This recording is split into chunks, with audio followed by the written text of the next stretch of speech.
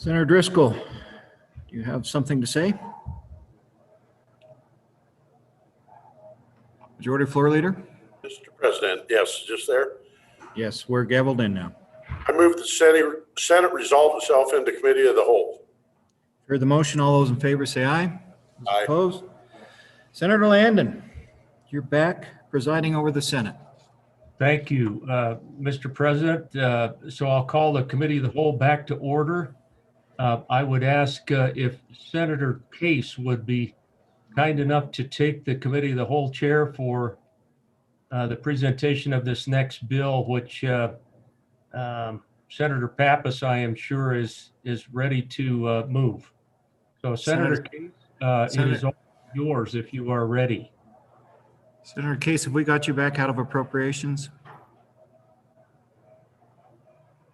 Mr. President, Mr. Chairman, I'll do it if you want. If that Please is do. not the case, maybe Senator Rothfuss. Thank you. Mr. Minority Floor Leader Rothfuss, let's have you carry on.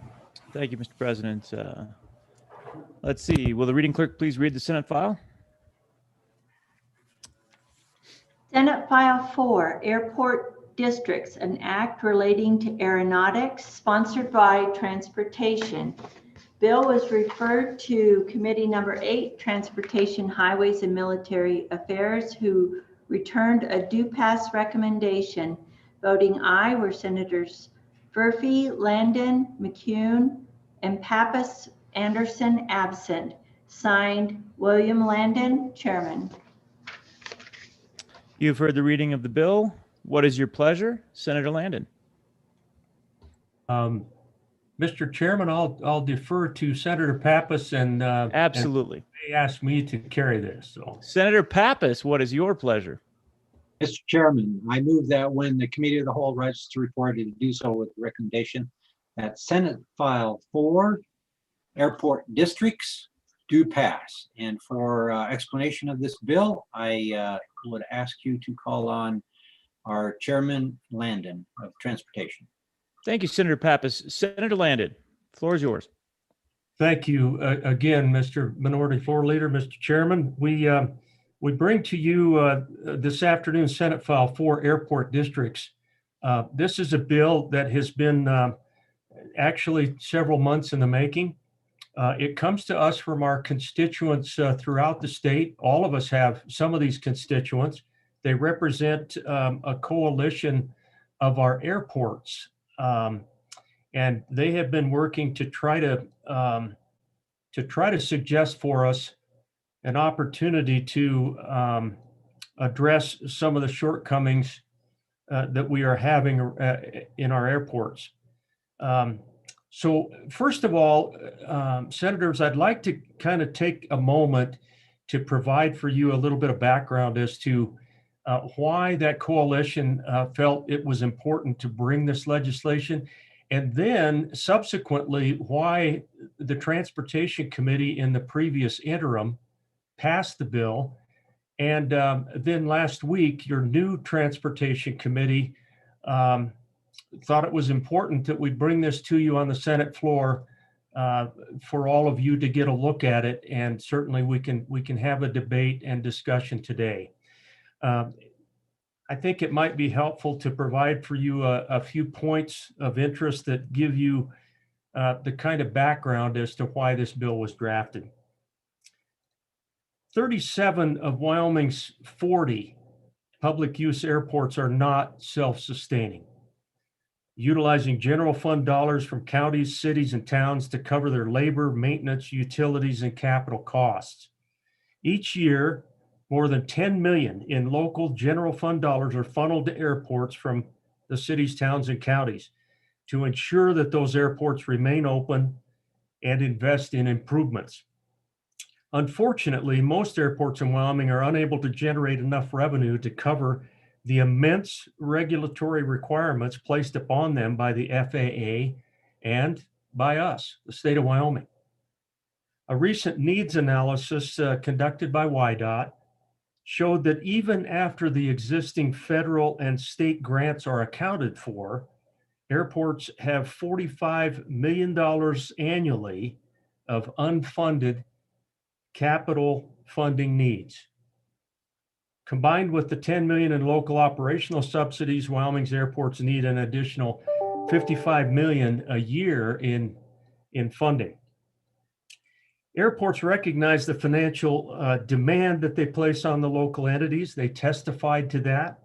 In an effort to deliver a solution that will help our local governments, that coalition that I spoke of has looked out across the country, has worked with WYDOT to look throughout the nation for governance models that we may want to consider here in our state.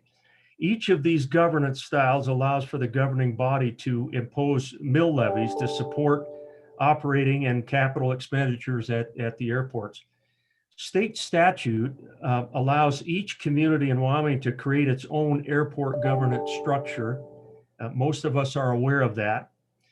Airports that operate by a joint powers board are held to the same requirement as special districts without the benefit of being a special district.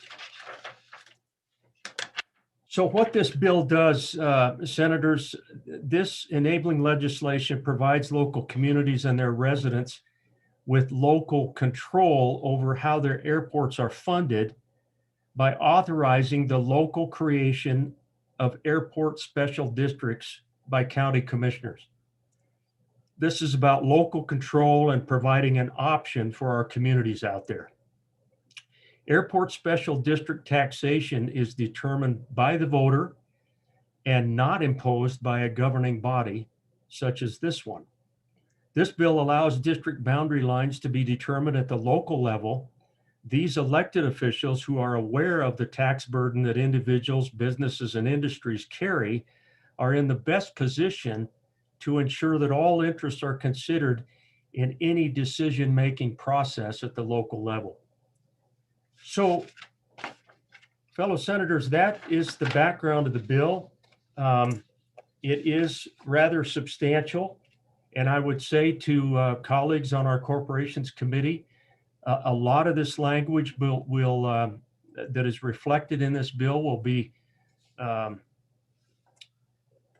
be known to you because it does mirror the special district statutes. So much of the bill is conforming in the creation of a new chapter 4.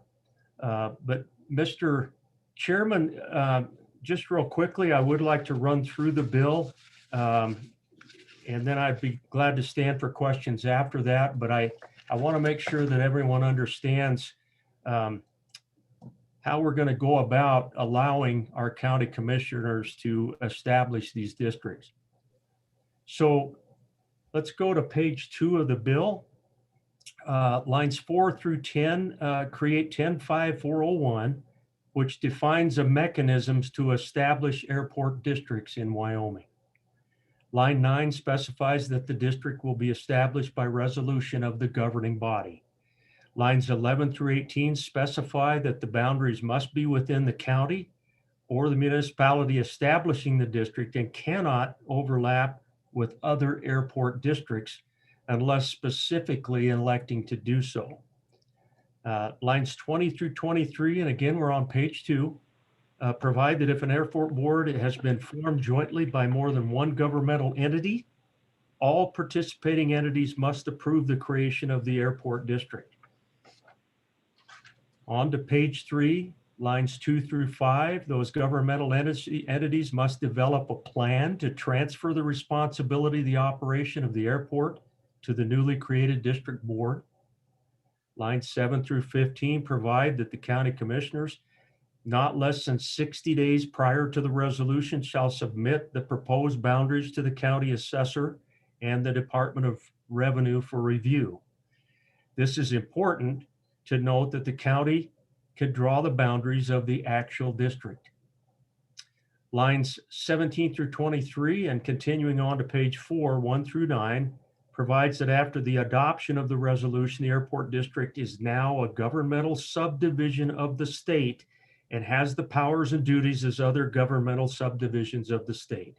The entity will exist in perpetuity and will file the necessary documents with the county clerk and the Secretary of State. Over on page 4, lines 9 through 11 allows lands to be added or subtracted by resolution. Lines 13 through 15 specifies that the district will be governed by the Special District Elections Act of 1994.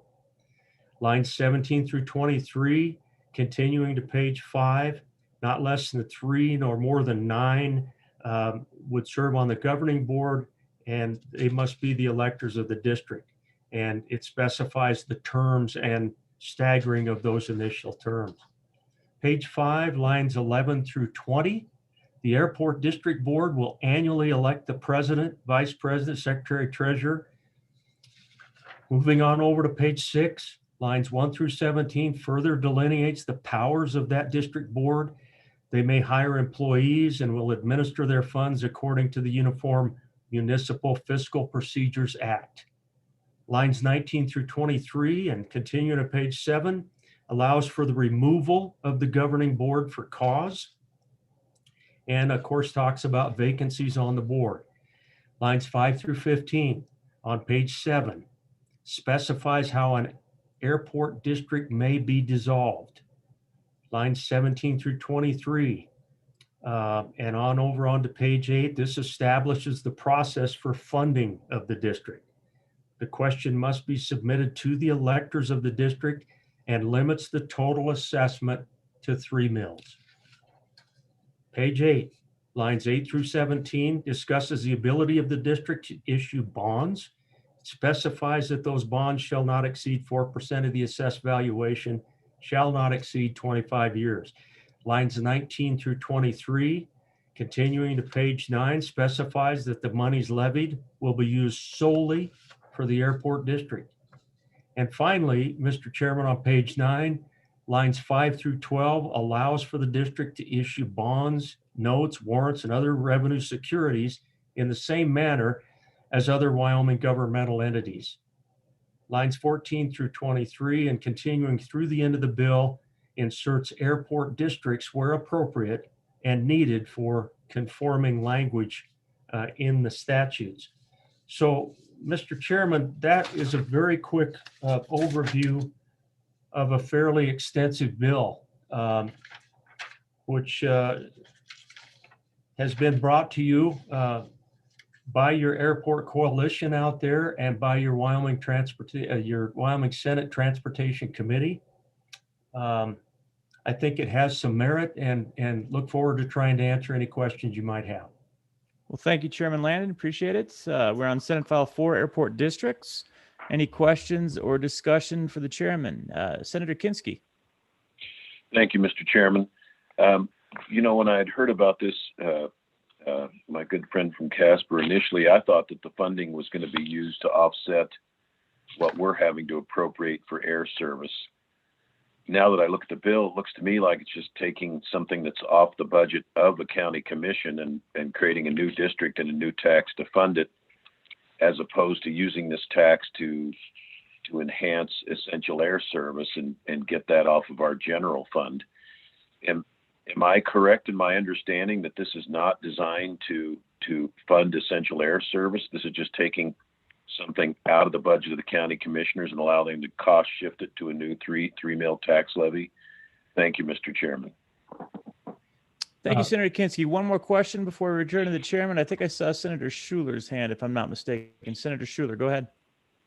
Thank you, Mr. Chairman. I just had a question on page 2, specifically if there was a joint powers board already in an airport, or an area where there was an airport. It basically says that the resolution has to be adopted by all participating municipalities or counties.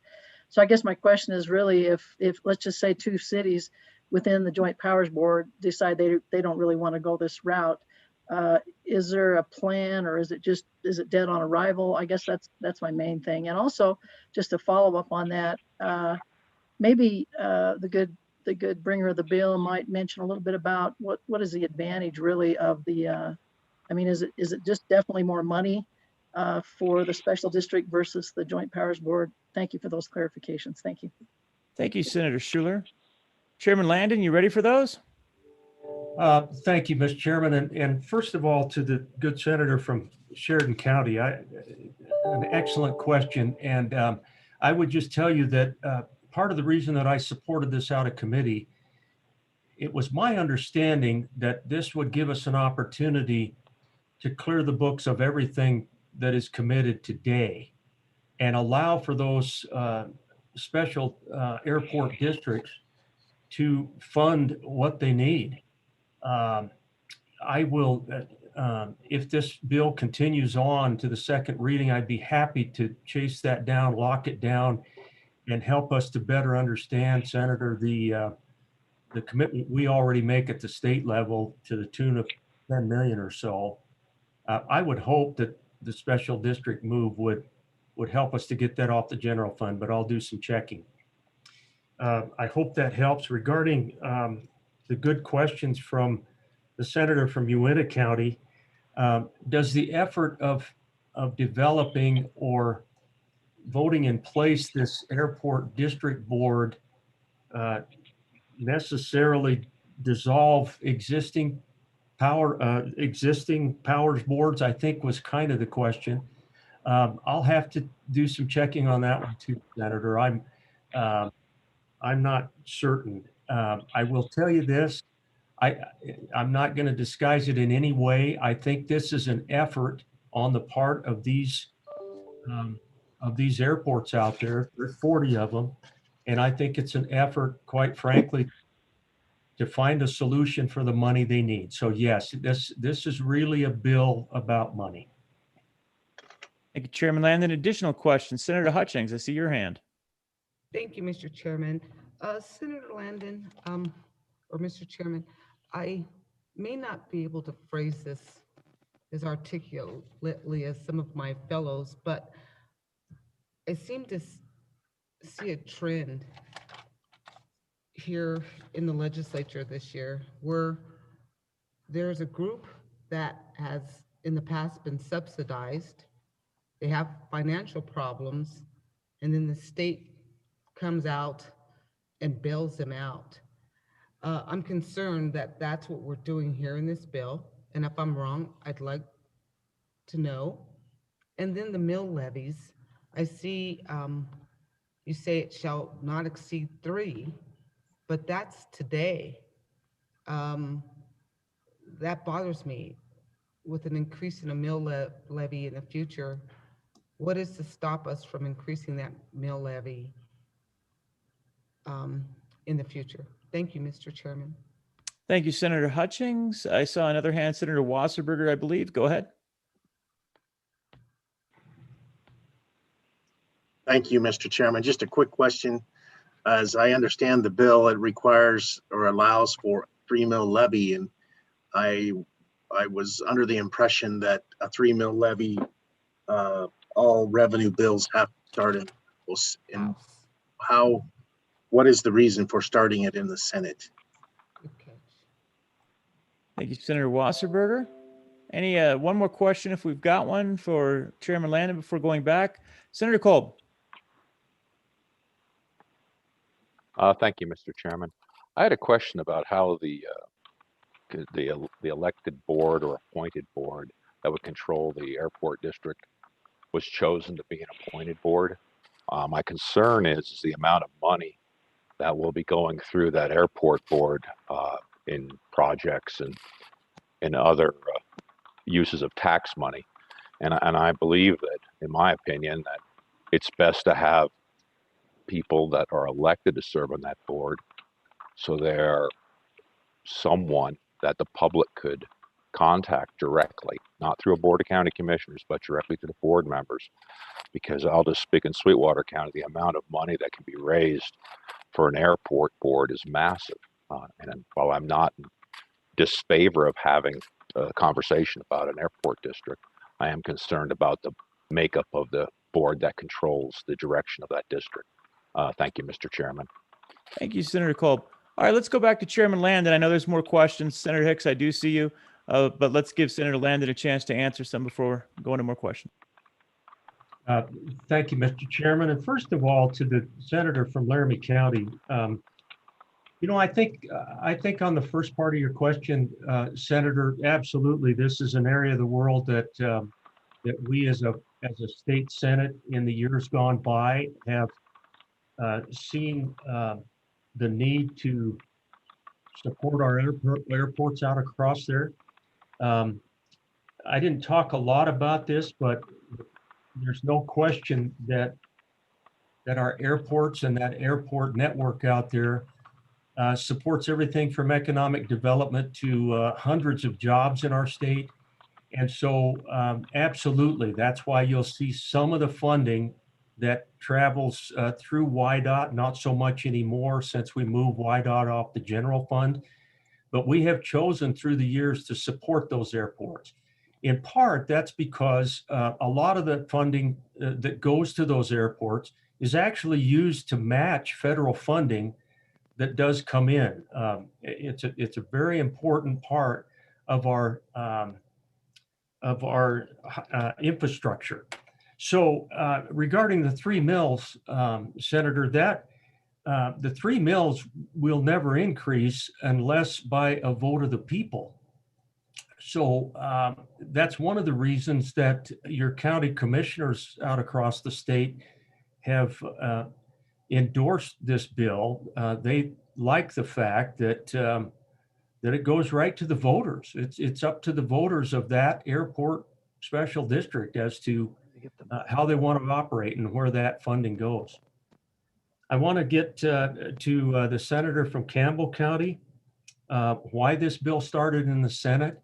I would just point to the language in the bill, senators, which says that all this does is set up the opportunity for your county commissioners to consider an airport special district. That's really all it does. It is not, what we're passing today is just the framework that would allow for that local control. In years gone by, we've sometimes smiled at each other in the Wyoming Senate, and you might remember me saying, we believe in local control except when we don't. But this one is a local control bill.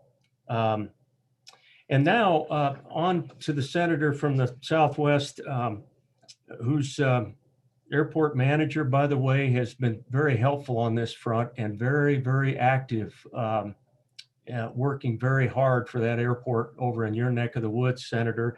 I think that concern over an appointed board, absolutely, that's an area that we might want to consider an amendment to this bill.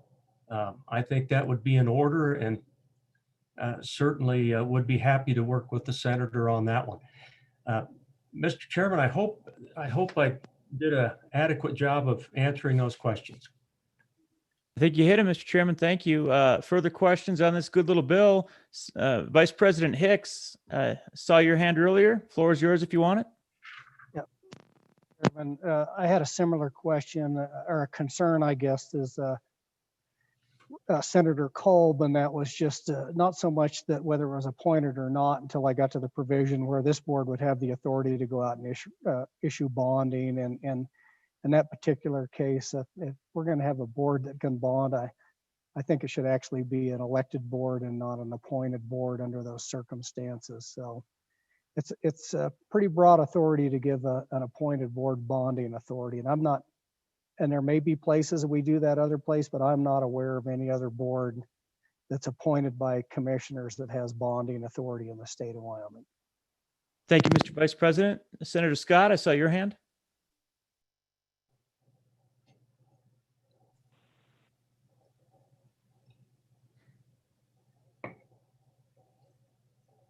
Okay. Yes, Mr. Chairman. I think it is well that we concentrate on the taxation aspect of this bill, because I do think it's the heart of the bill. Would say that I concur. I don't think this violates the constitutional provision, in part because any revenue that's raised doesn't go to the state. It goes to the local subdivision. The question, I've got two questions. Am I right in reading the bill that if the voters vote once on the 3 mil levy and it passes, they never have to ask again. Is that a correct reading of the bill? I didn't see a time limit in there, and maybe there's something I'm missing. But that's first question. Second question is, I see bonding, they can go out and bond, and that'll have to be paid off with the mill levy. And as we all know, airport construction can be quite expensive. Is there any limit on the number of mills that can be levied to pay off the bonds, or the amount of indebtedness that can be accrued there? And do they have to go out for a bond election to do that? So, Mr. Chairman, those are my questions. Thank you, Senator Scott. Do we have one more question before Chairman Landon resumes? Senator James, I see your hand for the first time. Go ahead. Thank you, Mr. Chairman. I actually have quite a few questions. We'll just do a couple at a time and let Chairman Landon answer them. So on the first page on line 6, it refers to fuel taxes, and it's a very general statement. I know in the back on page 16, it refers to something more specific, but on page 1, it just says fuel taxes. And so I was just curious if that was referring to all fuel taxes, including gas tax, the one that we put in our vehicles, and diesel tax. So I just want more clarification on that one. And then on the second, on page 2, starting on line 11, if the county gets into this and the people vote down the mills,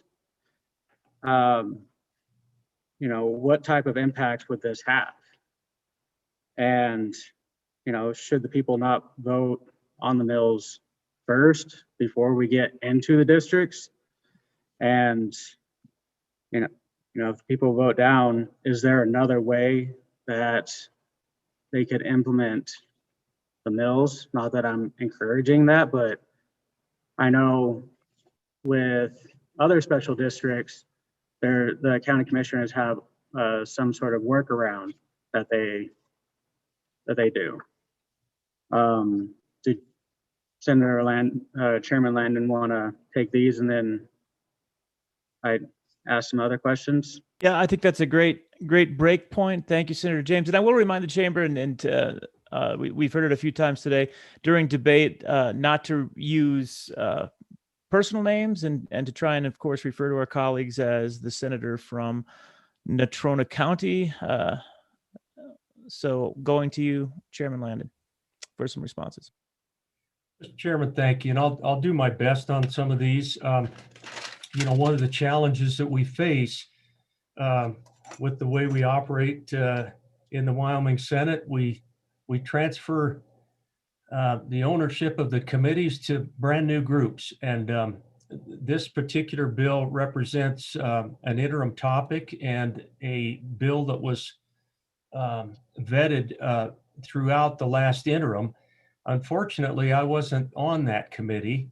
And so I will be perfectly honest with you. I'm getting up to speed in some respects right along with you, but I'll do my best to answer some of the questions.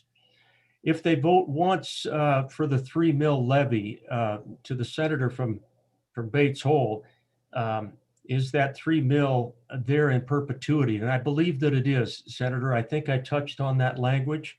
And I have not been able to find a limit on the bonding authority. That might be a very good catch by the Senate, by the Chairman of Education. Regarding, is there another way to implement a mill levy, and should the Airport District Board be formed before we allow those mills to be in place? And to the senator from Sweetwater County, I would say absolutely, I could not support the bill if it were the reverse. I think if a county, for example, if your neighborhood decided that they wanted to establish an airport district, they could certainly do that as a county commission. That's the entity that would that would accomplish that. Regarding whether or not it generates any funding to help that airport, that's up to the voters. All of these issues related to these airport special districts go to the voters. So I hope that helps to clarify, and I'd be happy to continue to answer further questions from Sweetwater County. Thank you, Chairman Landon. Before we do that, do we have any of the other former members want to weigh in with responses or answers to help out Chairman Landon? Folks that have been participating through the interim, if they have anything to add, I'd recognize them now. We've got a good queue of questions. Show me a hand if so. Senator Pappas, go ahead. Yeah, thank you, Mr. Chairman. Yeah, working this through the bill, it's just another toolbox, another tool that's available. This legislation really enables those local communities and their residents to control how airports are funded. If the counties want to do it through their county commissions, and if they want to do it to joint powers board, those are all fine and still out there. This just gives another option to create another tool by using airport special districts. And it's got to be by approval of the county commissioner. So I just think it's just another tool. It's allowing more flexibility. Thank you, Senator Pappas. All right, with that, go back to Chairman Landon quickly. And Senator James, I'm going to return to you in a moment. Co-Chairman Landon. Mr. Chairman, thank you. And I just actually, to the senator from Sweetwater County, I heard from your airport director over there. Really appreciate it. And he provided the following. Fuel taxes have to do with aviation fuel taxes only, which are required by the federal government to return back to airports. And that is a requirement by the federal government. The mill levy, to the senator from Bates Hole, that is in perpetuity. Unless, of course, the county commissioners wanted to go to the voters to try to end the special district, and they could certainly do that. If the voters say no to an airport district, then there is no movement forward. And there's no workarounds, to the senator from Sweetwater County. There is a limit to the bonding, senators, based on the percent of assessed valuation. That comes from one of the directors of our airports. I hope that helps, Mr. Chairman. It does. Thank you, Chairman Landon. All right, back to Senator James with some additional questions. Thank you, Mr. Chairman. So on page 3, starting on line 2, it talks about that all ownership and everything is basically transferred to the airport.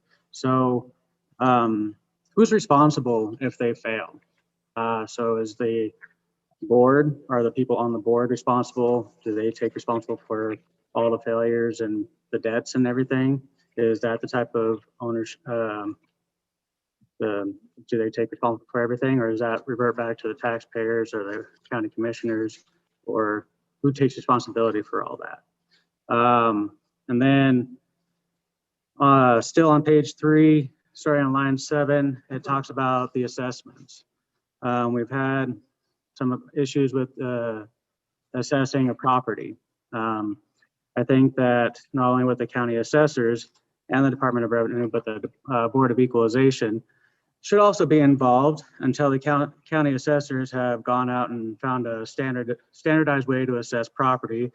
So that way we can be assured that we are getting a legitimate value for all of our properties. And it's not to pick on any one county assessor. We have an issue throughout the entire state. So we just need to have a standardized way of assessing all properties.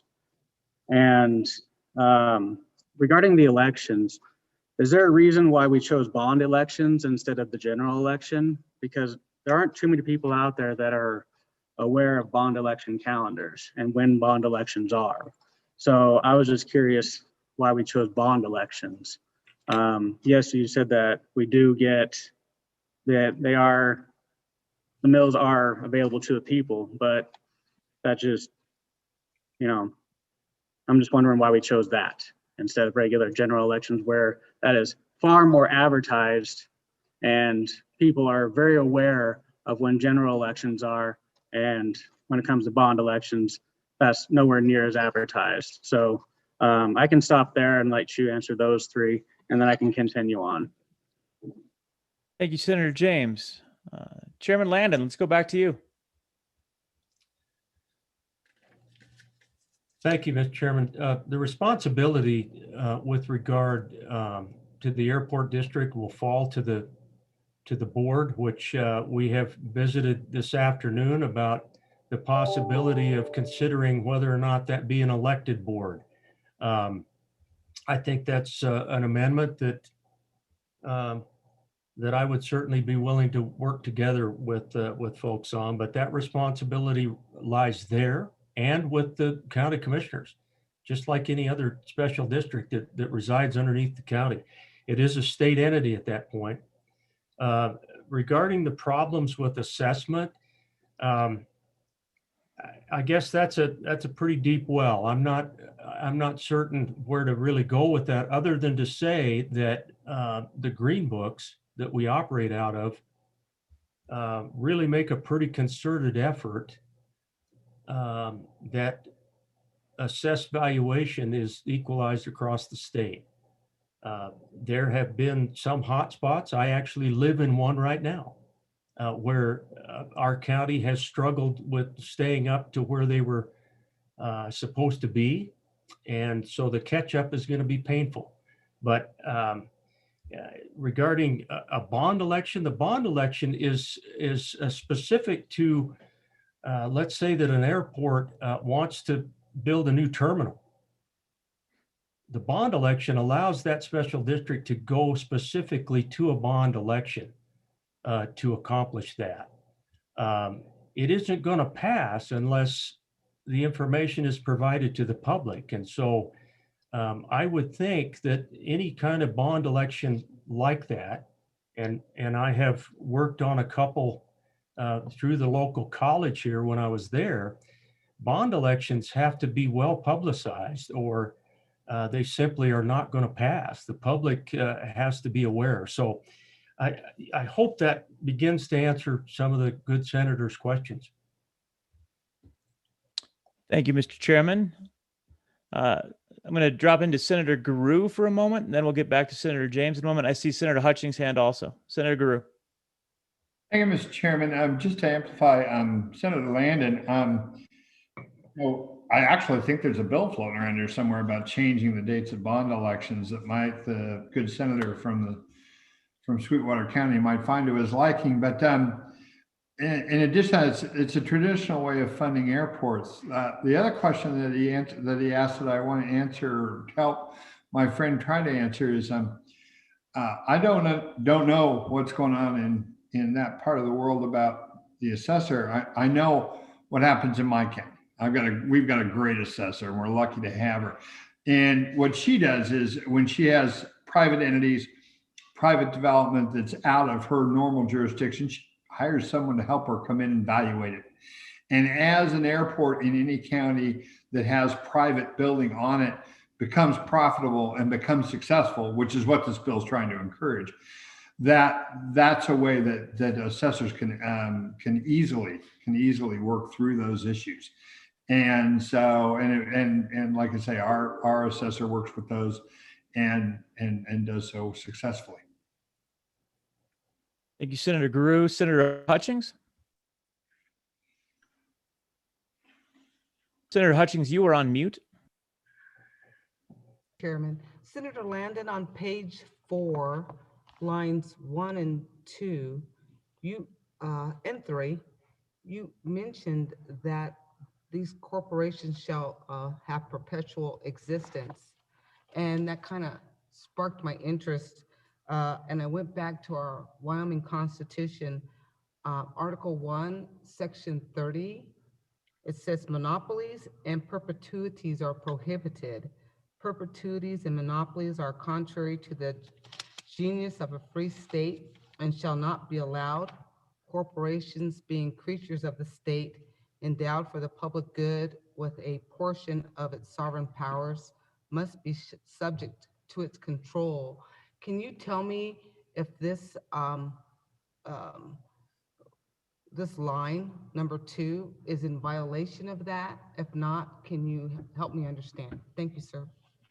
Thank you, Senator Hutchings. And let's get one more question from Senator James if he has one, and then go to Chairman Landon.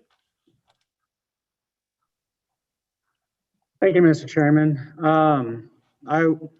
On page 12, it lists off all the grants that the airport district lists off everything that the airport district can receive grants for. And I was just curious how much the airport district can receive in grants, and if that still justifies all the different avenues of revenue that it would be receiving from the mills and other forms of taxes. Thank you. Thank you, Senator James. All right. We'll give, well, let's run to Senator Hicks while Chairman Landon thinks about that. Mr. Vice President Hicks. Yeah, Mr. Chairman, members of the committee, I think if this bill moves forward regarding, I think Senator Scott originally raised it, and then excuse me, my colleague from Bates Creek, and then my colleague from Cheyenne here raised the issue of this perpetual mill levy and terms. And I think if this bill moves forward, I'll bring some language that's common for special districts, which would be a petition recall that the voters can put it back on the ballot to recall that mill. And so I think that's just good governance, is to put that provision in there. So if it moves forward, I'll work with the sponsor and we'll bring that in there so the voters have a recourse if they have regret in the future for passing this, that they have the legal mechanism to do a petition recall to remove the mills for that. So I would just offer that up, Mr. Chairman, and for members of the body to resolve that issue. Thank you, Senator Hicks. All right, now let's run back to Chairman Landon before taking more questions. Thank you, Mr. Chairman, and I would consider that a friendly effort on the part of the Vice President. I don't think the intention was ever to put something in place that that we didn't see on the committee as the ability of the county commissioners to put that back on the ballot. But I think if we can hammer that home, I don't have any problem with that. In fact, I think it would strengthen the bill. So back to the constitutional question, that's really the pivotal thought there to the senator from Laramie County. Is I really thought all along that you would have the ability to get that back on the ballot to the voters, and therefore, when it says perpetuity, it just means until it goes back to the voters. I mean, it's going to be there until the voters decide that it's not going to be. And I think that the language suggested by a couple here this afternoon would address that. Regarding how the funds might be used, to the senator over in Sweetwater County, airports benefit from a variety of abilities to leverage funds. But anything that is raised by these special districts could be used by regular operating expenses, capital improvement expenses, equipment acquisition. It could be a local match on FAA or YDOT grants. It could be a local match on other federal, state, local, or private grants. There's a lot of private money out there that assists with our transportation network. Air service development initiatives. There's all sorts of opportunities where this funding, I think, could be leveraged, creating a 2-4-1, or in some cases higher than that. So I hope I didn't miss that question from the senator from Sweetwater. Thank you, Chairman Landon. Senator Scott, I saw your hand. Do you still have a question? Senator Scott, you unmuted and then muted again. So a third time. We got to get an Mr. odd Chairman, number. There we go. I'm having troubles with that today. Not a question, a comment. It seems to me that a bill like this that will result in putting a property tax on is a very serious matter. I think that we're probably going to have to do some of that before we get out of the financial mess that we're in. And this is really the first crack at it. It does seem to me that where it's essential to provide an essential service, and particularly where the voters have adequate control over what's levied so they can judge, it may be a good remedy.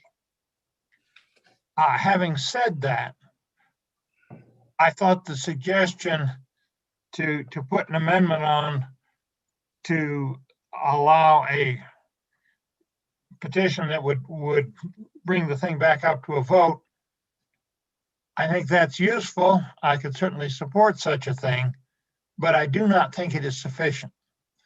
I've seen way too many of these things that once you put them on, they stay on forever. And getting a petition up and getting the signatures and whatnot is a complicated thing. And I think you need for a mill levy like this, a new mill levy that basically supplants something the counties are already doing in part. I think you need a more regular renewal period, whether you do it every 2 years or every 4 years or 6 years. I leave that to others that know more about this and the kind of needs and the kind of things you get into.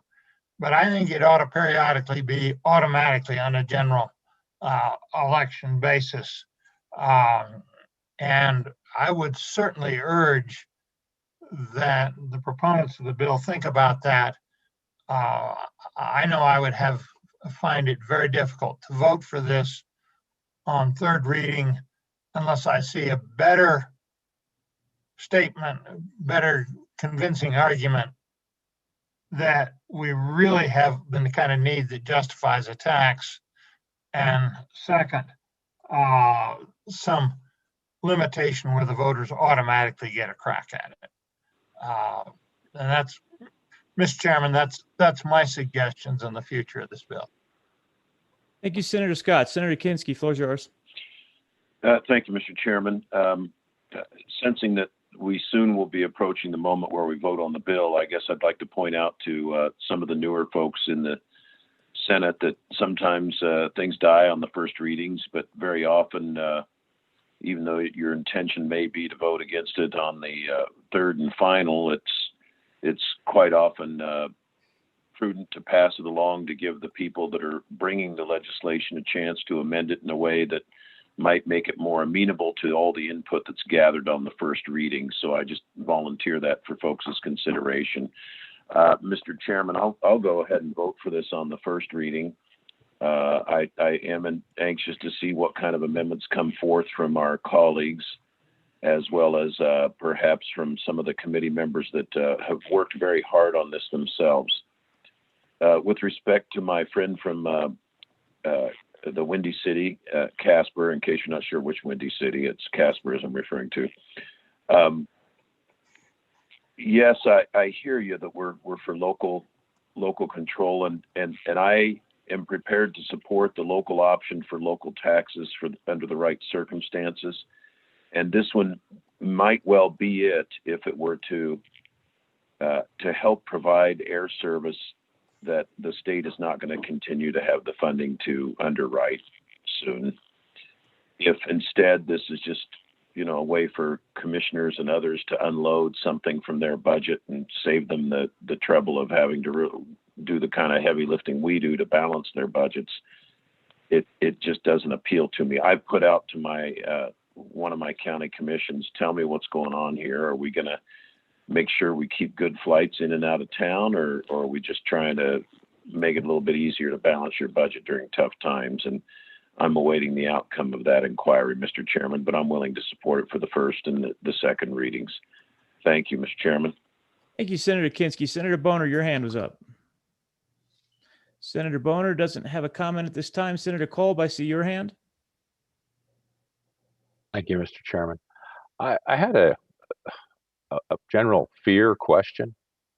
We talk about a maximum mill levy, and my current understanding is with the way grants are written, an entity must exercise its full taxation ability, which would mean they'd be forced to, in actuality, pull the full 3 mills. And for Sweetwater County, that's a huge amount of money. And I'll speak though positively that the airport is in need of improvements, and this is probably their best avenue to do that. But I think we need to be very much aware that the amount of money we're talking about here is very large. If you just took a $2 billion evaluation of Sweetwater, which is easy to do if you encompass, the right areas, that's and we're going to bond issuance here, $80 million bond. The issue about the 3 mill levy is I think it's going to be 3 mills because of the fact of how grants are structured. And so with that, I'd like to consider possibly a lesser amount because it'll be maxed. And I do appreciate the chance to comment. Thank you. Thank you, Senator Kolb. Senator Perkins. Thank you, Mr. Chairman. As we talk about this, I would hope we'd move it forward and continue discussion, but just a couple things that, I think that people, as they prepare amendments and as we discuss this, is first of all, I appreciate our new good friend, the senator just spoke, but I don't, it's going to depend on the grant program. These are special districts, and I'm not aware of a special district or of a grant program that we have at the state level where they would require someone to create and to tax a special district to receive a grant. Now, if it's for an airport grant, to do something with your airport, I could maybe see that. But as far as general grant and the grants at the SLIB board and the grants at the BRC and things like that, I don't think that's going to be. I don't think you'd find that to be applicable.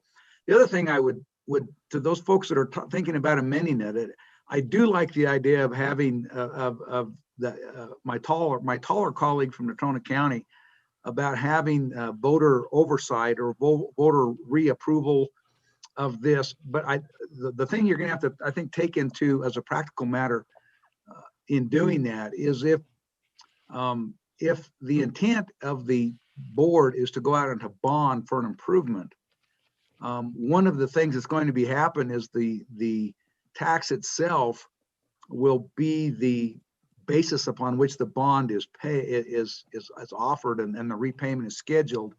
And so if there's a mandatory 4-year, there's not going to be much ability to bond because again, it would depend on what the assessed valuation is of the district, but it's going to make it almost impossible to bond on some of those because the repayment would have a hard time extending past the 4 years unless the county is going to pledge or it's going to be a general obligation of the bond of the county, which I'm sure nobody wants that to happen. So I see my taller colleague has found an error in my thinking, so I will stop with that. Thank you, Mr. Chairman. Thank you, Senator Perkins. Let's go to that taller colleague and hear his thoughts. Senator Scott.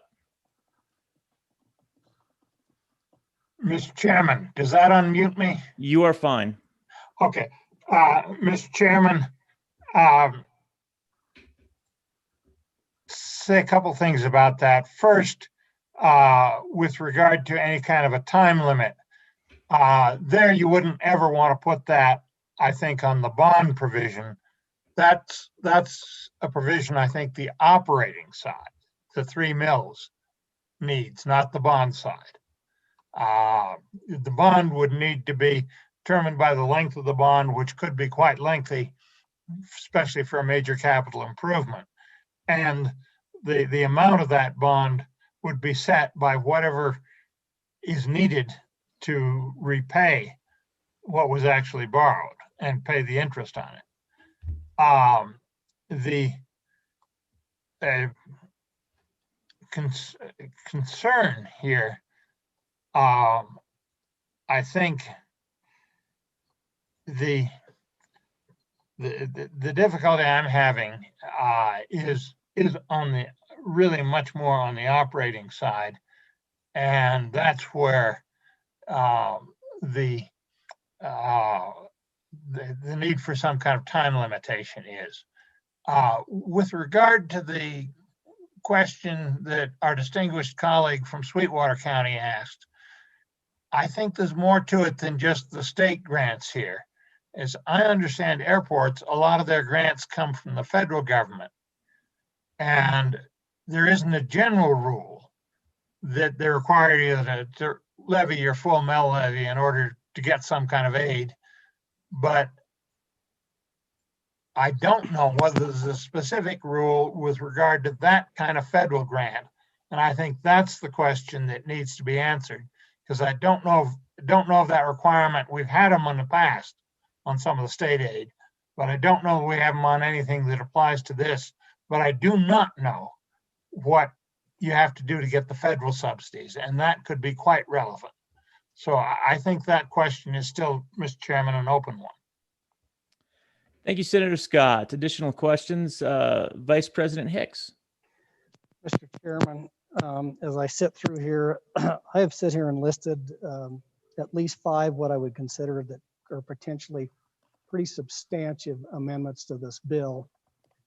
Given the limitations that we have under a Zoom setting and being able to crank these out and get them out over and over again, I'm going to make a motion here because I think this is pretty important. These airports are vital to the economic future of Wyoming and maintaining our heavy industries in this state to get people in and out. But I think that the chairman of the Transportation Committee has heard this. I think we have a lot of items here that need to be worked on. I'm not convinced that we can, in the next 2 readings, get through this bill and make it something that we still haven't had some unforeseen circumstances. So with that, Mr. Chairman, I'm going to make a motion that we lay this bill back at this time, give the Transportation Committee and those people that have questions about this more opportunity to work on this. I would anticipate that we would see this again in an amended form with all the comments that we've heard out here today in the in-person session. So with that, Mr. Chairman, I will move to lay this bill back at this time. Okay, thank you, Senator Hicks. Senator Hicks, before we take that motion, and the motion is in order to lay it back, but I would say that there may be more discussion and other issues that we would want to raise before we effectively delay until later. The second thing I would say is we don't necessarily need a motion. We could simply ask that it be laid back without objection, and I don't think anyone's going to object to that. And then we can also recommit at a later point, but we can't do it from within committee of the whole, either to the committee if the body chooses, or back to another general file. So I think there are some options, but I would like to make sure that we're not missing any concerns before we lay it back. President Dockstader. Thank you. Mr. Chairman, there is a motion, but I withdraw that motion at this time. Thank you, Senator. Mr. President. I'm assuming we never officially recognize the second, so that's all right. I agree with the Vice President. This is important enough to the airports all across the state. I've got four of them that I'm thinking about that I want to have some discussion with various sets of county commissioners, some more important to the economy of their communities than others. I would think that down in Sweetwater County, that's a big part of their life there, and they need to make sure that that's tracking where they want it to go. But I'd like the opportunity to meet with my commissioners, my airport folks, and just see just exactly where we're at. Some cases, if you put this bill out there in an amended form, it does need those amendments that Sweetwater, or that our Bates Creek Senator noted and some others noted. Those need to be on there if it's laid back. But it would also, if it goes forward, then it gives people an opportunity to say just how important their airports are in the new economy. We get the handouts every year. This is how important your airport is to you, but we don't know for sure what kind of support we have in our local communities for those airports. So I would support the opportunity to lay it back, get those matters taken care of. This gives me an opportunity to visit with people who work with the airports in my area, the 4 different airports. Gives me an opportunity to have some discussion. So even if we were to vote on it today, I would vote to move it forward. But I would also say that there needs to be some further work done with those amendments to put back in that a little further local control. That's all I'd add and comment, Mr. Chairman, Mr. Floor Leader. Thank you, Mr. President. Appreciate that. Chairman Landon, go ahead. Well, Mr. Chairman, I see another hand or two come up. I was just going to attempt to kind of bring us home with this one. So I'll step back for a moment and make sure that everyone has their thoughts shared before I do that. Thank you, Chairman Landon. And I think that's a good approach. And just so that everybody knows, if we lay back, it's without prejudice. It stays on general file. We can bring it back up at a later time pursuant to the majority floor leaders scheduling on general file. We could also recommit to committee. That's in order outside of the committee of the whole. So there's a lot of flexibility and there's no harm done. With that, Senator Guru, I saw your hand. Yeah, thanks, Mr. Chairman. I see where this is going, and I appreciate, giving the opportunity to do this. But I just want to say, first of all, I work at an airport. I just full transparency. I'm a vendor at an airport. I pay a lot of money to do it. Our airport would not take advantage of this legislation. We're doing fine just on our own. But I can tell you this, I've been involved in airport issues around the state for a long time and run a nonprofit that where we fund our own airport privately and do so. And I can tell you how important this is to the rest of the state and some of the airports in the state. Giving local control. I've heard a lot of talk about concerns and worries about how this comes together. Comes together with votes, comes together with local control. And I really think that that's something that, we shouldn't shy away from. If we're going to tell our communities they're going to have to do with less, we have to give them the tools to be able to handle that. And so I think that's something we really need to look at. And the communities that will use this legislation need it desperately. And I think they know, and their commissioners know how important it is to them and how important it is to stand on their own and to make their choices on their own and be where they want to be. COVID's hurt airports around the state this year, but it's coming out of it. And when it does come out, our airports are going to be stronger and they're going to need this legislation. So I look forward to working with y'all to get it passed. Thank you, Mr. Chairman. Thank you, Senator Guru. Senator Scott. Mr. Chairman, possibly for this bill, but also for future reference, if you look at Rule 6B in the Senate rules, there's a listing of motions that are in order in general file in committee of the whole. And the third one in priority is to re-refer or recommit. So we could make that motion if we chose to. I don't think the president wants us to, so I won't, but it would be in order in committee of the whole. Thank you, Senator Scott. I appreciate that clarification. Any further thoughts before we go back to Chairman Landon? Senator Kinski, go ahead. Senator Kinski, you're muted, even though I don't see you as being on mute, which is odd.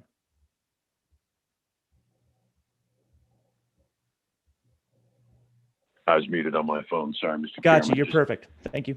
You could help me. I'm not brand new, but I'm still fairly new. Tell me why. I'm just curious. Why wouldn't it be preferred to refer? Why would it not be preferred to re-refer it to the committee so that they can work the bill and have all these amendments in front of them, as opposed to laying it back on the general file? If somebody could help me, and if that's not in order, that's fine. Somebody can help me, tutor me later. Thank you, Senator Kinski. Apparently, according to Senator Scott, is in order currently. I thought we had to leave committee of the whole. I was mistaken.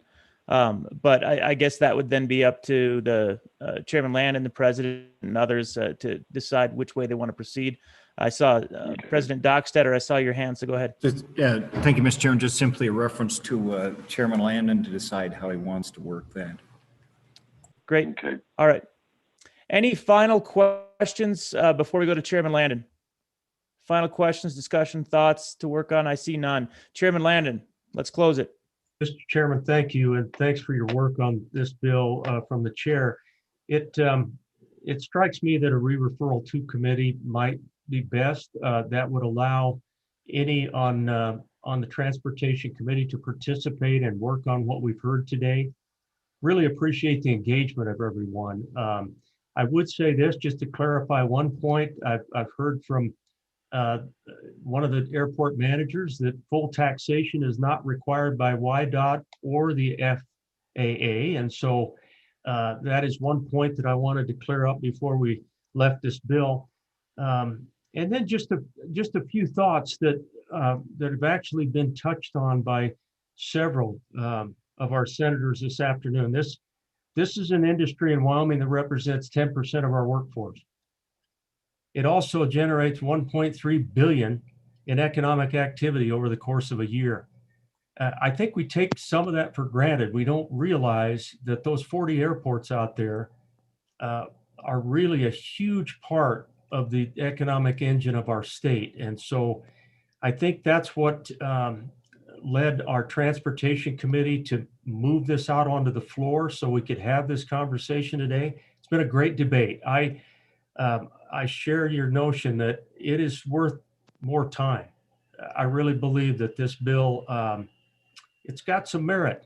If we tighten it up and put it in the right way, hopefully we can bring it back and we'll have another good debate. Thank you, Mr. Chairman. Thank you, Chairman Landon. Then would someone like to ask? There we go, Senator Hicks. Thank you.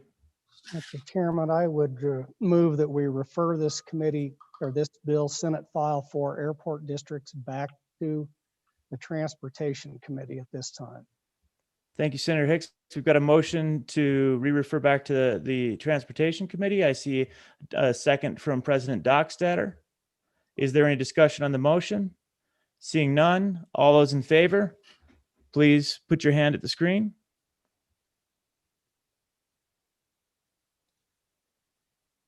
I see that as unanimous. All those opposed, put your hand up. I see none. Motion carries unanimously. All right. Let's see. Senator Case, are you back to chair the next one? Senator Case, would you like to take over as chairman? Mr. Chairman, I'd love to, but I think it's actually Senator Landon. I think Senator Landon has one more bill up that he was going to work unless he wants it back. Senator Landon, to you. Do you want it back or do you want someone else chairing? Chairman, I could sure take it back. The other bill that I will present is quite a ways down on the list. It is. So be glad to take it back, and thank you very much for your help. Absolutely. Back to you. Thank you, Senator Landon. Okay, thank you. So committee, the next bill for our consideration, thanks again for a great debate on Senate File 4. The next bill for our consideration is Senate File 10. If the clerk would please read in the bill. Senate File 10, Department of Transportation Statutory Amendments, an act relating to highways and transportation, sponsored by the Transportation Committee. It was referred to Transportation, who returned a due pass amended recommendation. Voting ayes were Senator Furphy, Landon, Kuhn, Pappas, Senator Anderson, absent, signed, William Landon, Chairman. Thank you, Madam Chief Clerk. You've heard the reading of the bill. What is your pleasure, Senator Pappas? Thank you, Mr. Chairman. I would move that when the Committee of the Whole rises to report, that it do so with the recommendation that Senate File 10, Department of Transportation Statutory Amendments, do pass. And for the explanation of this bill, I ask you to call on Senator Furphy. Senator Pappas, there is a standing committee amendment. Would you like to have us read that in at this time? That would be great. Thank you, Mr. Chairman. Senate File 10, Standing Committee Amendment Number 1, page 2, lines 4 through 11. Thank you very much. Senator Furphy, would you like to explain the bill and maybe bring the amendment in when the time is appropriate? Well, thank you, Mr. Chairman. I would like to do that. There are several sections of this bill, so I'd just like to go through the bill if that's acceptable. Starting on page 1 of the bill, basically on line 13, it just explains what sections of statutes we are amending. If you go to page 2 of the bill, on 24.1.106, basically what we're doing here, if you can look at the changes proposed, is WYDOT has had an issue when a city or town wants to close a state highway through their community, and they've detoured state traffic, such as semis, large trucks, etc., down residential streets with parked cars and no room to get through, and so they get traffic jams. So WYDOT is requesting with this amendment is that the cities and towns get approval from WYDOT to close those state highways. And if they cannot close the state highways without traffic jams, etc., WYDOT can turn down their request. So that's the basic of 24.106. Moving on to line 13, transfer of ownership. What WYDOT is requesting here, Mr. Chairman, is that the current language says knowingly provide false or incomplete information. And what WYDOT is asking is to separate those so that if a person knowingly provides incomplete information on a title, that is a misdemeanor. However, if a person knowingly provides false information, and the example they used was if someone presents a title and the vehicle has been through a flood but doesn't disclose that, and so you have a new buyer that does not know that. So what this portion of the bill does is it turns that into a felony. And that is in agreement with Wyoming Statute 31.4.102. So that makes sense, Mr. Chairman. On page 3, 31.2.1.2 is basically when you have destruction, loss of license plates or validation stickers, it's adding some new vehicles under our current statutes that are not included, and they've found that they need to be included. So on line 14 on page 3, Mr. Chairman, it's adding 31.2.226, which is basically adding street rods. 31.2.227 is custom vehicles. 31.2.29 is veterans plates.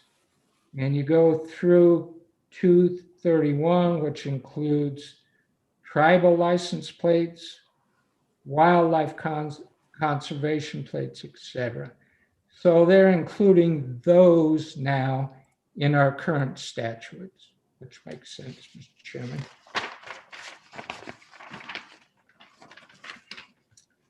On page 4, 3116-103, this is an area about selling vehicles directly from a manufacturer.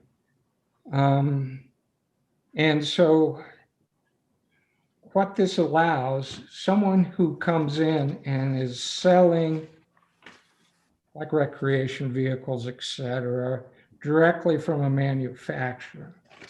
What it's doing, one of the questions was, the attorney's question, the way the bill currently reads, a description of the location of, and it currently reads, established place of business. The attorneys suggested that we change that to principal place of business.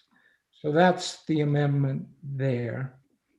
So I just assume the attorneys make sense out of that. So that's what's proposed. On page 5, line 9, temporary recreational vehicle display and sales permits.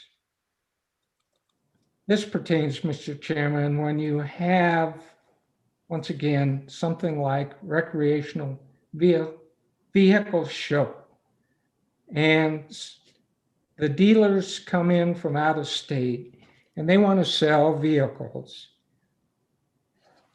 And so what this does, especially on page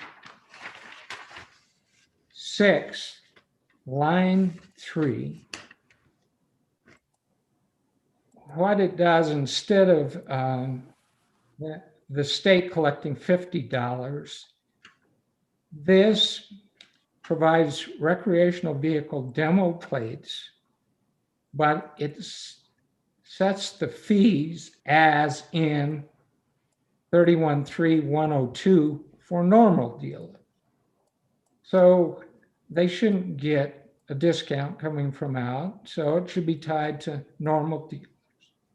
And same on lines 5 through 7, if they want temporary permits, they're being assessed the same fee as current dealers.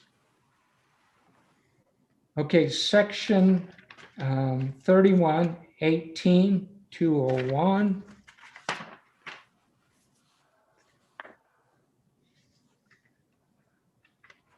This pertains to commercial vehicles such as semis, et cetera, traveling through our state.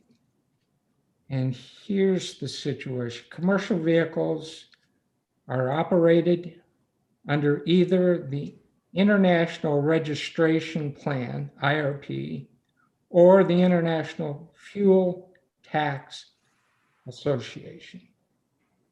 And not all vehicles are operated in the same manner. So what this does is it allows vehicles to make the trip into Wyoming, and on page 7, lines 3 through 5, adds a fee for those vehicles running on alternative fuels, such as natural gas, electric, ethanol, etc. And ties them to 39.17.306 to treat them the same as gasoline, diesel, etc. So that's 31.18.201. Now on page 7, line 13, these sections are repealed. And let me explain what they are. 2614-105 is dealing the insurance code, specified that YDOT would approve accident prevention courses for insurers. YDOT determined, Mr. Chairman, that there was not a need for them to be involved in the determination of courses for a customer to receive a discount from an insurer. So that they would like to repeal that. 3116-101. This removes the definition of antique vehicles from motor vehicle franchise chapter, because antique vehicles are defined in Wyoming statutes 31-101. So it should be taken out of 101A. 3116-101B. Vehicles are defined in 31-101, and this helps align motorcycles, RVs, and trailer dealers with language in 3116-108 through 3116-124. So it's basically just cleanup language, Mr. Chairman. So again, 3116-103B is repealed because there's not been a separate license for antique vehicles. And finally, Mr. Chairman, 3116-125B, removes language no longer needed regarding demo plates for antique vehicle dealers. This type of dealer no longer exists. So, Mr. Chairman, that's an explanation of the bill, and I'll try the best I can. Mr. Chairman, the senators may want to beat me up on this. I'm new to the committee. So, Mr. Chairman, if it gets too ugly, I may ask for your assistance. Well, Senator Furphy, I thought you did a great job, and you saw in that previous bill, they just kind of fluff you up a little bit, maybe. But Senator Kinski.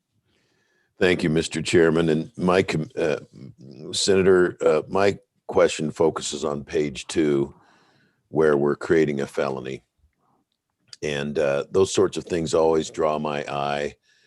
I remember when I was first appointed, I was on Judiciary Committee, and I asked a friend of mine in Gillette, a former Speaker of the House, an attorney, I said, what do you do on Judiciary? And he said, well, you need to understand, lots of people want everything to be a crime, and they want people to go to prison forever for whatever that crime is. So you've got to guard to make sure that there's some equity maintained in the system. And here, coming out of transportation, kind of looks like a Judiciary Committee bill about where we're creating a new class of felony. And I wonder what the background is, why this is necessary.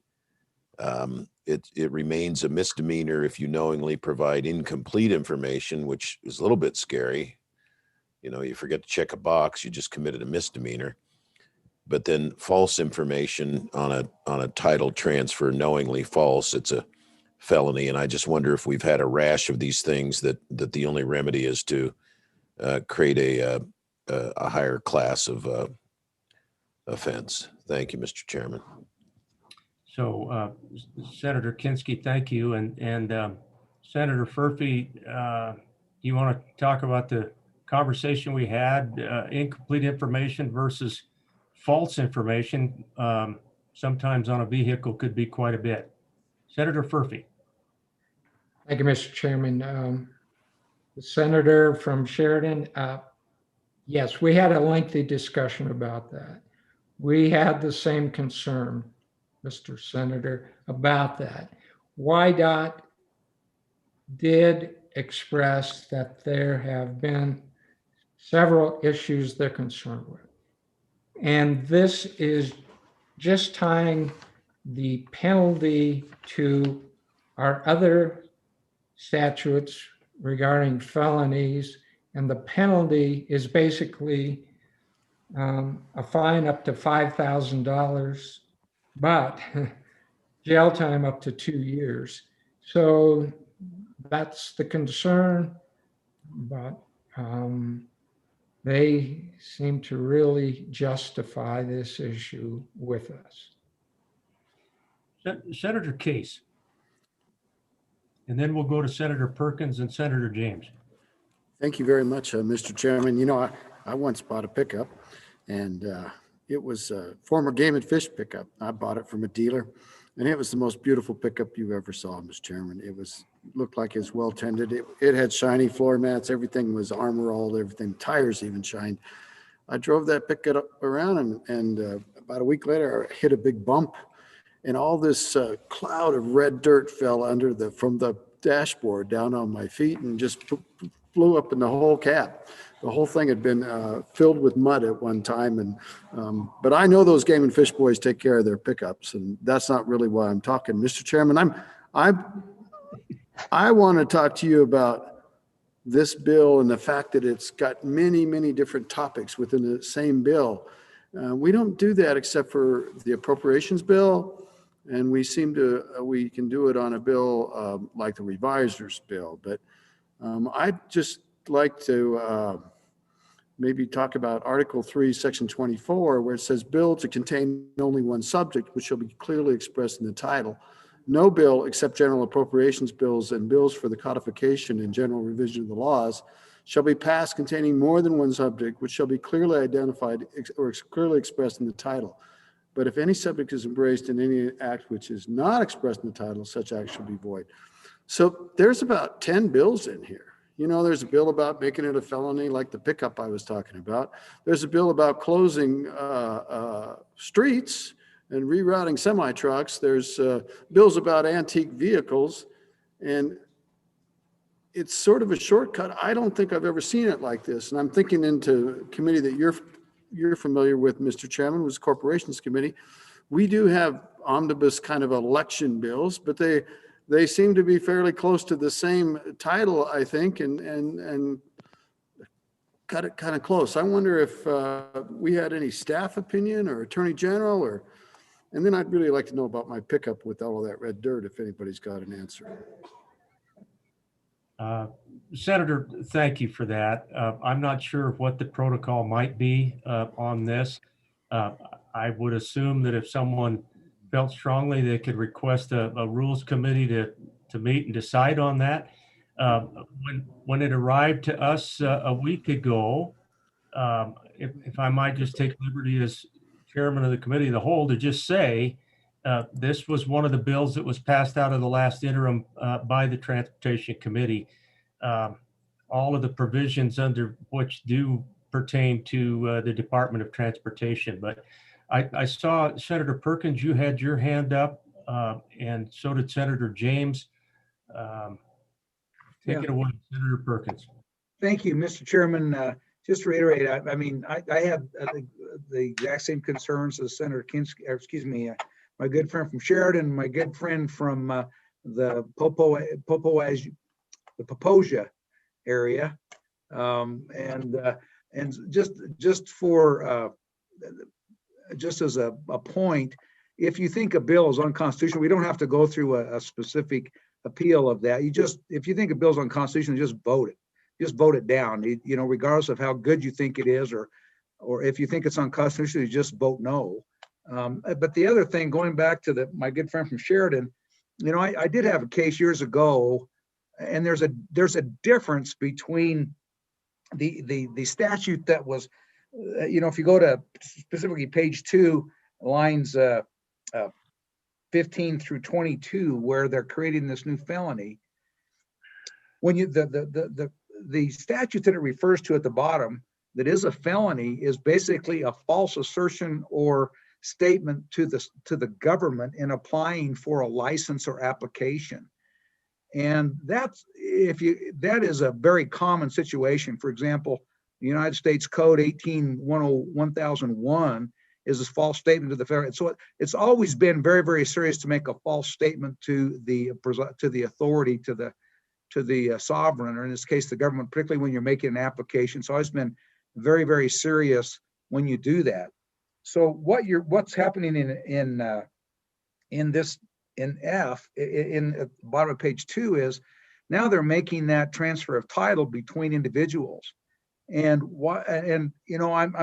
I think that it's interesting that you can knowingly omit information. It's a misdemeanor, regardless of the value of what that omission is, regardless of anything. You knowingly omit, it's a misdemeanor. You knowingly make a false statement, and that is that's a felony. And there's no consideration to what the value of that false statement is. So a knowing omission that might be worth thousands of dollars is a misdemeanor under this change. But a false statement that might, a false statement in something, that is your odometer, the difference in your odometers is maybe 5,000 miles. That the effect of that has on the price of the vehicle is probably minuscule. It might be $100 statement, but yet that becomes a felony. And so, I just don't see, I'm really troubled by that provision. And then I'm troubled by this fact that you just have this omnibus bill with respect to the department wanting to just, here's a bunch of things we want fixed in the statute. This is new to me. My good friend from the Poposia area, I'm with him. I don't remember a bill being like this that just covered so many topics that are so disjointed. The only common element being the fact that they all have to do with the Department of Transportation. Thank you, Mr. Chairman. Senator James. Thank you, Mr. Chairman. A quick clarification from on the senator from Trona County, real quick. If the comment was correct regarding if we suspect a constitutional violation, that we just vote no on that. And then I had a quick question on page 2 regarding 31-2-104. I noticed that there's a punishment for the person that commits the crime, but there's nothing in there for the victim that, they get their money taken. So I'm wondering if that's normally handled by the person who oversees the case, by the judge, or maybe if one of the lawyers in here can answer that question for me. And then just one more, I promise. And then on page 6, on lines 5 through 7 right there, in the statute, when it's talking about the fees, in 31-3-102, little a, little x, it just says cost, but it doesn't actually refer to an actual cost. It just says the word cost. And then in the department rules, there's no actual number. So it's not, when it says an additional fee, there's no fee or a minimum order. So I'm not sure what fee they're referring to or a minimum order for temporary permits. And so if they might be able to, if someone might be able to clear that up for me as well. I was kind of confused on that one right there. I appreciate that. Thank you. Senator Furphy, did you get those written down? Would you like to comment on concerns and questions? Thank you, Mr. Chairman. Let me answer the second one first. So those fees would be established by the department by rules, rather than incorporating them a specific fee in the statutes. So that's what, excuse me, that's what they want to do, is establish it by their own rules. Regarding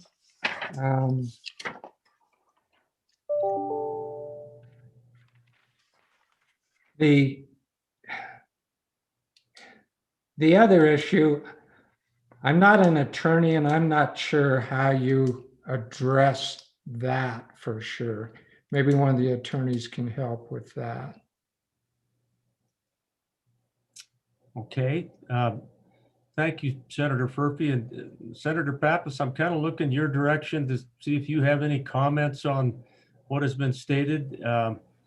And sorry to pick on you individually, but you were on the committee when this was taken up. Any thoughts that you'd like to share? Just to interrupt for a second, you do also have an attorney raising her hand. Thank you. Oh, no. Thank you for that. Mr. Chairman, certainly as we work this bill through committee, all of these items were all these statutory amendments were kind of developed by the department and needed to be corrected, and whether the the bill has got too many things in it to qualify under our rules or under our Constitution, I don't know. I know we do that a lot with we've got a bill coming up that will also do that with some revisions to some of the military code. It's basically cleanup bills on little things here and there. But I'll let the attorneys actually weigh in on this before I do. It seemed logical to us during the interim. We didn't get any negative comment on it from staff, so I don't know. There's probably smarter people out there than I that can answer that. Well, I doubt that, Senator, but let's go to another smart senator, Senator Nethercott. Thank you, Mr. Chairman. Deep breath. So I do think that the provision that continues to be addressed, 31-104, is demonstrative of why the bill is too broad and potentially this particular subject matter should be in committee number 1. The good former president, the president from Natrona County, identified a number of legal issues with this section that are significant, substantive, and probably result in no convictions associated with providing a false statement of any kind, whether it be misinformation or deliberate intention to commit a fraud. Concerning the restitution to victims, which is certainly a very important piece, of course, the agency asking for this bill is identifying themselves as the victim in this, and so the government is a victim, arguably. But I do think that the person who receives the vehicle fraudulently with all that mud up in the engine is certainly been damaged and needs that at least paid for to be cleaned. The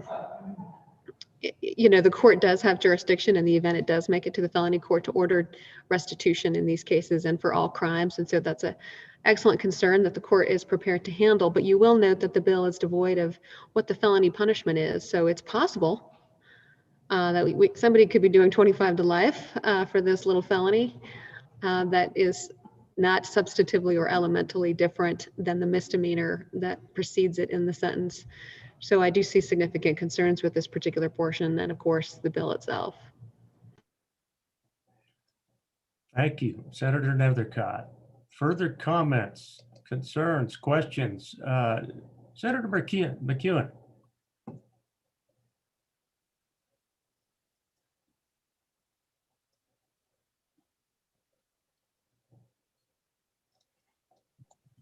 There we go. Mr. Chairman, I just have one question as we delve into this once again on fraud. Don't we have a complete set of laws that would actually cover the fraud in this case? And why would we want a separate law just for automobiles? And my question is that separate, or if I defraud you selling you a mobile home or jewelry, take your pick. As I looked at the fraud statutes, and once again, I'm certainly not a lawyer, so I'm asking the question. It seemed like the fraud statutes are based on the value of everything, and that's probably already covered. And that's my question. Is it not Thank you, Mr. Chairman. Thank you, Senator. I'm wondering if those with a little bit more legal background have an answer for the good senator, and if not, I bet that someone can bring that to him. Senator Nethercott. Thank you, Mr. Chairman. The answer is maybe. It's very fact dependent on what the alleged crime may or may not be. If you're obtaining property by false pretenses or a straight larceny or the intention to commit a fraud, those have very different elements associated with them, which is why they're appropriate in Title VI and not 31 automobiles. And that those elements associated with each of those different types of crimes can be addressed there with the appropriate punishments associated with them. So I think you're right on track there, a good senator from Campbell County, that there's likely laws addressing similar situations and scenarios. It just is very dependent on the fact pattern. Senator Furphy, do you want to deal with the amendment and then we can move on and maybe take up this bill one way or the other? But we do have an amendment that we need to deal with. Maybe while you're getting ready to do that, I'll go to the Vice President. Senator Hicks.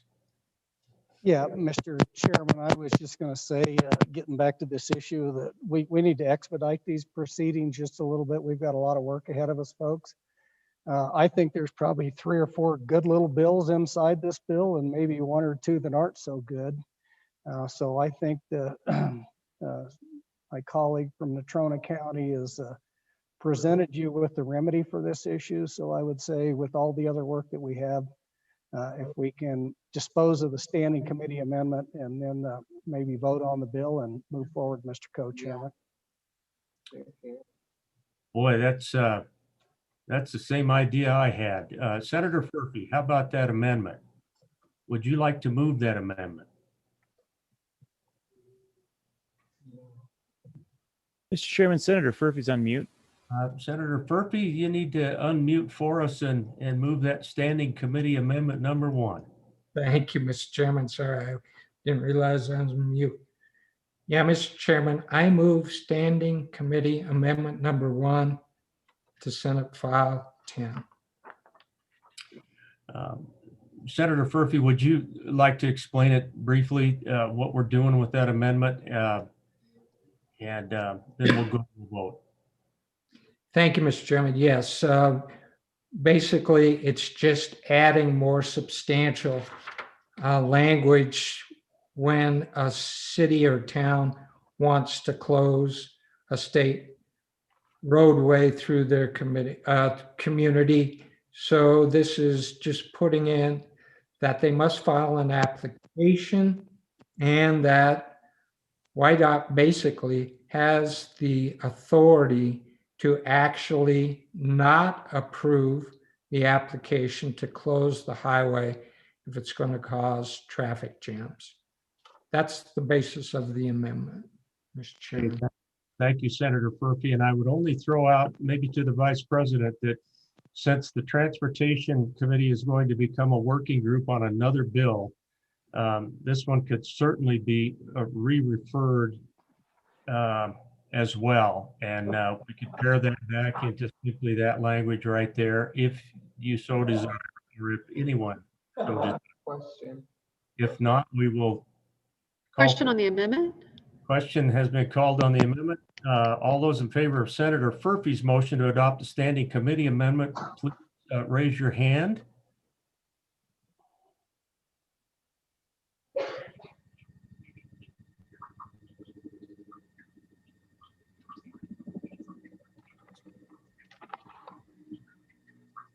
Okay, those opposed to the amendment?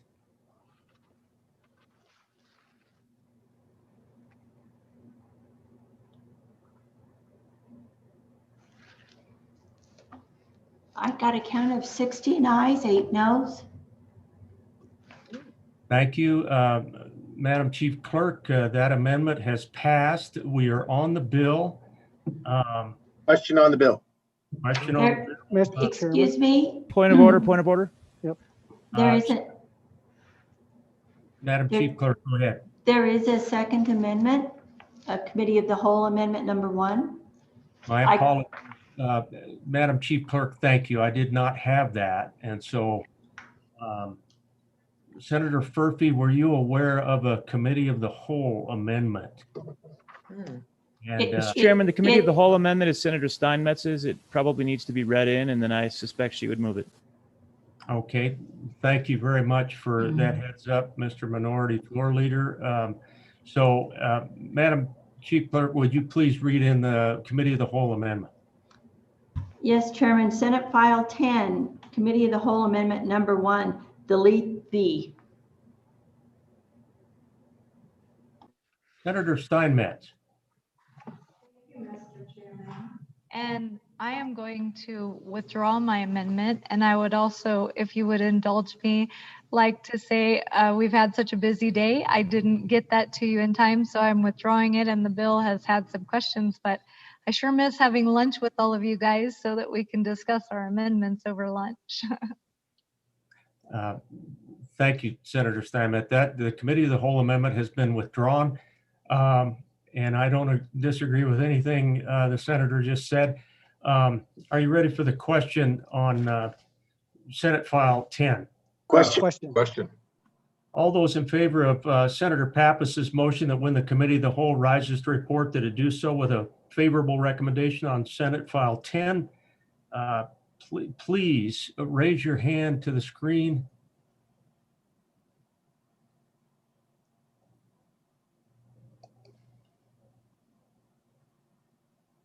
Three. Okay, thank you. Those opposed, please raise your hand.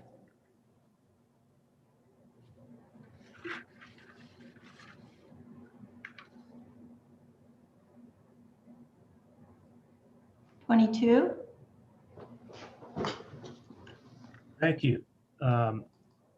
Senate File, we need to have a roll call vote.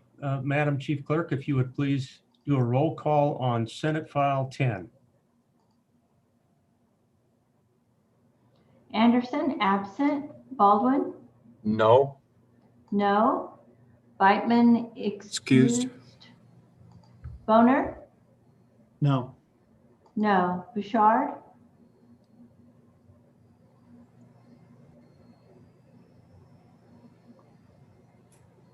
Case?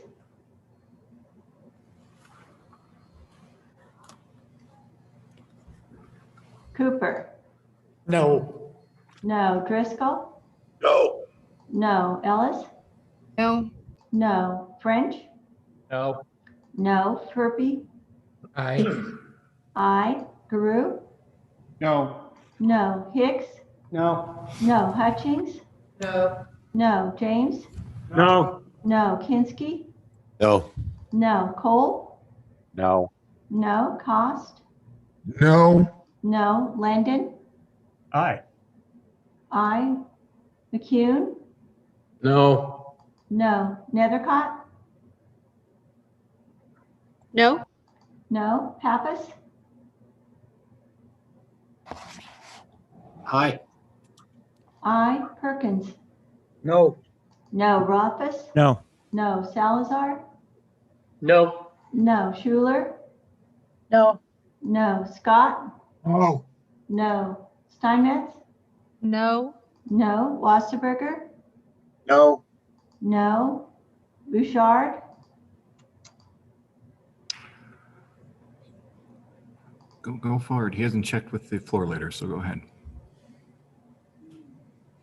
Excused, Mr. President? We'll go excused for now. Excused. Case? No. No. President Dockstader? No. No. Closing vote? Closing. Vote closed.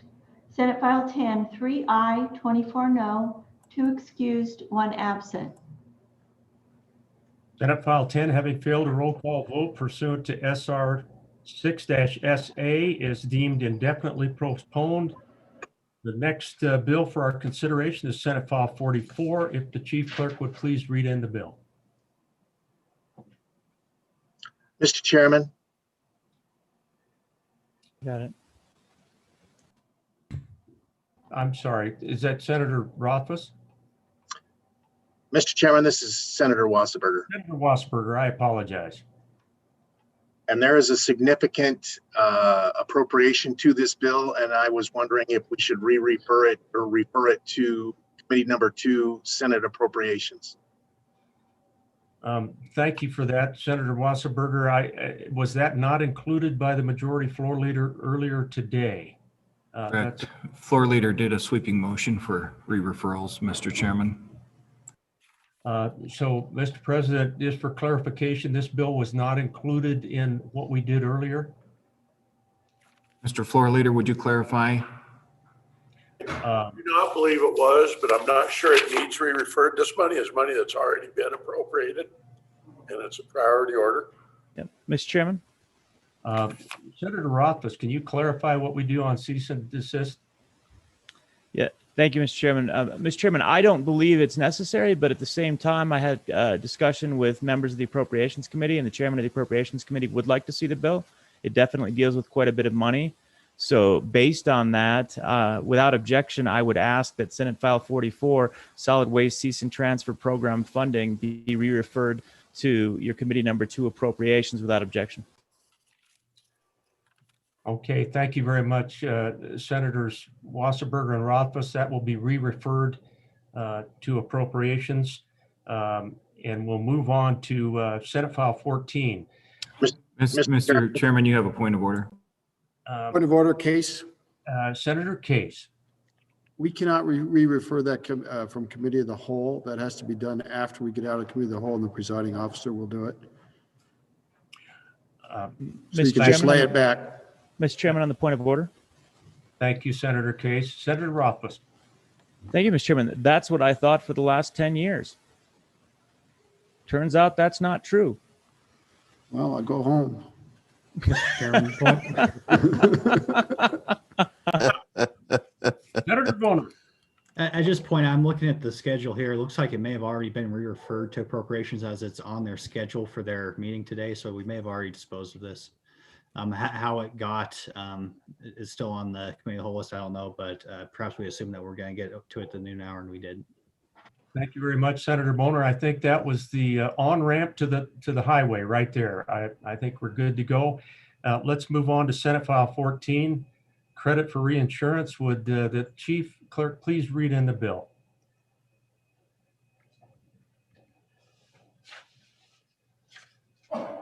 Senate File 14, credit for reinsurance, an act relating to insurance, sponsored by corporations. It was referred to corporations whom returned a due pass recommendation. Voting affirmative, Senators Bonner, Case, Driscoll, Nethercott, and Scott, signed by Chairman Driscoll. Heard the reading of the bill. What is your pleasure? Senator Driscoll. Thank you, Mr. Chairman. I move that when the Committee of the Whole rise to report it, do so with a recommendation that Senate File 14 do pass. And for further explanation, I would ask for the good senator from Cheyenne, Nethercott. Explain the bill, please. Senator Nethercott. Thank you, Mr. Chairman. Good senators, you have in front of you Senate File 14, credit for reinsurance.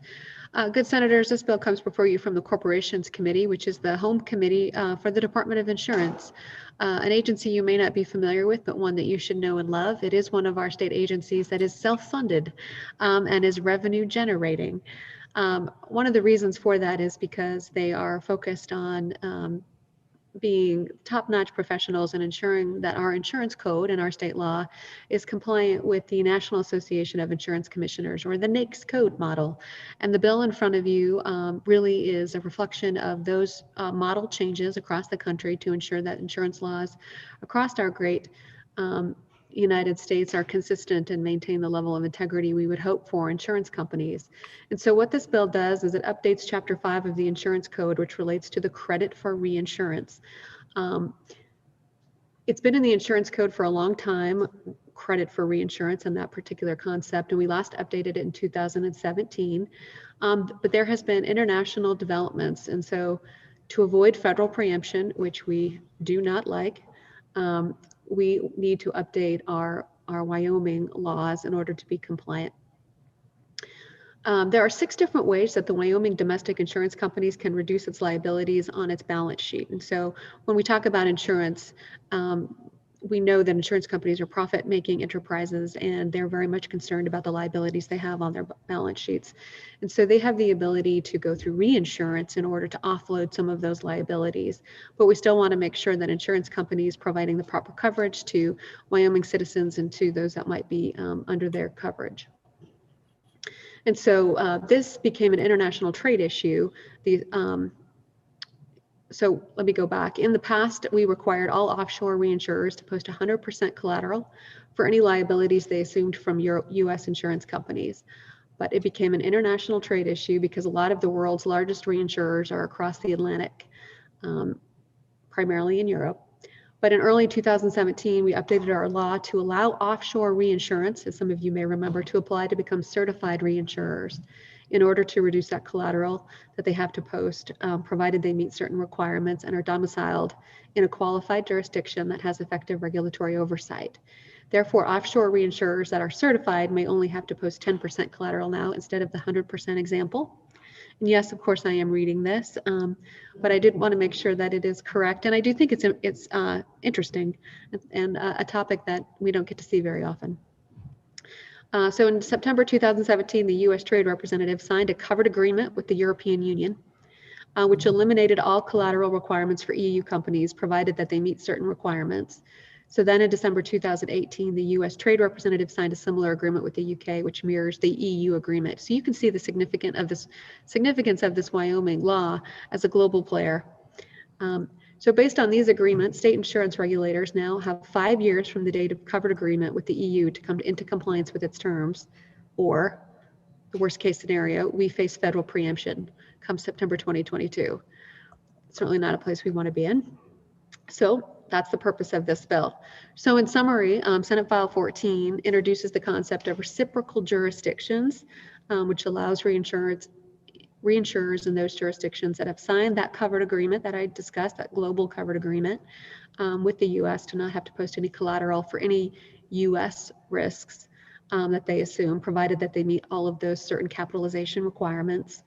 And so this should also help provide our Wyoming domestic insurers, those Wyoming companies in the state doing business in Wyoming insurance companies, with more access to global reinsurers, right? So it's their ability to access really credit capital by reducing the collateral that these reinsurers were previously required to post. That is the purpose and the history of the bill, good senators. So kind of exciting. I know it's midday, but or maybe it's not exciting to you, but I think so.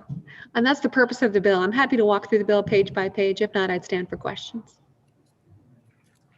Thank you, Senator, for running us through an outstanding corporations bill. Senators, questions? Senator Perkins. Thank you. This was riveting reading last night. But anyway, I do have two questions, and so if you know, most of them are just kind of a curiosity. On page 5, lines 12 through 22, we're talking about providing security in an amount equal to 100% of the assuming insurer's liabilities attributable to reinsurance ceded pursuant to the agreement. I'm just wondering, I wasn't sure from my reading where that security has to be provided to. I don't know if that, and I was just wondering if that was in this state. Or my main concern is that it's if you've got that you've got some ability, or it's in some jurisdiction in which obviously you can enforce the judgment that section talks about. So that's question one.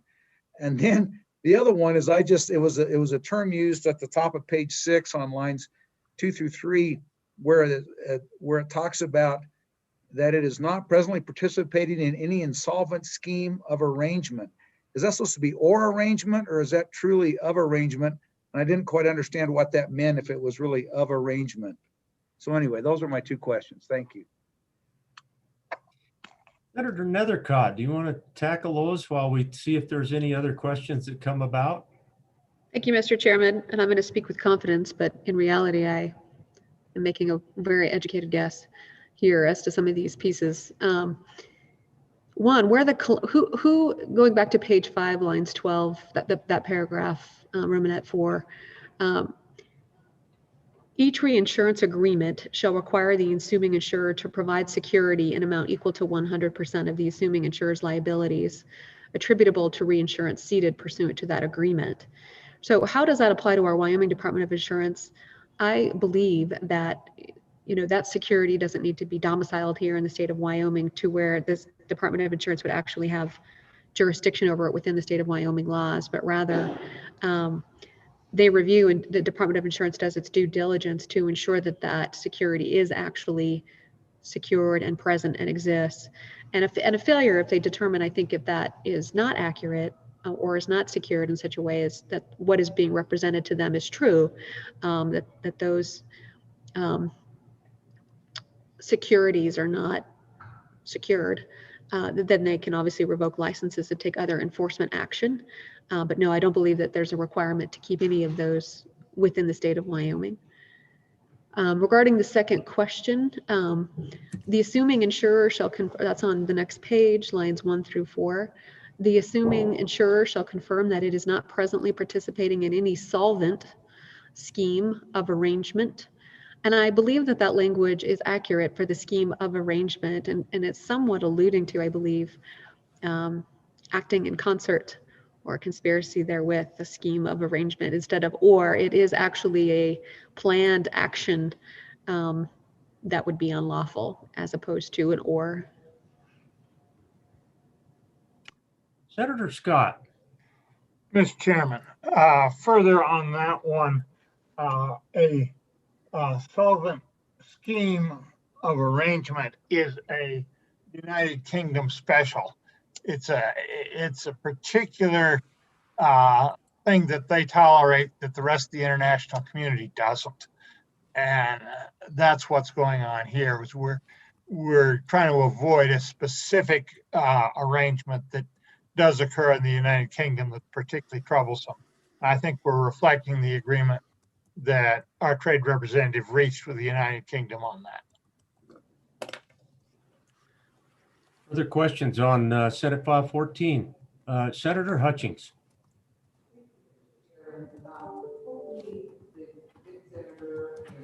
Senator Hutchings, can you unmute, please?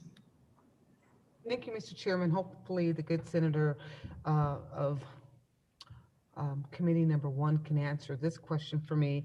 I'm just a little concerned because I am not very knowledgeable about credit for reinsurances. I see it's a global agreement, and I heard the words unlawful or complying, and I'm wondering what or where is the law that we would be violating? What is that?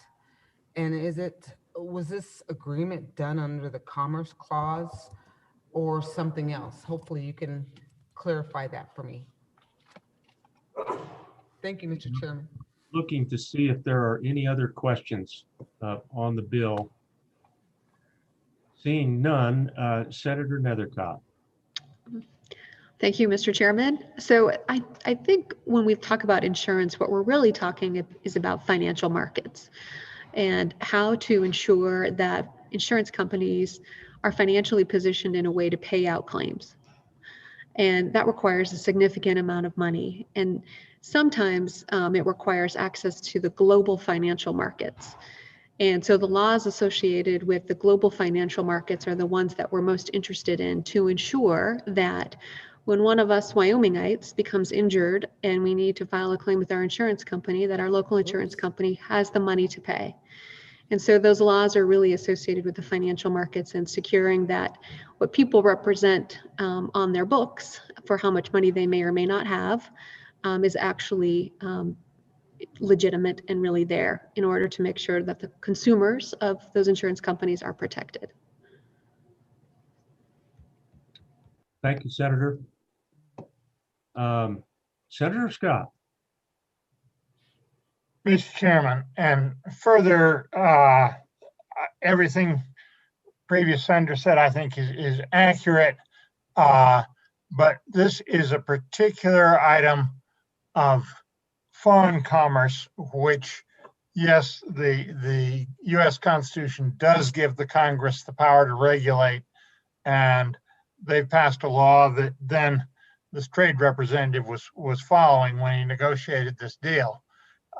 So I think that the federal government has clear constitutional authority to regulate in this area.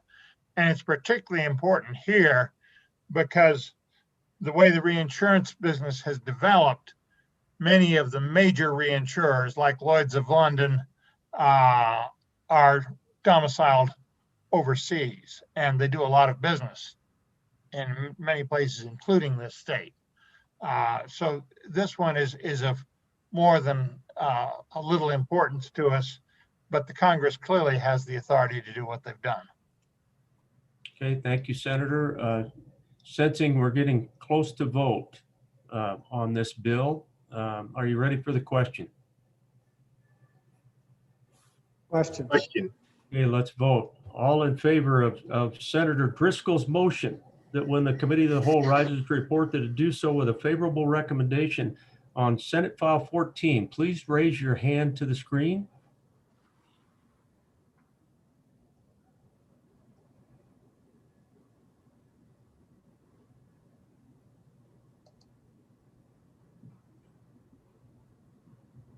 23. Thank you. Those opposed, please raise your hand.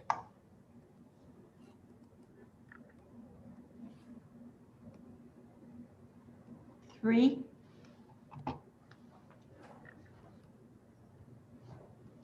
Senate File 14 has passed the committee of the whole. The next bill. Mr. Chairman, I was wondering if you needed a 5-minute break. Senator Hicks, we can certainly do that if that's the desire of the leadership. Mr. Majority Floor Leader. Thank you, Mr. Chairman. I'm just getting to that point. I request the committee of the whole stand at ease to the sound of the gavel. Okay, Mr. Majority Floor Leader, I bet you're thinking about 10 minutes. 10 minutes. Okay, thank you very much. We're going to take a quick break, Senators. We'll be right back in 10.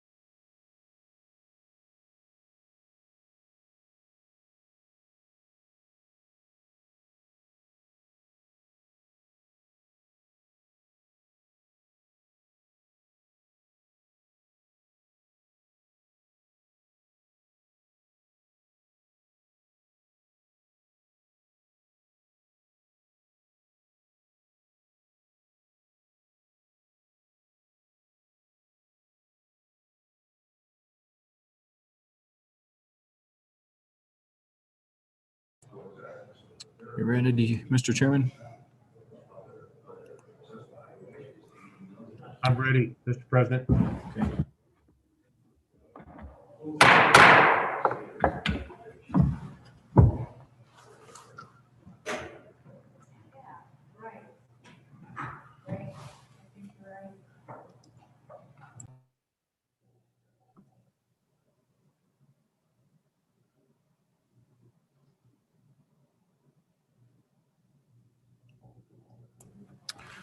Go ahead, Mr. Chairman. Take us away. Thank you, Mr. President. Would the Committee of the Whole please come back to order? The first bill up this afternoon for our consideration, Senate File 41, Tax Lien Enforcement Amendments. Would the Chief Clerk please read in the bill? Senate File 41, Tax Lien Enforcement Amendments, an act relating to ad valorem taxation, sponsored by the Minerals Committee, which returned a recommendation to the Senate of do pass. Affirmative votes, Senators Beitman, Cooper, Rothfuss, Wasserberger, Senator Anderson absent. Signed, Bo Beitman, Acting Chair. You've heard the reading of the bill. What is your pleasure? Senator Wasserberger, or maybe it's Senator Rothfuss. No, Mr. Chairman, it is Senator Wasserberger. Thank you, Mr. Chairman. I find myself being the super duper acting vice chairman of the Minerals Committee. And so, Mr. Chairman, I move that when the Committee of the Whole rises to report, it do so with a favorable recommendation that Senate File 41, Tax Lien Enforcement Amendments do pass. There are no standing committee amendments and no fiscal note. And I will refer this bill to the floor manager for the good senator from Campbell County, which is me. Ladies and gentlemen of the 66th Senate, this is an old friend. It deals with prior legislation, and 2 years ago we had a relatively gut-wrenching issue with numerous mineral industry or corporations going bankrupt and county commissioners unable to collect taxes. And so this is a bill that was brought to us by our county commissioners, and it is a high priority for them. As you know, mineral production actually happens 18 months, and we had a huge bill a couple of years ago that I believe was carried by the good senator from Natrona County, and he may speak to that at a later time. But essentially, there was some language that was left in the statutes that caused concern for county commissioners. And the process is essentially, in our state statutes, we require that our county commissioners collect the taxes, and they are required to go after mineral industry or people that are not paying their taxes. And we've actually appropriated funds from our general fund to allow them to do so and to hire attorneys out of state that could bring various different corporations to the table and force them to pay their taxes. So essentially, this bill and the importance of this bill can be found on page 3. And essentially, what we do is we delete on lines on page 3, lines 6 through 16. And essentially what this does is puts the state first, or the county commissioners first, in collecting taxes, and makes them first in line for the lien. And that is essentially the bill. You will see on page 4, lines 3 through 12 is deleted, and then again on page 4, line 16, another deletion. And that, members of the Senate, is the bill. It's a good little bill, a cute little bill, and it just cleans up language from a couple of years ago. And with that, I stand for questions. Thank you, Senator Wasserberger. Are there any questions? Senator Perkins. Thank you. We agonized over this a year ago, And so when we look at this, you know, one of the things that we were trying to do with the stricken language for the most part was make sure that when we had, or in the situation where you have someone who's delinquent in paying their ad valorem taxes under this section, and ultimately they're delinquent, they can't pay it, and so at some point that those minerals are then are sold or extracted, can be extracted by someone else, a buyer. And so what we were trying to do is make sure that we don't end up with a mineral, with a producible mineral that is stuck in the ground because the new buyer is not going to pay the old buyer didn't pay the taxes. The new buyer hasn't made the taxes. We were trying to create a situation in there where ultimately they could resolve that with the taxing authority, whether it's the state or whether it's the county. And so looking in here, I think that may still be the case, because it just simply, if you look at lines 1 through 3 on page 4, it says, then lines 2 and 3, it says, then the lien shall survive foreclosure actions until paid in full or released by the lien holder. So my question is that enough? Will that allow the county commissioners to enter in kind of a settlement, even if they don't get paid in full? Does that allow them? Do they have the flexibility to negotiate and let these minerals go back into production so that they can provide jobs, so they can provide revenue to the people who are extracting them and revenue to the state? Does it still provide that? I'm sure you guys must have talked about this, because that was the issue that I think you're trying to address. Thank you, Mr. Chairman. So Senator Rothfuss, let's go to you. Mr. Chairman, if we want to stack up questions, I saw Senator James, so I'll pause and defer. Senator Rothfuss, I'd like for you to go ahead and take this one, and then I'll go to Senator James. Thanks. Sure thing. Thank you, Mr. Chairman. To the good Senator from Natrona County's question, the understanding of the county treasurers when we discussed precisely that point was that they would rely on the passage that was identified, lines 1 through 6. And they also testified, at least those we heard from, that they would never under any circumstance want to be put in a position where they were to provide evidence of certification as the applicable authority to govern that. They didn't want to be in a position to do that. They didn't have a process to do that. And they would much, much, much rather rely on lines 1 through 6. So they wanted that language to go away. And so it's going away. And so yes, is the short answer after the long answer. And Mr. Chairman, I would also say that page 4, line 16 was the other request that they made. And it kind of gets at how do we execute, what tools do we have, where they wanted broader flexibility than just pursuant to a tax sale under Section E, because it might not be a tax sale. And this gets to the flexibility that the good senator was discussing, that if there are other circumstances under which they're trying to secure, as either the county or as the state, the interest of the delinquent taxpayer, that they not be limited to circumstances of tax sale for the provisions of these paragraphs. I hope that addresses Senator Perkins, excuse me, first day error there, the good senator from Natrona County's question.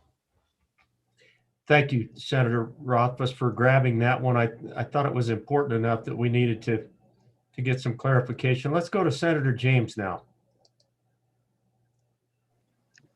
Thank you, Mr. Chairman.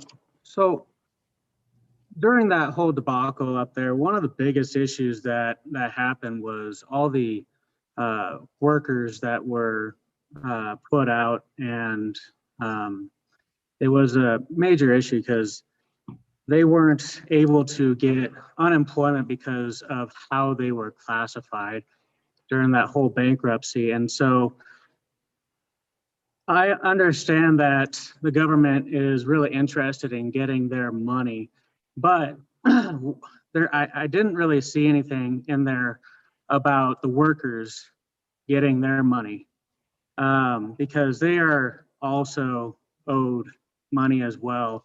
And I would like to see something in there regarding that, because, you know,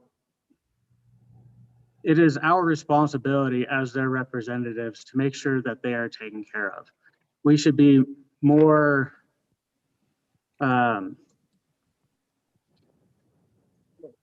we should be putting their needs first. Instead of making sure that we're taken care of first, we should be putting their needs first and then making sure that we get money. So we should make sure that they get paid first before us. Thank you. Thank you, Senator. Further questions for either Senator Wasserberger or Senator Rothfuss, the floor managers of this bill? Which one of you would like to take and maybe Senator Wasserberger? Well, thank you, Mr. Chairman. And to the good senator from Sweetwater County, that was an issue with our workers here in Campbell County. That was not a part of this bill. So if the good senator from Sweetwater County would like to bring an amendment to this or sponsor a bill on that, he'd surely be welcome to do that. Thank you. Senator Perkins. Thank you, Mr. Chairman. On that issue, I just want to make a couple of points. One, I don't know that you know, I think it might be tough for the very issue about the single subject to bring this in. This bill is about tax lanes and so the issue with respect to unpaid wages is a little bit different issue, but the majority of the money that's collected here, you know, ends up going to fund schools.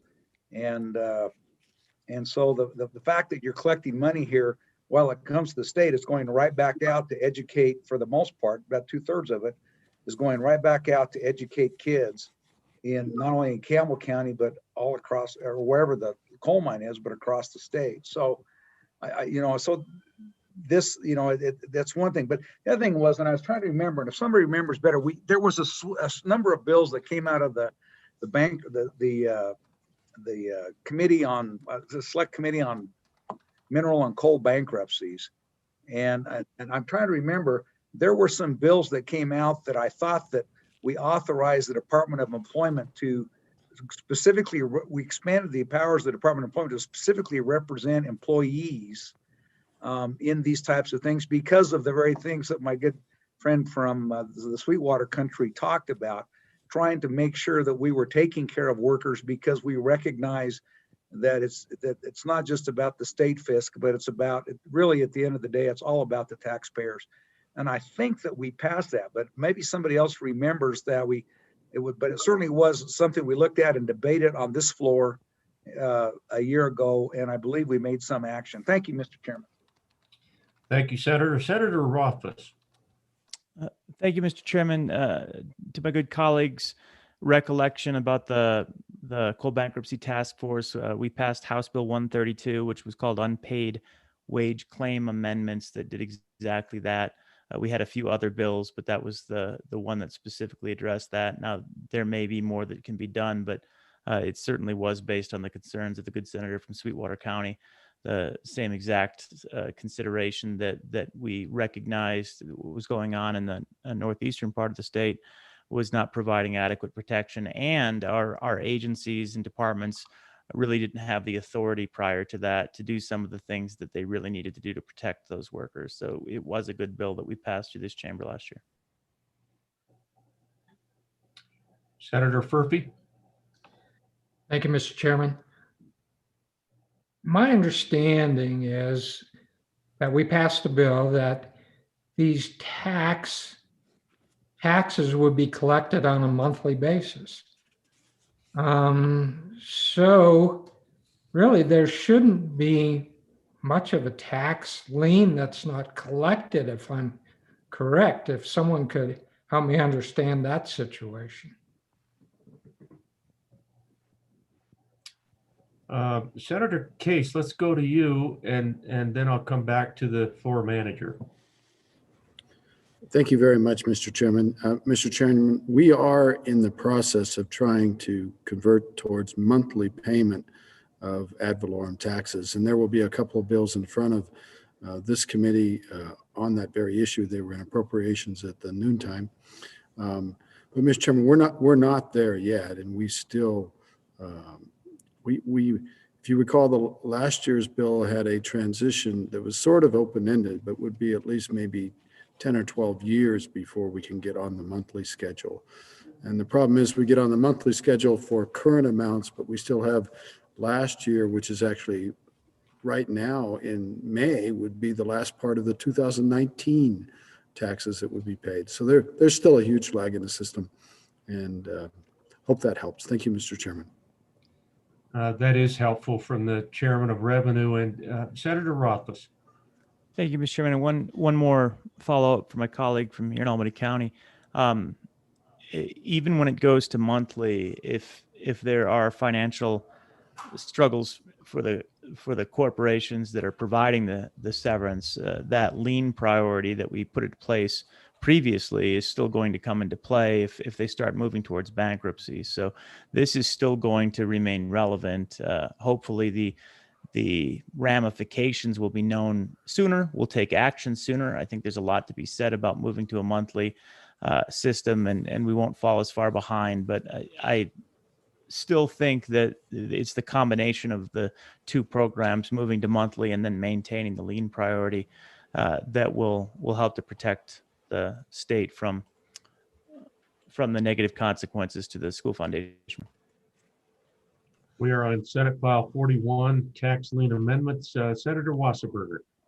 Well, thank you, Mr. Chairman. I would ask that the good senator from Natrona County, who was, I believe, the chairman of that and was president of the Senate at the time, explain to us what exactly we did, because it is important to this. And so I would yield to him. Mr. Chairman, are we allowing people to phone a friend? Yeah. That's a great idea. Senator Perkins. Thank you, Mr. Chairman. We worked a long time on that, and the good, particularly the chairman, we needed our PhD in economics from the Paposia country to actually step in and help us last year. It was a if you remember, we had colored charts and showing how we were moving it up a month each year and over a period of time, and it's a little bit convoluted, and we only got about half the way through and we passed it knowing that there was more work to be done. And so that's all transpiring. You will see some bills that come back and talk about that. We looked at those at noon. They're coming out of Revenue Committee. There's a couple of options because there was more work to be done. We kind of took care of it for now. The move to monthlies doesn't start for another year or two. And so the fact that we're looking at it again is okay, because it's not in effect yet. When we gave one of the reasons why we put a delayed effective date on it a year ago was to give us some more time to look at it. So we get to talk a lot about that. Our charts might not be quite as pretty because one of the bills is quite a bit more straightforward than the other. But yeah, it's an issue that's still there. We had a potential resolution. The Revenue Committee has done some great work in looking at it and come up with some other options for us to consider. So we're not through with it yet, but probably the most important thing that we've done to protect both workers and the educational funding for our state is the liens that we did last year. This bill helps clean up what we did last year. I think it makes it a little bit easier for administration, and so. It's interesting. Just as an aside, Mr. Chairman, it's interesting that the clerks don't want to certify because they sure make us certify a lot of things. But anyway, I guess turnabout's not fair play with our county clerks. But I think what we have the bill before us is workable, and it's important, particularly because, as you said, particularly as these folks go into bankruptcy, if we don't have these liens that are perfected, meaning that they're enforceable immediately.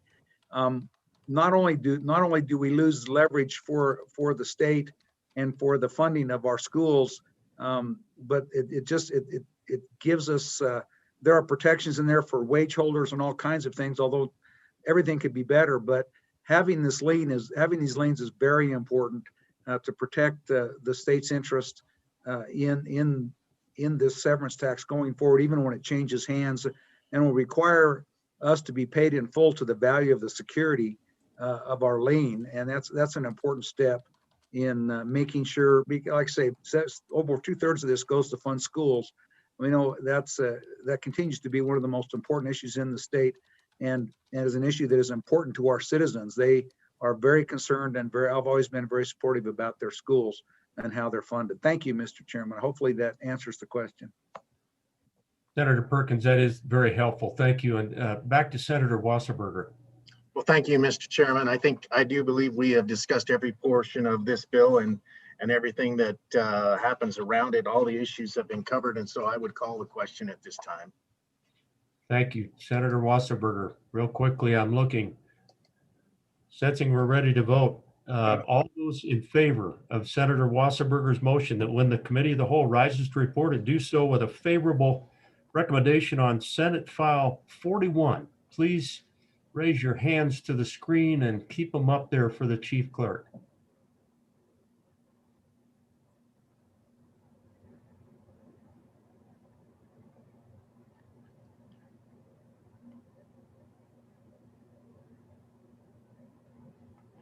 $27. Are there any opposed? I see no opposed. Thank you, Madam Chief Clerk. Senate File 41 has passed Committee of the Whole. The next bill for our consideration, Senate File 18, Universal Occupational Licensure. Would the Chief Clerk please read in that Senate file?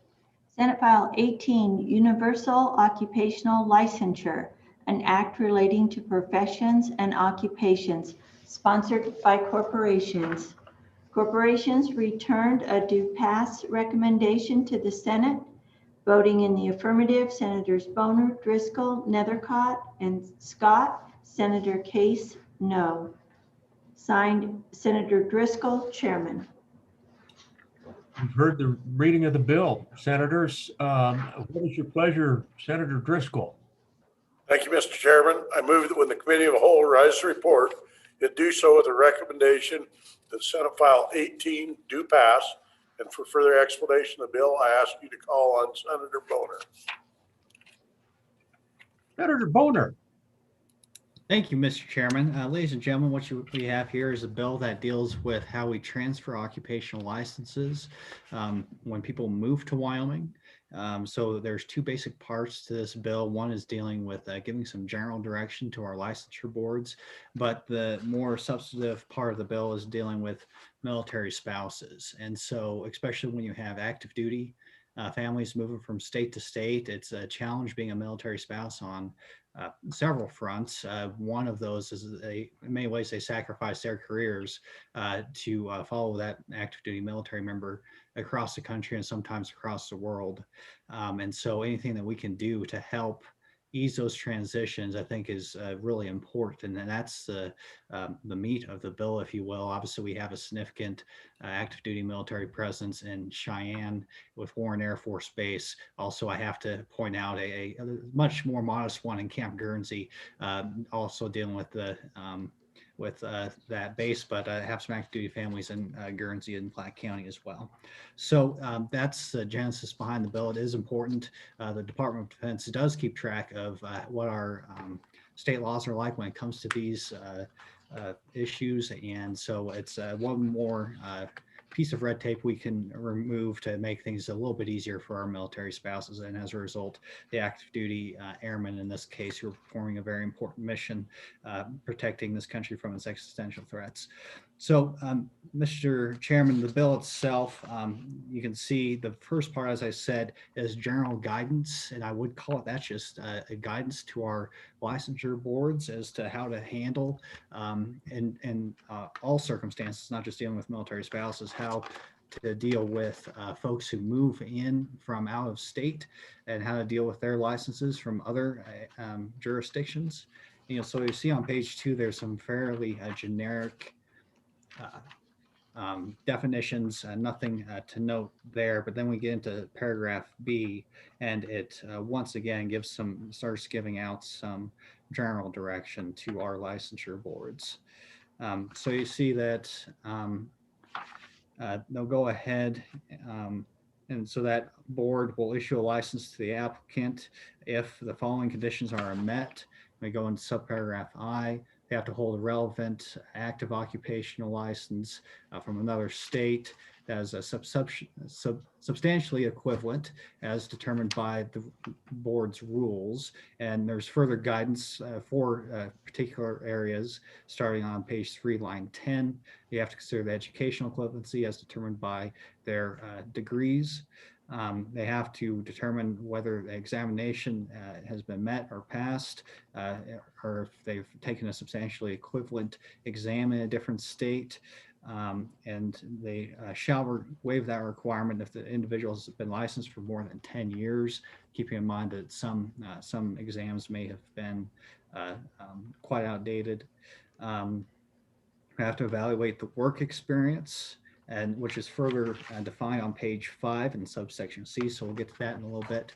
And then they also have to consider any additional exams that may be required due to the specifics of Wyoming law. So then the second part is they obviously have to demonstrate competency in their occupation. Once again, this will be up to the board through the rulemaking process. It may include some of the following considerations, starting on page 4, line 12, including education, work experience, prior licensing examinations, any disciplinary actions that may have occurred in other states. The third element is they have to obviously not have engaged in an act that would constitute grounds for refusal or suspension. So they have to have not had any of those issues in the prior jurisdiction. And then, of course, they can have to, kind of a catch-all, have to still comply with all of our procedures and fees required by the board in question. So once again, they have to, we're giving further direction as far as work experience, and particularly whether that was full-time or part-time, regardless of whether it was paid or volunteer. And so they just give them further guidance there. And then we have in paragraph D some exceptions, making sure that applies to everybody. And reference in Title 21 is to teachers. And then Title 33, if you open up your green books, you'll see just a laundry list of professions that are licensed under Title 23, anything from doctors to hearing aid specialists. And there's 2 exceptions as the bill stands right now, for attorneys and for those who prescribe drugs. And then we have the reference and kind of a good segue that nothing in this section will apply to the considerations that we have for military service members in 33-1-116. So you'll see that the next section is 33-1-117, which deals with an expedited license if the bill passes, and a temporary expedited license for spouses. So this is kind of the more substantive changes that we'll be considering here, Mr. Chairman, and this creates a both temporary and expedited license for military spouses. And so you'll see that language there on page 6, line 7, and some deletion of requiring that they be substantially equivalent. So that's a significant change. We're going to be issuing this temporary license right away without that necessarily that exact consideration. But there are some sideboards on it. Going on to page 7. This temporary license is only good for 3 years, and they have to make progress for satisfying any unmet licensure requirements. It's important to point out that the board will not charge military spouse any fees for the temporary permit, for this sort of transitional permit, if you will. And on any, it requires any board to allow or make sure that they inquire and maintain a record of whether an applicant is a member of the military or a military spouse, and that's on any application form. So the boards in question can identify who's in the military and who's a military spouse. So as long as I self-identify and provide them with satisfactory proof that they are in fact a military spouse, they'll go ahead and commence the process of issuing the license or temporary permit. So I have some rulemaking authority, emergency rulemaking authority, and an effective date of July 1st. Mr. Chairman, that's the bill. Once again, this is a modest but important step we can take to ensure that our military spouses don't have to jump through any more red tape than they have to, while still ensuring that we're holding everybody who is licensed in the state of Wyoming to the appropriately high standard for their profession. So that's the bill in question.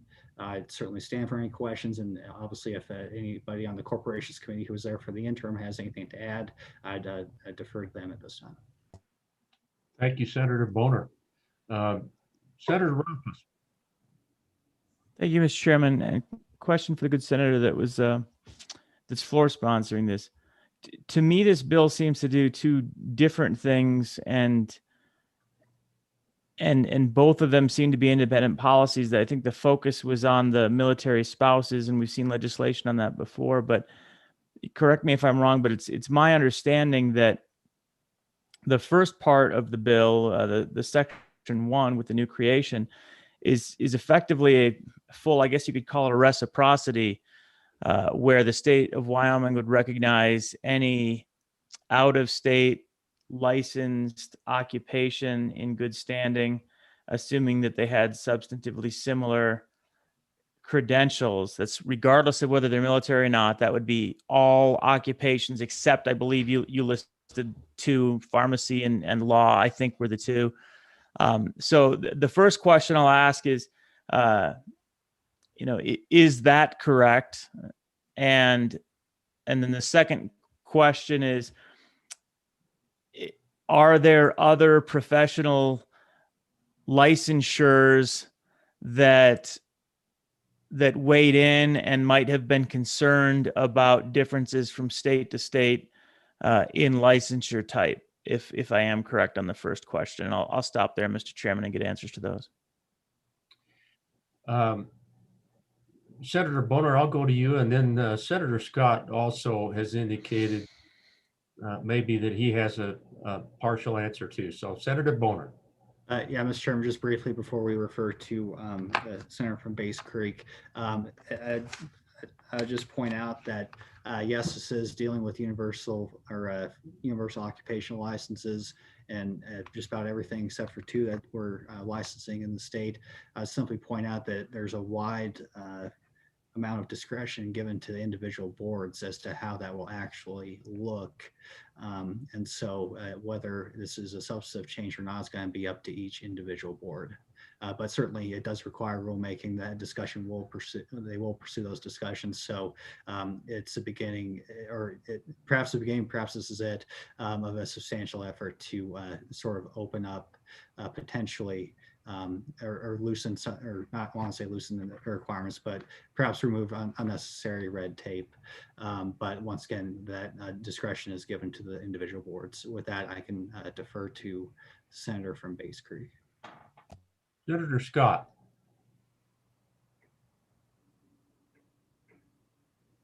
Mr. Chairman, let me just add a little to that. And I would say the first part of the bill is helpful to the military spouses too. It eliminates some of the need for special provisions for them. The question was raised as to, did we hear from licensure boards? There were a number of them present. We heard testimony from some. The specific request we got in the joint interim is reflected on page 4, starting at lines 1 through 6, where we're allowing the licensure boards to put in Wyoming specific examinations. And we heard from the realtors specifically that they were supportive of this bill, but wanted that provision there because they say our real estate laws are significantly different than a number of other states. and it was important that their licensees have that Wyoming specific knowledge. And their record is such that they license very widely. They don't seem to be using their licensure in any way to be restrictive. And we thought that was a very reasonable request from that board. That was the one that I remember we specifically heard from. I would say that on the exceptions on page 5, the represents a profession with prescriptive drug authority. That's a lot broader than just pharmacists. The Board of Medicine in particular, their licensees have that authority. And there's a very good interstate compact that, frankly, the executive director of that board had a major hand in writing. I think we were the first state to adopt it. That appears to be quite successful. And we're probably going to see more of that. But there's quite a number of professions, veterinarians, dentists, there's quite a number of them. And this is specifically written the way it is because some of the boards, in nursing in particular, some of their licensees have that prescriptive authority. The advanced practice registered nurses do, but other licenses do not have. And so we're very careful there, and that's there because of some federal requirements is why that provision is there. Mr. Chairman, I hope that helps answer those questions. Thank you, Senator Scott. Senator Gru, you had your hand up earlier. Did you have a question? Yeah, Mr. Chairman. Well, and I think it got partially answered, but I guess I'd like to ask just to make sure.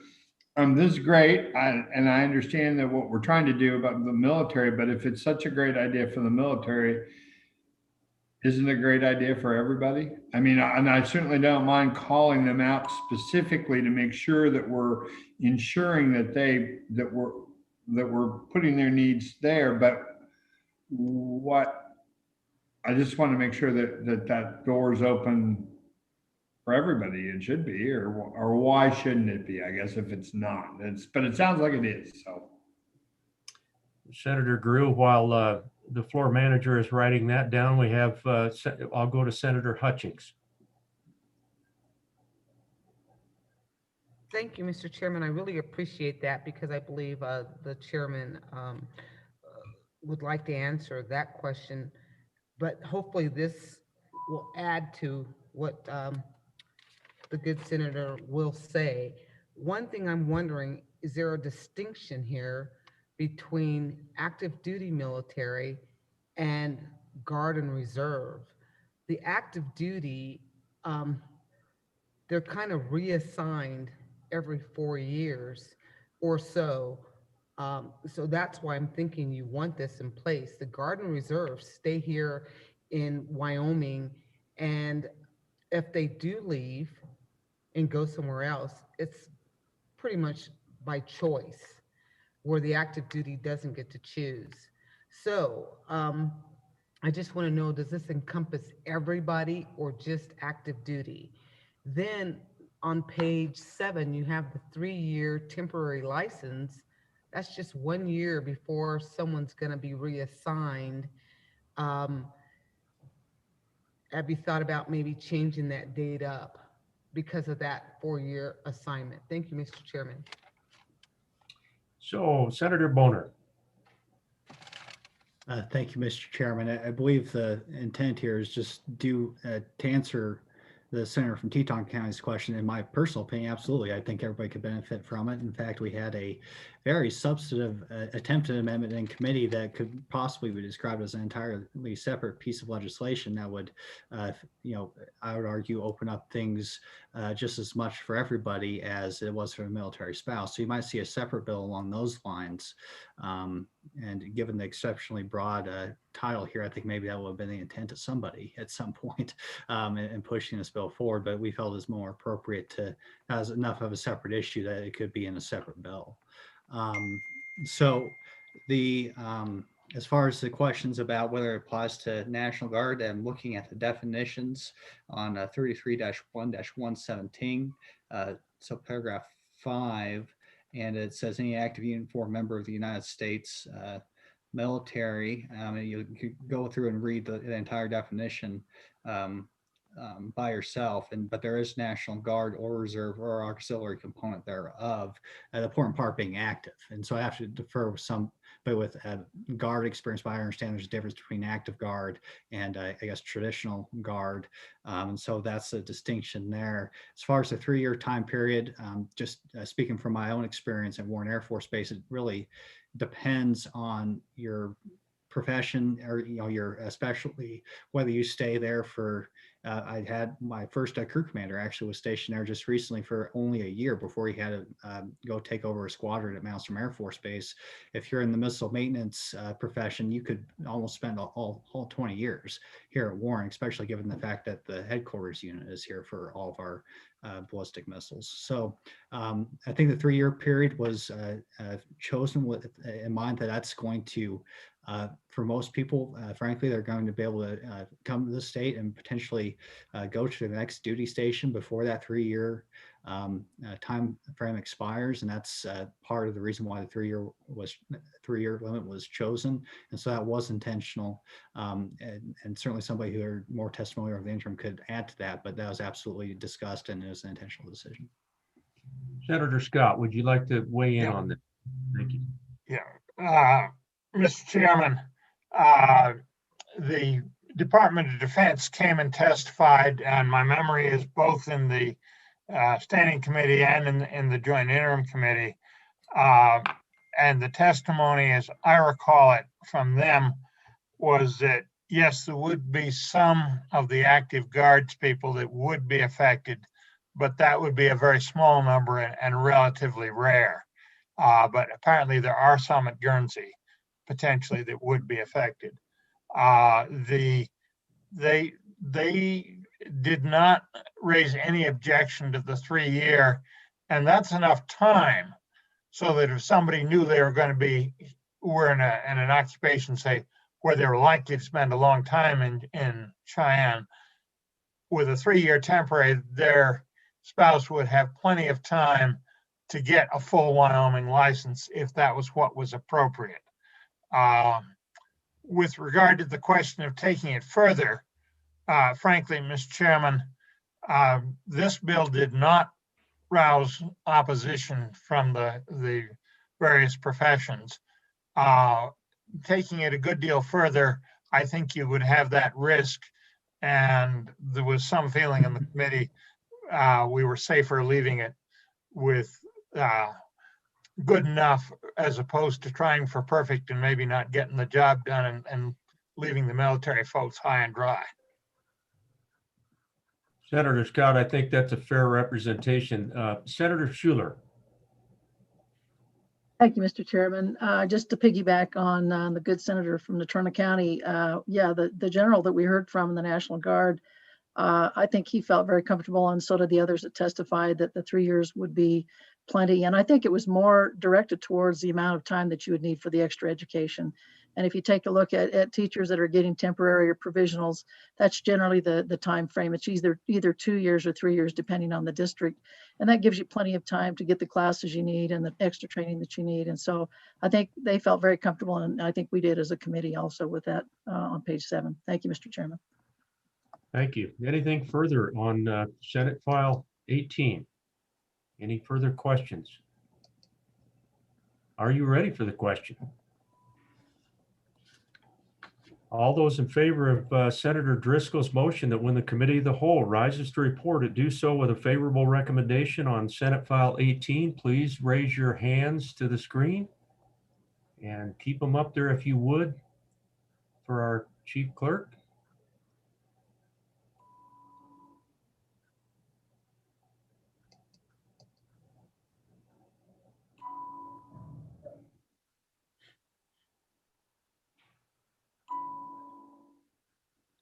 $24.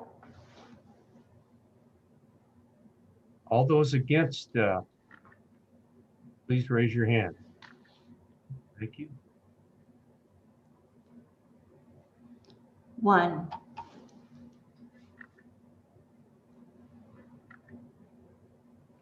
Senate File 18 has passed Committee of the Whole. The next bill for our consideration is Senate File 56, Wyoming Gaming Commission, modifications and corrections. Would the chief clerk please read in the bill? Mr. Chairman, I think our majority leader is trying to get your attention. Madam Chief Clerk, I knew that. I was just ignoring him. That's not true. Mr. Chairman. Mr. Majority Floor Leader. Mr. Chairman, I've got a couple announcements to make before I read anything in. Senate File 56, Wyoming Gaming Commission modifications correction will be pulled off the list. We've got some work to do on that bill.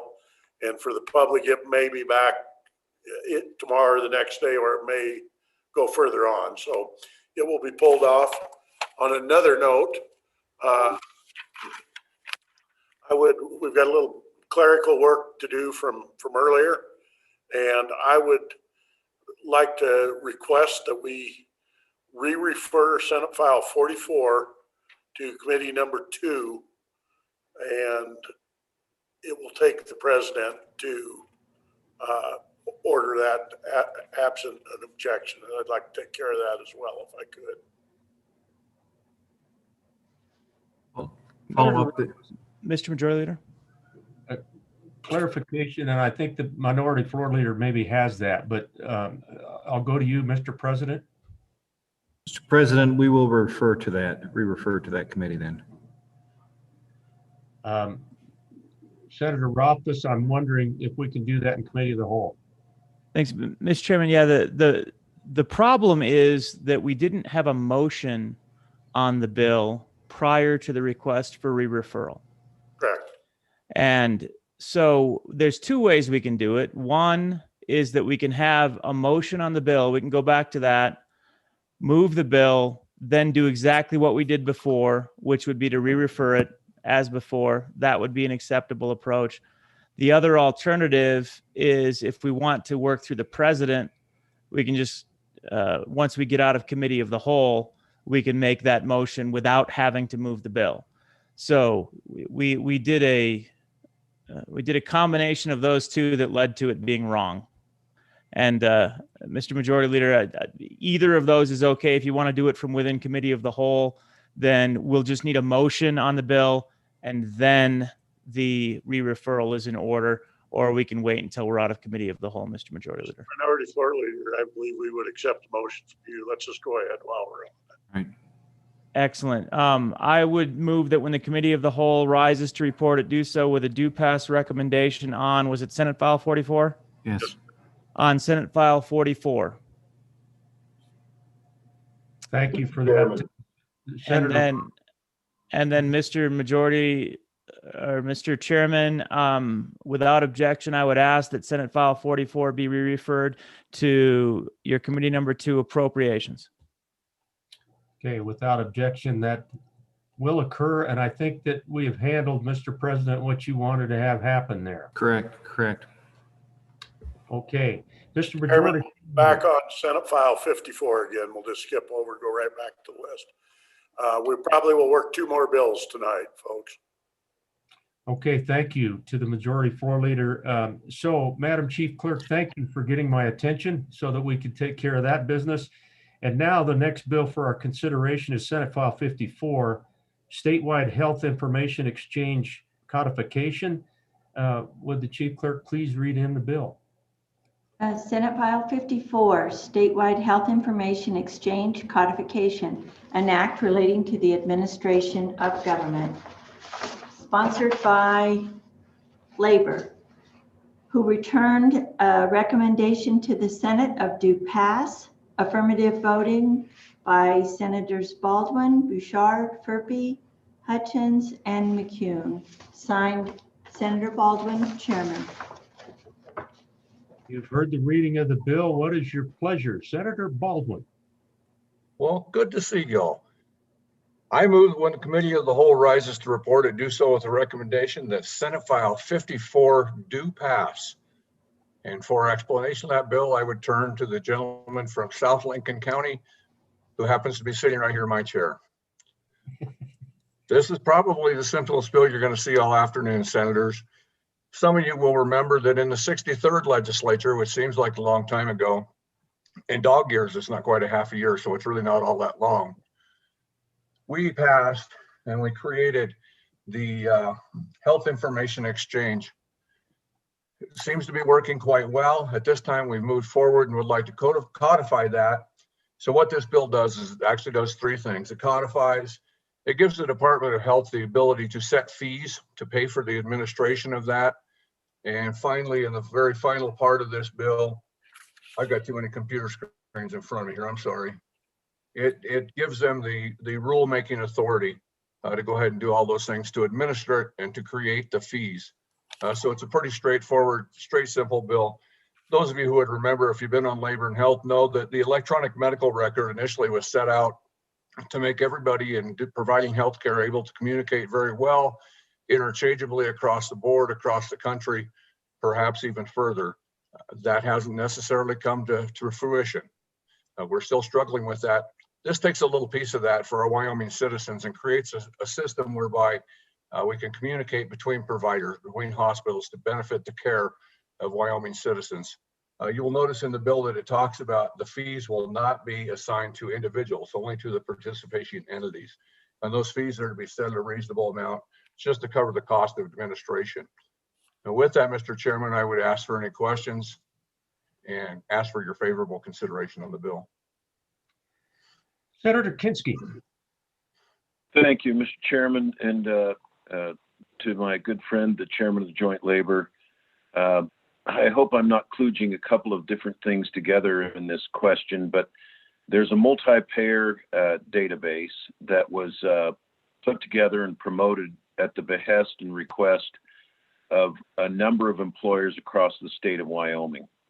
And what they were looking for is not any identifiable information. They wanted to have information about rates, claims, so that they could better ultimately negotiate with these large health insurance companies and perhaps ultimately put together maybe a healthcare network that would operate to the benefit to bring healthcare costs down.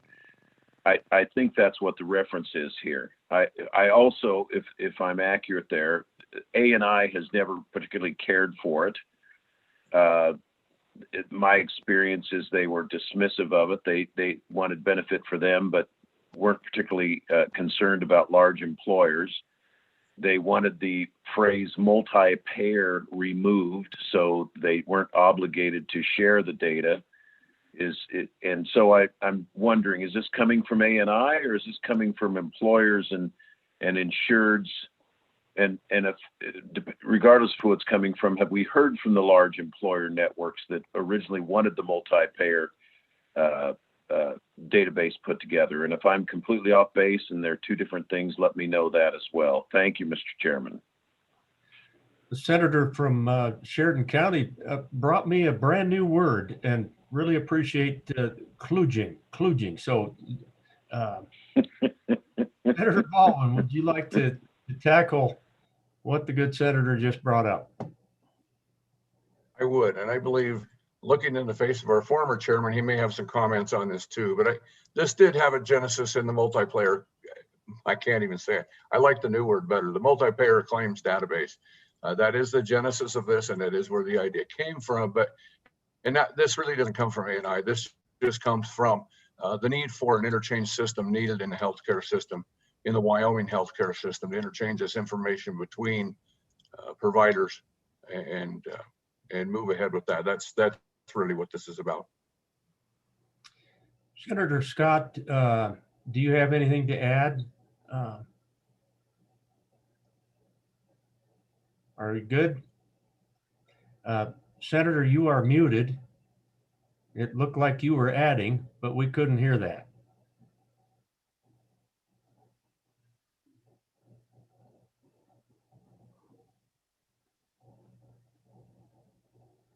There we go. Mr. Chairman, there may have been some common origin way back when, but they really are two very different animals.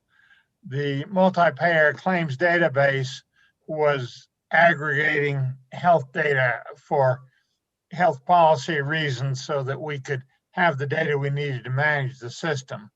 This one is much more aimed at helping providers dealing with individuals get information with regard to that individual, is my understanding of it.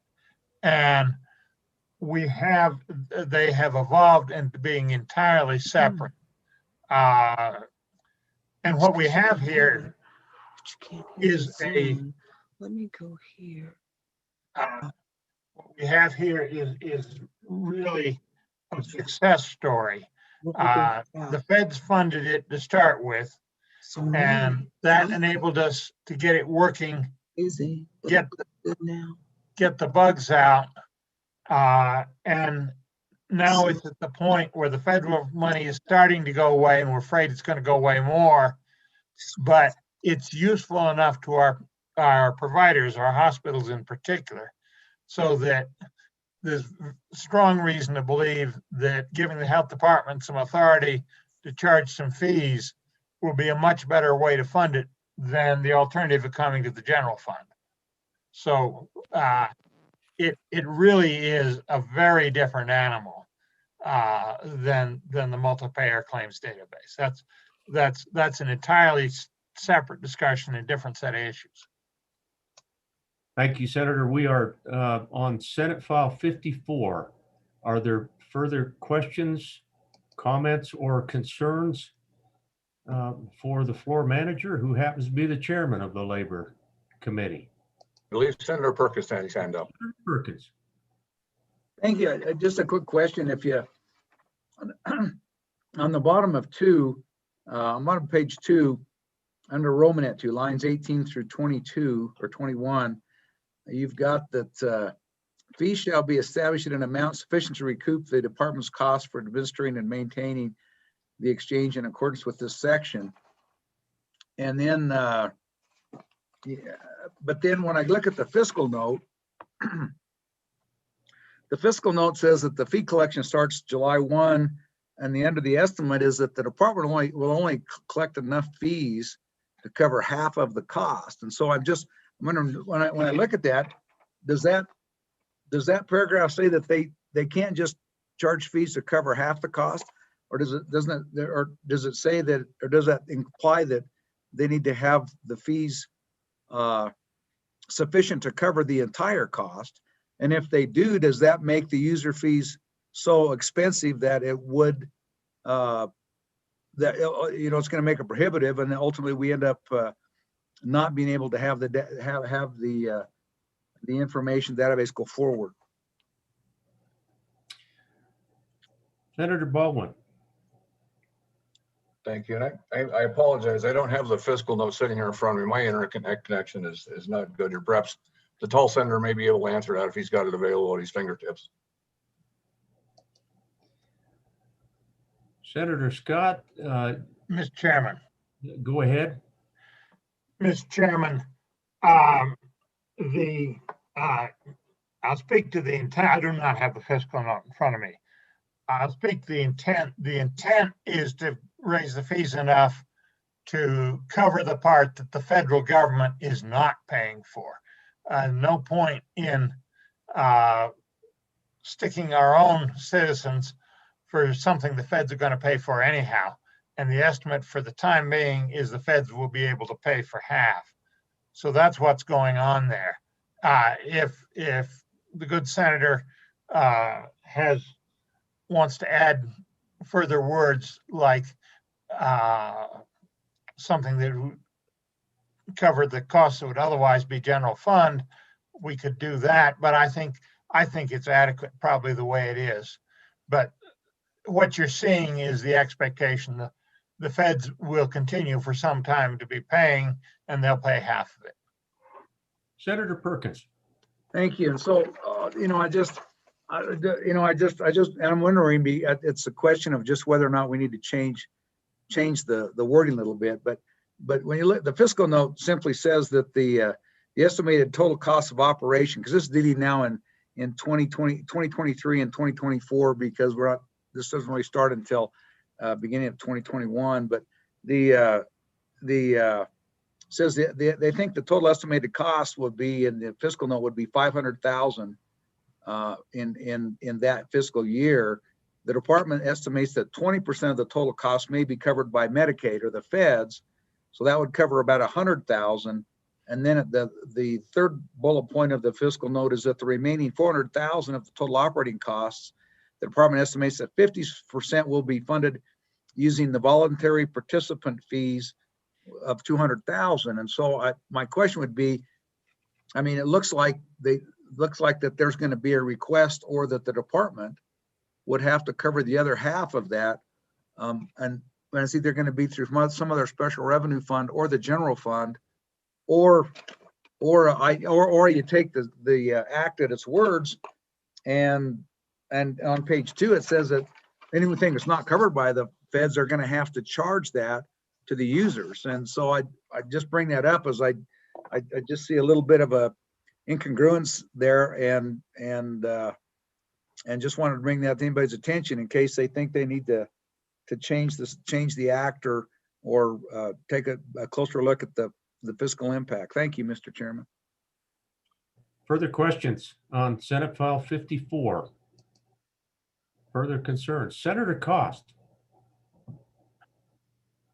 Thank you, Mr. Chairman. To the good chairman of the Labor, my question is, with Cerner, Epic, and some of the other information systems that we have in the medical arena, are they open to working in this? Because especially Cerner and Epic are the biggies out there. I just am wondering how this is going to work out. Senator Baldwin, I would just caution all of us to be careful with those formal names, but would you like to address those proprietary operations that live in this world? I would. You took the words right out of my mouth, Mr. Chairman. Some of the smaller ones have agreed, and they do want to participate. The particular one that was mentioned is not signed on, and they are by far the biggest across the United States. They are not the biggest in Wyoming, however. And yes, the feeling is that once this is demonstrated that this works, as the former chairman of this committee stated, this bill and this information exchange is geared more to the individual patient, as opposed to the other one that we talked about, which was much more geared to systems and developing new systems. This one is geared to the individual, and once those are recognized, and once this grows and develops more, I believe that those bigger information systems, and I don't like to use them, they're considered dirty words in my business. They will probably climb on board, because this does benefit the individual patients, and then, you know, on a lesser note, maybe some of the hospitals and clinics, et cetera. But the big importance and the big effect is to the individual patient and the more high quality of care that they receive. Thank you, Mr. Chairman. Senator Kinski. And Thank you, Mr. Chairman. My apologies, Senator Cost. Senator Kinski, go ahead. Thank you, Mr. Chairman, and I appreciate the feedback from the chairman of the committee. There's one sentence in particular that is of concern to me, and I get it, but it's at the bottom of one and at the top of page 2. Says this section codifies the statewide health information exchange authorized by 2016, but then it says, except that the term, quote, multi-payer, unquote, in that section shall not be codified or impose any requirements on the operation of the information exchange as provided for under this section.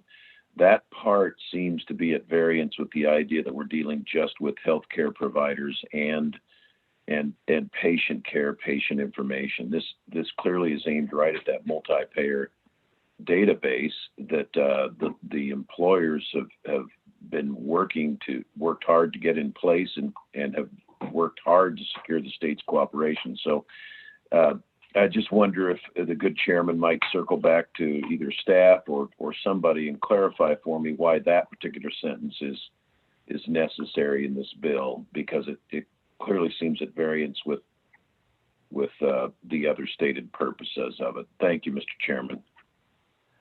Thank you, Senator Kinski. Senator Baldwin, that might be something that that could be shared if the bill goes forward, maybe shared on second reading or third reading. What say you to that? I would say, thank you, Mr. Chairman. Is that something we can look at and something we can get a better definition on, and perhaps consider an amendment to clarify that? And I will be honest, unless the former chairman has a solid answer for that, I don't have the answer at this moment. That's something I'll have to talk to staff about. Okay, Senator Scott, would you like to weigh in on that language? Mr. Chairman, I would speculate that when you look through it carefully, that's there so that the two don't get confused. And it's making an exception to make sure we aren't pulling the multi-claims payer database in, but it'd be wise to have the attorneys take a look at that, I think. Mr. Chairman, we didn't answer one of the questions from the Appropriations Chairman. The funding there is really a three-legged stool. You have the fees that are coming from the users if this passes. That's be part of it. You have the fees from Medicare, which is a beneficiary of it because it helps the Medicare patients. And then the third thing you have is, my understanding is, some separate federal grants. So there's more to the federal funding than just the Medicare part. And that's the part you aren't seeing with those other two, but that's very definitely there. And that's why we don't have to raise the fees as high. And the testimony we got in the interim committee was very much that it was valuable enough to the users, to valuable enough to their patients. And we're talking good part hospitals here, that they're willing to pay. Thank you, Senator. Senator Cost, I jumped past you on a follow-up, and my apologies for that. I want to come back to you. Thank you, Mr. Chairman. I just wanted to apologize for using proprietary names. I'll be a little more alert in the future. Thank you, Senator. This is our shakedown cruise today. So, Senators, any further questions, concerns, comments? I'm sensing that we're ready for the question on Senate File 54. All for the question. All those in favor of Senator Baldwin's motion that when the Committee of the Whole rises to report, it do so with a favorable recommendation on Senate File 54, please raise your hand to the camera. Leave it there if you would.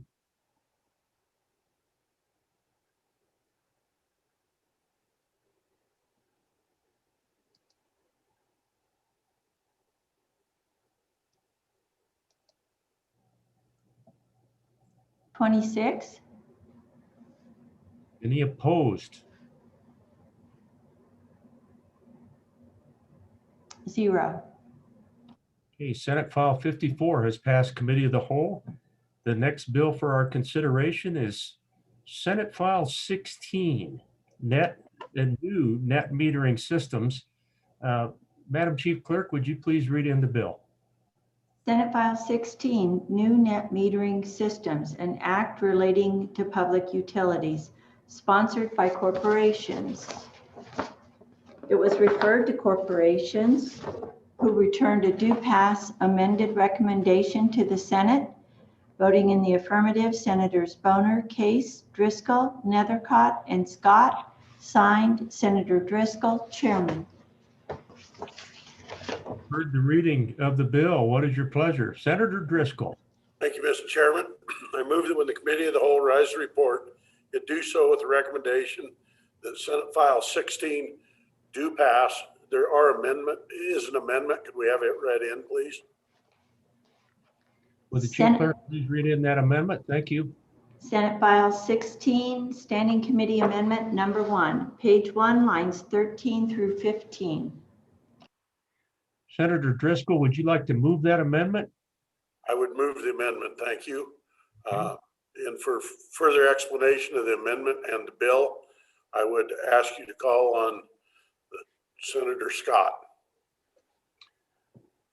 Senator Scott.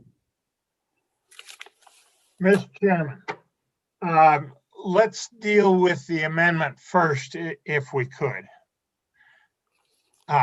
It's been read in, and Mr. Chairman, to explain the amendment, this bill attracted a lot of testimony, and some of the people who were, we listened very careful to it, and some of the people that were opposed had some criticisms of the specific way it was written, and some of those criticisms were valid.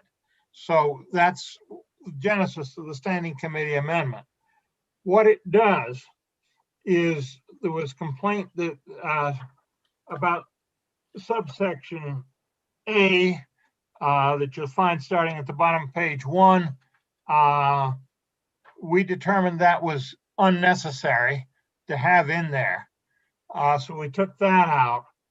And then the heart of it is in what was subsection B and will now be a new A when it's renumbered. And that was that the dates were such, as it is written, that the new systems, the new rates, the new system that this bill is proposing apply to installations that were made after the coming July 1st. But the Public Service Commission didn't have to make the determinations what those would be until the end of the year, next January 1st. And that there was going to be a period there where the people who sell the rooftop solar and to a lesser extent small wind, but it's mostly rooftop solar, that qualify for the net metering were going to be unable to do business effectively in that period because nobody knew what they were getting into and could understand their economics. And that, frankly, the committee thought that was a valid criticism. So we changed the dates so that first we gave the Public Service Commission another 3 weeks, another 3 months to April 1st to get that analysis done, set the rates. And then we applied it to systems installed instead of after July 1st, 2021 to July 1st, 2022. And that does represent some compromise. It delays a year when the new system will take effect and grandfathers in people in that year. So I suspect they'll be busy installing new solar installations in that period. But it does give them a situation where people can have certainty when they order it as to what their economics are. And then there was complaint that the lines 13 through 15 were referring to safety requirements that were required by a previous enactment that should have solved the problem and really doesn't need to be drug into this one again. So we took that out to simplify the bill down to the essentials. Mr. Chairman, that's the Standing Committee amendment. It gives us, in my judgment, a much more workable bill, and I would urge adoption of the Standing Committee amendment, and then I'll go on to explain the bill itself. I want to make sure that that everyone understands the amendment and what it does. Thank you, Senator Scott. But Senator Rothfuss. Thank you, Mr. Chairman. If it would be okay with the proponent, I think it would be useful to actually have the discussion on the bill prior to the discussion on the amendment, just so that I understand all of the concerns better as I'm contemplating the amendment. And we could certainly call for the question debate now, but I'd love to understand everything a little bit better before making decisions on the paragraphs and whether to delete them. Senator Scott, I actually don't have any problem with that, and neither do I, Mr. Chairman. If we want to proceed, come back to the amendment. Let's talk about the bill a little bit, if you would. Mr. Chairman, basically, to understand the bill, you need to understand the cost structure for electric utilities. the way, and it's surprising, the way utilities work, about vicinity, and I'm giving an approximation because it'll be different for different companies, but approximately a quarter of the cost varies with the power that you need to produce. It's basically the fuel cost of providing that power. And if you have the power provided by other means, like a rooftop solar, the utility avoids that quarter of the cost. About 3/4 of the cost is to provide the capability to first deliver the power and to provide the peaking power. And that cost has to be recovered. And there's lots of there's 100 years of federal precedent based on the 5th and 14th Amendments that says you have to allow recovery of that cost. The confusion in part comes because typically your utility bill will have a fixed hookup charge and then a per kilowatt hour charge that is typically a lot larger portion of the bill than the hookup charge, and that does not correspond to that 3/4, 1/4 division. And there's two reasons it doesn't. One, part of the cost that's in that 3/4 that you don't avoid with the rooftop solar is to provide the peaking power, and that is somewhat a function of the total demand. So it makes sense to recover that in the per kilowatt hour charge, but it is a cost that you have to recover if you're going to hook up to the system at all and use it for peaking purposes. The other problem is that if you recovered all that 3/4 of a charge in the hookup charge, you would do tremendous economic damage to probably the majority of our citizens. Their power bills would go way up, and the power bills of the large industrial users would come way down. And that would have all kinds of very unpleasant consequences. And they'd be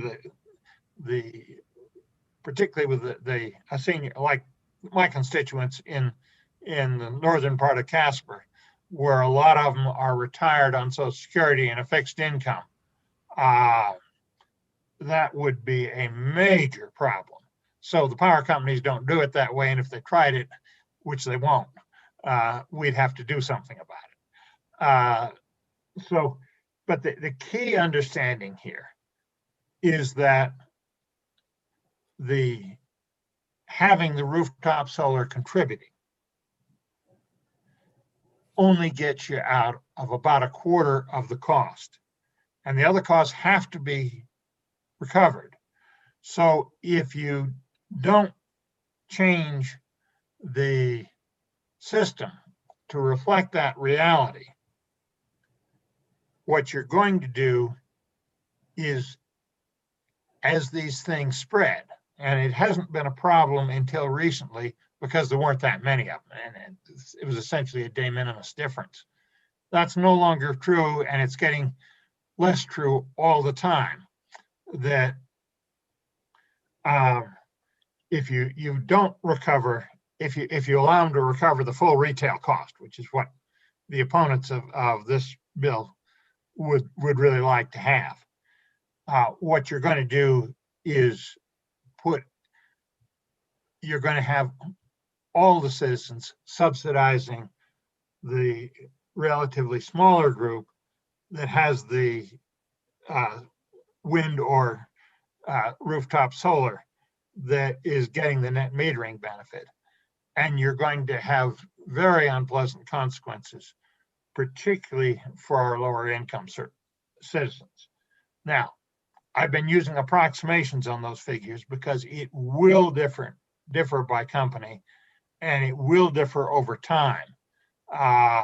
And it'll depend in part on the kind of generation mix that your companies have.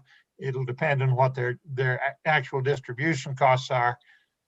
So what the bill does is have the Public Service Commission deal with that sort of issue and set the principles, and then the Public Service Commission figures out what the specific economics are and allows that change.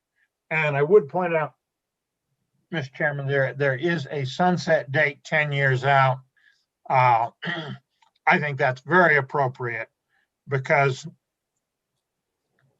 the world of power generation is in rapid flux, and having that sunset date in gives us the ability to say, okay, the world has changed and the principles we set here may not apply any longer. We may need to force the Public Service Commission to relook at the specific issues, and they're well equipped to do that. That's the kind of issue that is their stock and trade. So I think the sunset date is quite appropriate in any bill like this that deals with the rate setting in the generation area. So, Mr. Chairman, we can take questions now or after we've dealt with standing committee amendment, whatever your pleasure is. Questions for the senator. I want to make sure that cost shifting and subsidizing and all of that was understood, because it does, then the amendment certainly pertains to that and why we are fixing those dates in the amendment. Any questions of the senator? Senator Schuler. Thank you, Mr. Chairman. Not really a question, but just a comment, I guess. I was on the Corporations Committee when we first brought this up 2 years ago, and it was, as many have mentioned, we got hundreds and probably still have, if we counted them all up, a few hundred folks that really oppose this, mostly the electric or the folks that had rooftop solar. I voted against the bill the first time around. And as I've kind of gone through the process and learned more about what we're talking about here, I do feel like even though it is still kind of a minuscule amount of folks that have rooftop solar, it is growing, as a good senator mentioned. And it's probably good that we take care of it now instead of later. But the two things that really helped me to kind of support this, at least this year, is the fact that the PSC were handing off the determination of the appropriate prices to the PSC, and that makes a lot of sense to me, rather than the legislature. And also, I think the idea of grandfathering in those that have the rooftop solar right now makes a lot of sense as well. So on and for the bill. Thank you. Okay, thank you. Senator Perkins. Thank you. Just a quick question. I remember in listening to some net metering testimony in a committee several years ago, talking about that I think it was a data center that was putting up, I think, I can't remember, solar, maybe even been some wind. And they actually, as they put it up, they built in about a 40 or more % excess capacity, with the idea that they would force net metering to help them subsidize the construction of their renewable energy source that was going to be captive to them. Would that be permissible? And if it is, would this help resolve that issue so that people that have money and simply just don't overbuild and thereby provide a way to subsidize the construction or the construction of their own solar source? Thanks. Senator Scott. Mr. Chair.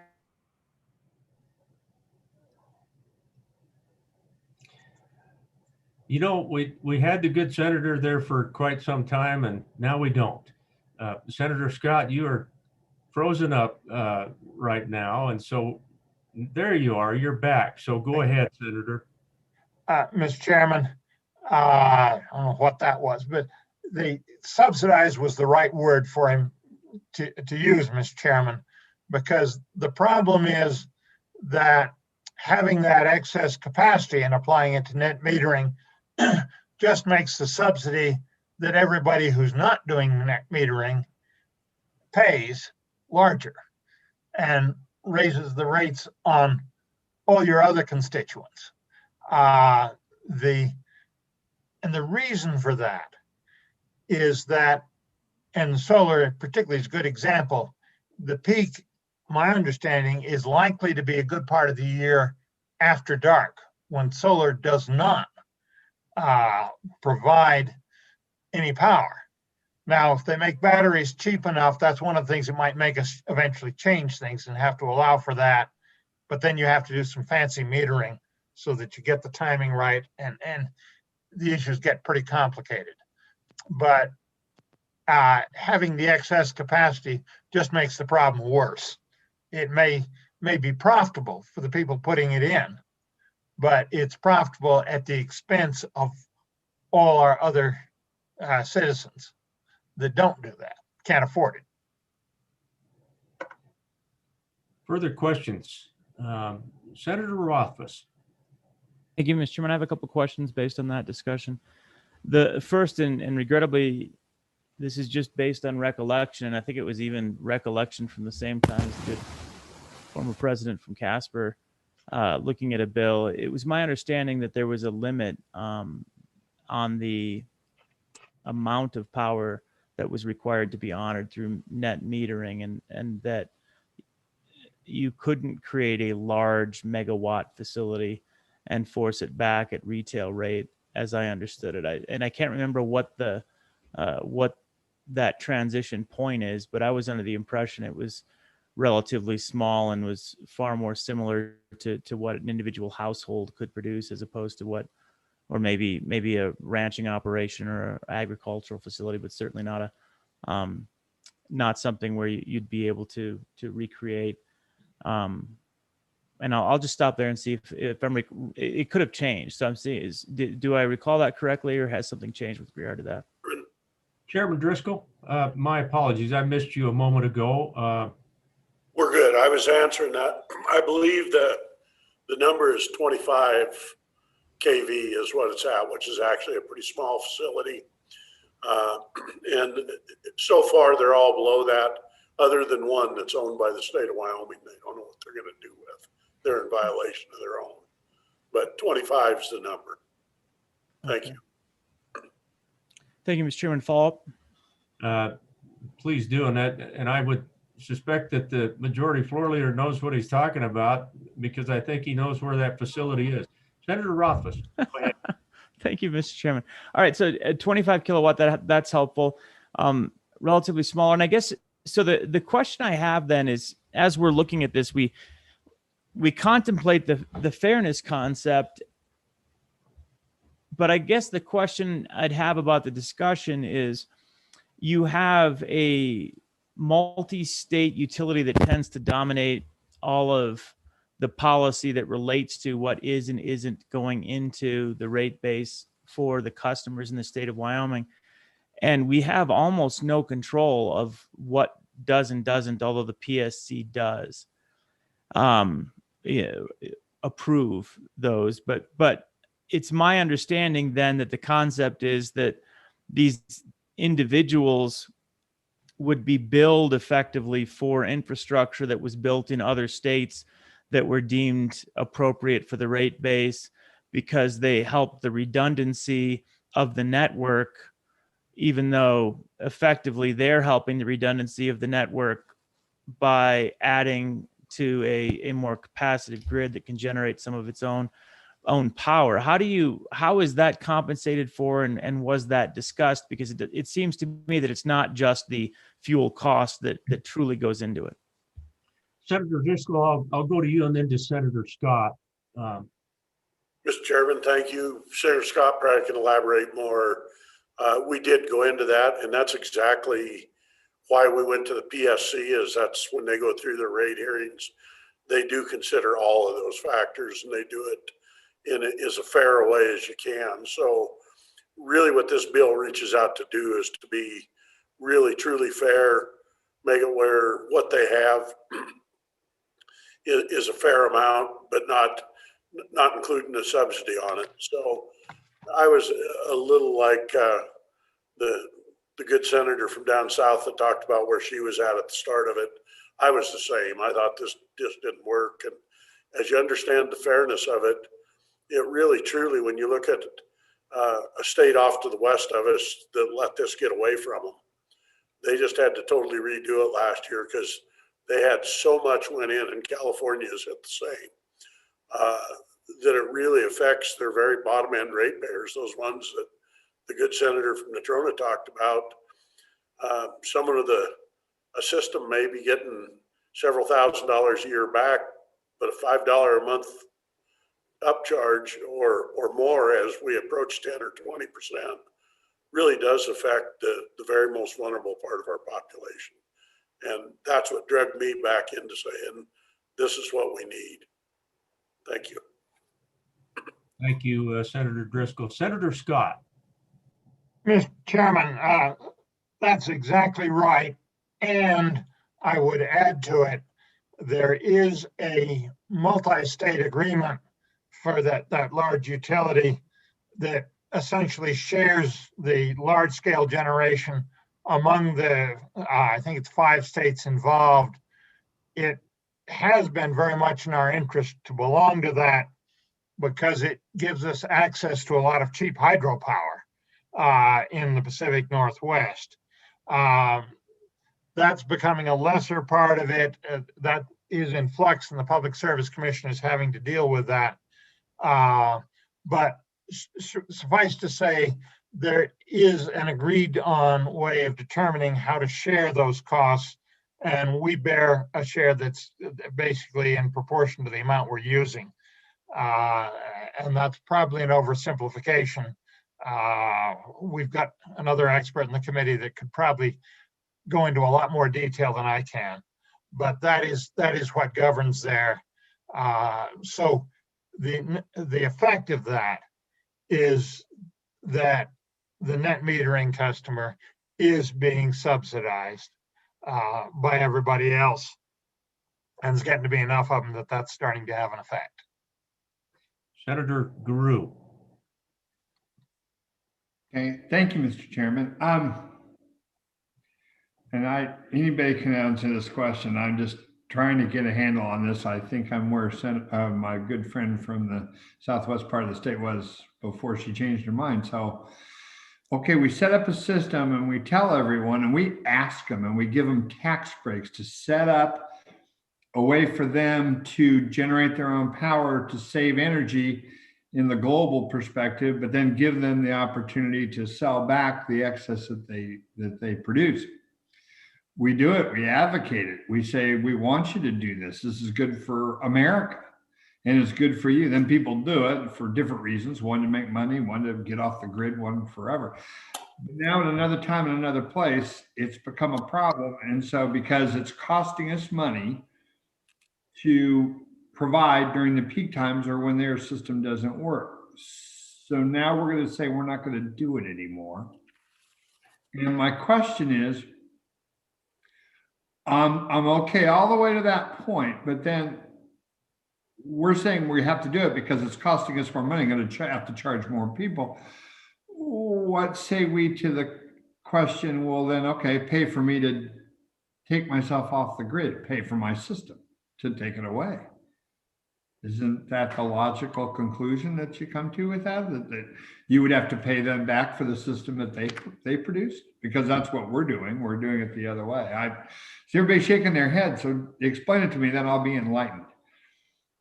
Senator Scott, can you enlighten? Mr. Chairman, it's exactly that problem that led us to have 2 classes here, grandfathering in the ones that have already put the system in, because, you know, we were incentivizing it as a society because we wanted to see what could be done.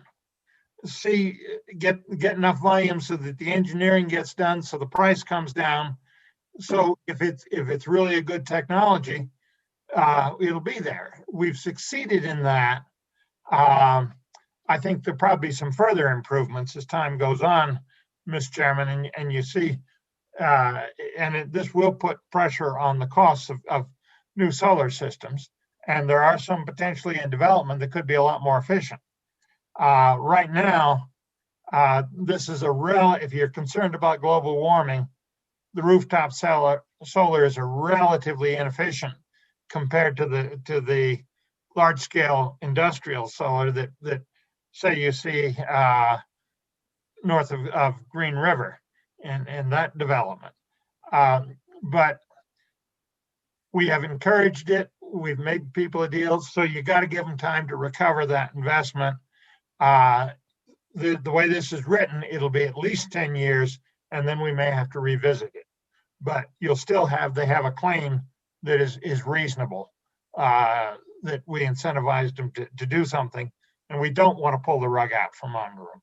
What we're trying to do, Mr. Chairman, and that's why it's important to do it now, is get the expansion of that controlled and stopped before it really has major adverse consequences on the rest of the ratepayers.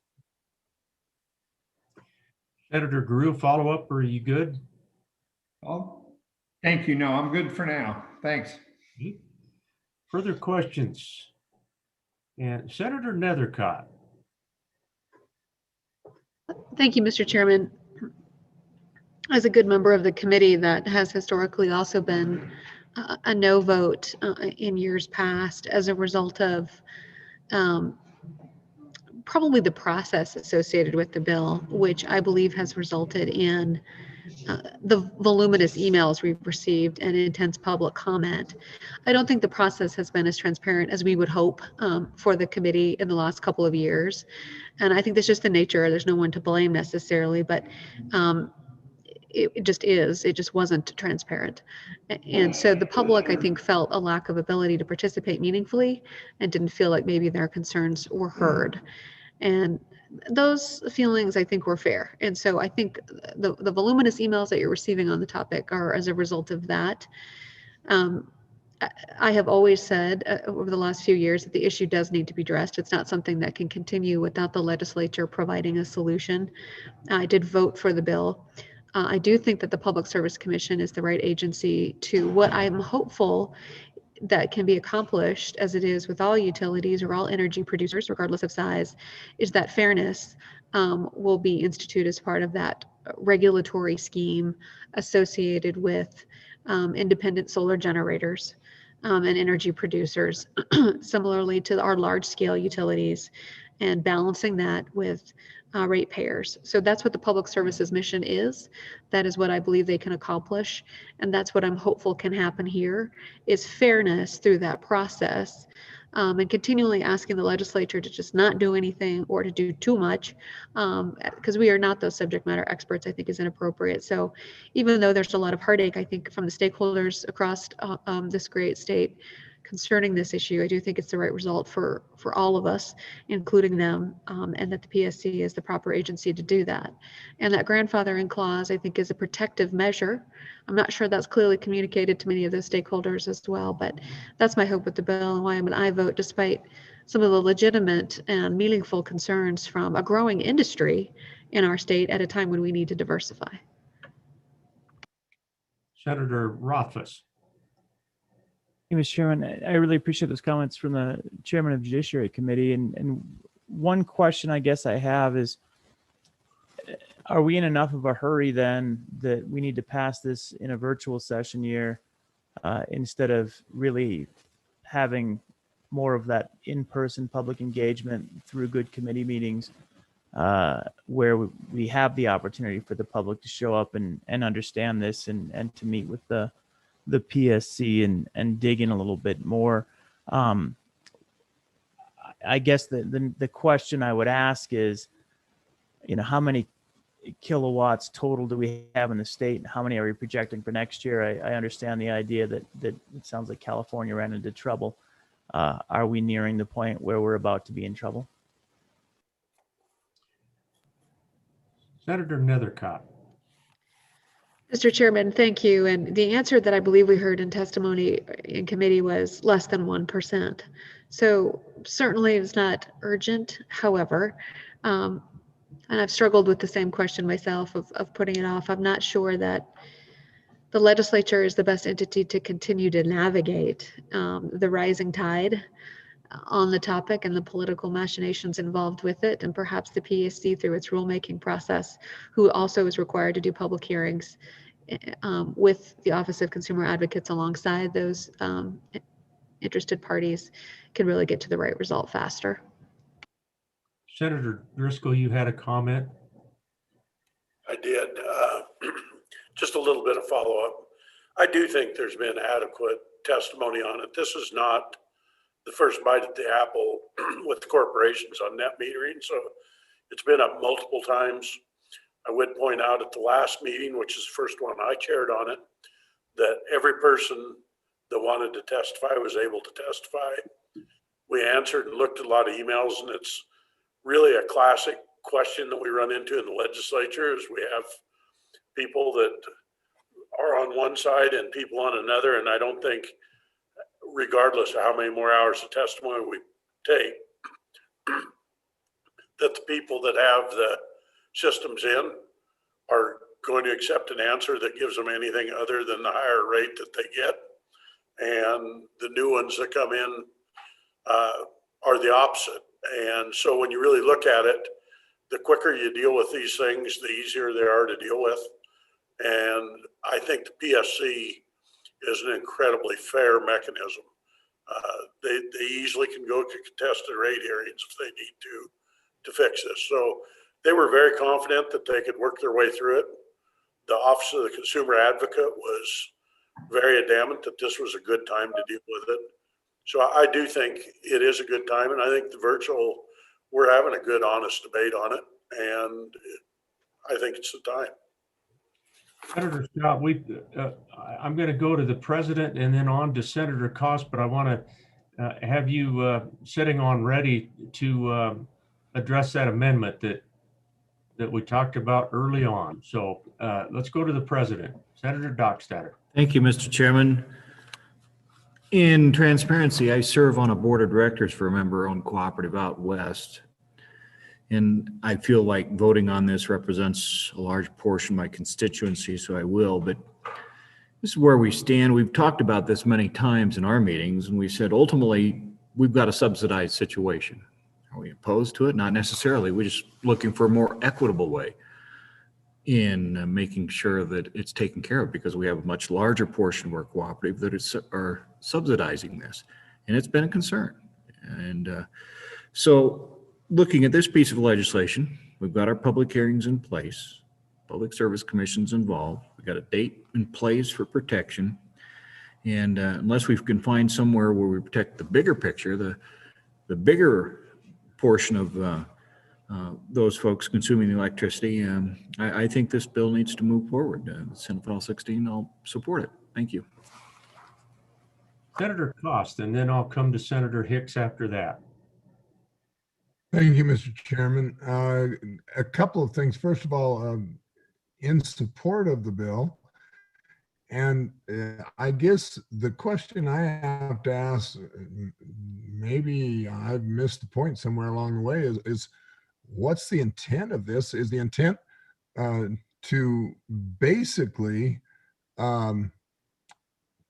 primarily offset part or all of the customer's generator requirements, or is it for the customer to make a profit off of it? I mean, there's a difference there, and I'm just wondering if it's to make a profit, that's not, in my mind, what it ever was the intent to be. And so just equating that out seems to be reasonable. So I guess if somebody has a different focus, I'd love to hear it. Hopefully somebody from the Corporations Committee was writing down that question from the senator from up north. I want to go to Senator Hicks, and then I'll go to Senator Hutchings and Senator Rothfuss after that. So Senator Hicks. Mr. Chairman, I just wanted to bring to your attention that Senator Hutchings has been very patient and very diligent and had her hand up on numerous occasions. So I will yield my time to Senator Hutchings. I appreciate that. And my apologies, senators. As you know, we've all operated this system, and oftentimes people end up on the second page. And my apologies if I've missed folks during the day. But Senator Hutchings. Thank you, Mr. Chairman, and thank you, Senator Hicks. Mr. Vice President, I have no problem with that. I totally understand. And I just have to really thank the tall senator from Bates Creek for helping me understand this, because I too am kind of on the fence on this bill. Everyone in my district seems like those who have called me and outside, don't do it, vote no. But now I'm beginning to understand slowly what's going on, and I see why we have a need. One question, this is another result of subsidizing something, making it cheap and more available, so people jump on with promises of getting even more subsidies from this program. Then we have problems, and the state has to come in and fix it. From what I gather, the amendments cover most of the fears my constituents may have, where there is a sunset date. Those who have it will be grandfathered in. Those who want it within the next 10 years won't get the, for lack of a better word, the payback for having these systems. Do I have that down packed, Mr. Chairman or Senator Scott? Thank you. So Senator Cost and Senator Hutchings have posed some questions. Who would like to try to handle those? Senator Scott. Mr. Chairman, let me deal with the most recent question first. The 10-year grandfather clause, which could well be extended depending on the situation in 10 years out, is intended to be fair to the people that have done it. And the way we're doing it in this bill, it gives those that really want to another year to get in on that. And yes, they're being subsidized. And frankly, Mr. Chairman, initially that subsidy made more sense than it does now, because you're talking about a relatively small number of people. So you weren't going to affect the other customers very much. You'd be hard pressed to measure it. But it's at the rate it's growing, that will no longer be true. And what's happened is that having the demand there has led to as many new developments are, you get the demand, the engineering then progresses because there's a reason for it, and they make what they're doing cheaper, and that makes it more rational. The subsidy, I think, has achieved its objectives. And one of the things that's happened is that it turns out, in terms of if you're concerned about reducing emissions from fossil fuels, and that's what many of these people are, they want to see a decrease in the use of fossil fuels due to the global warming issue. There's more economic ways of doing it on a larger scale. And that's been a product of this whole process. So we've learned quite a bit. So there was some rationality to the subsidy system, but it's in the process of getting out of hand, and we can look at the experience in other states and see how rapidly it can get out of hand. And you've got some very effective salesmen here, and they've been selling. What else is new in the world? Mr. Chairman, with regard to the question, is it simply a matter of profit? Yes and no. I think it is for some of the people. I think for others, they're hostile to the fossil fuel industry.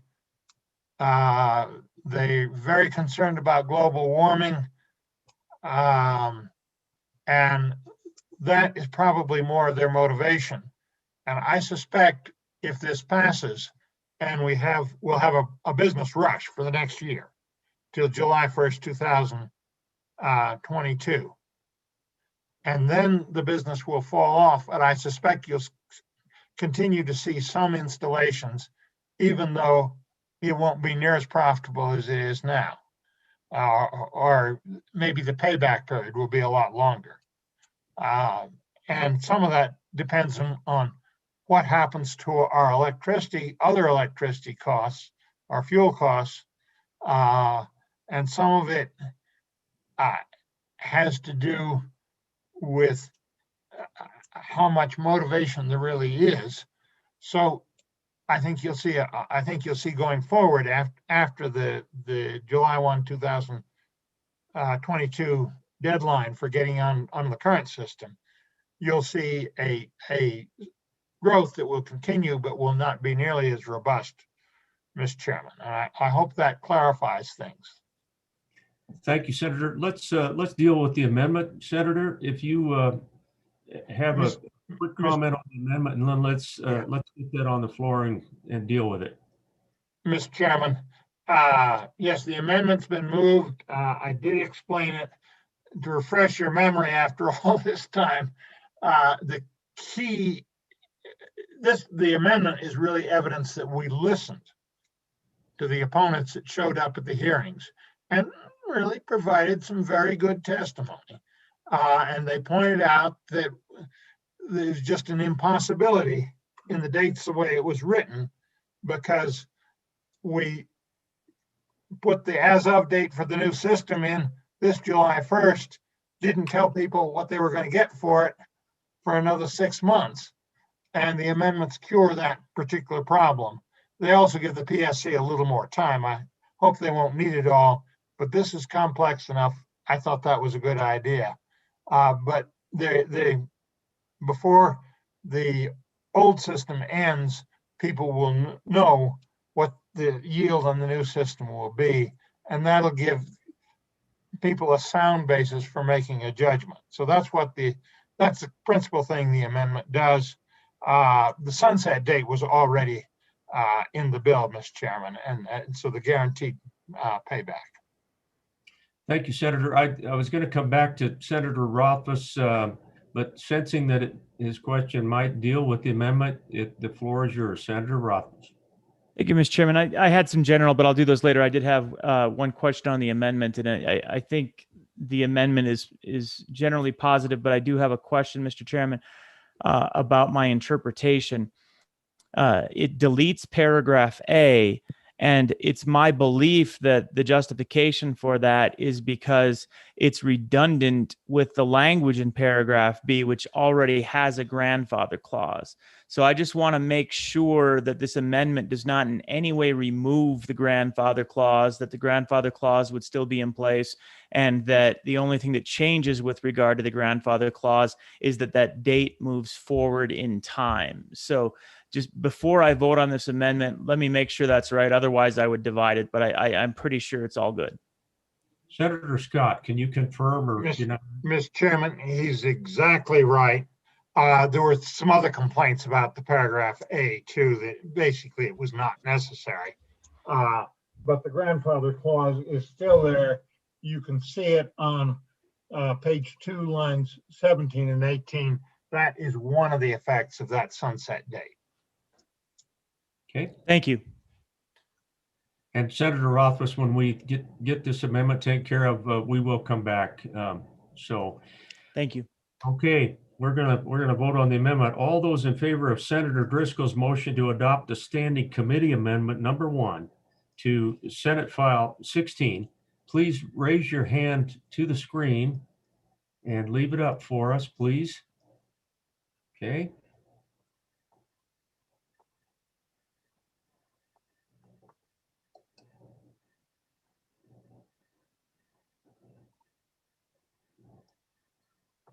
$27.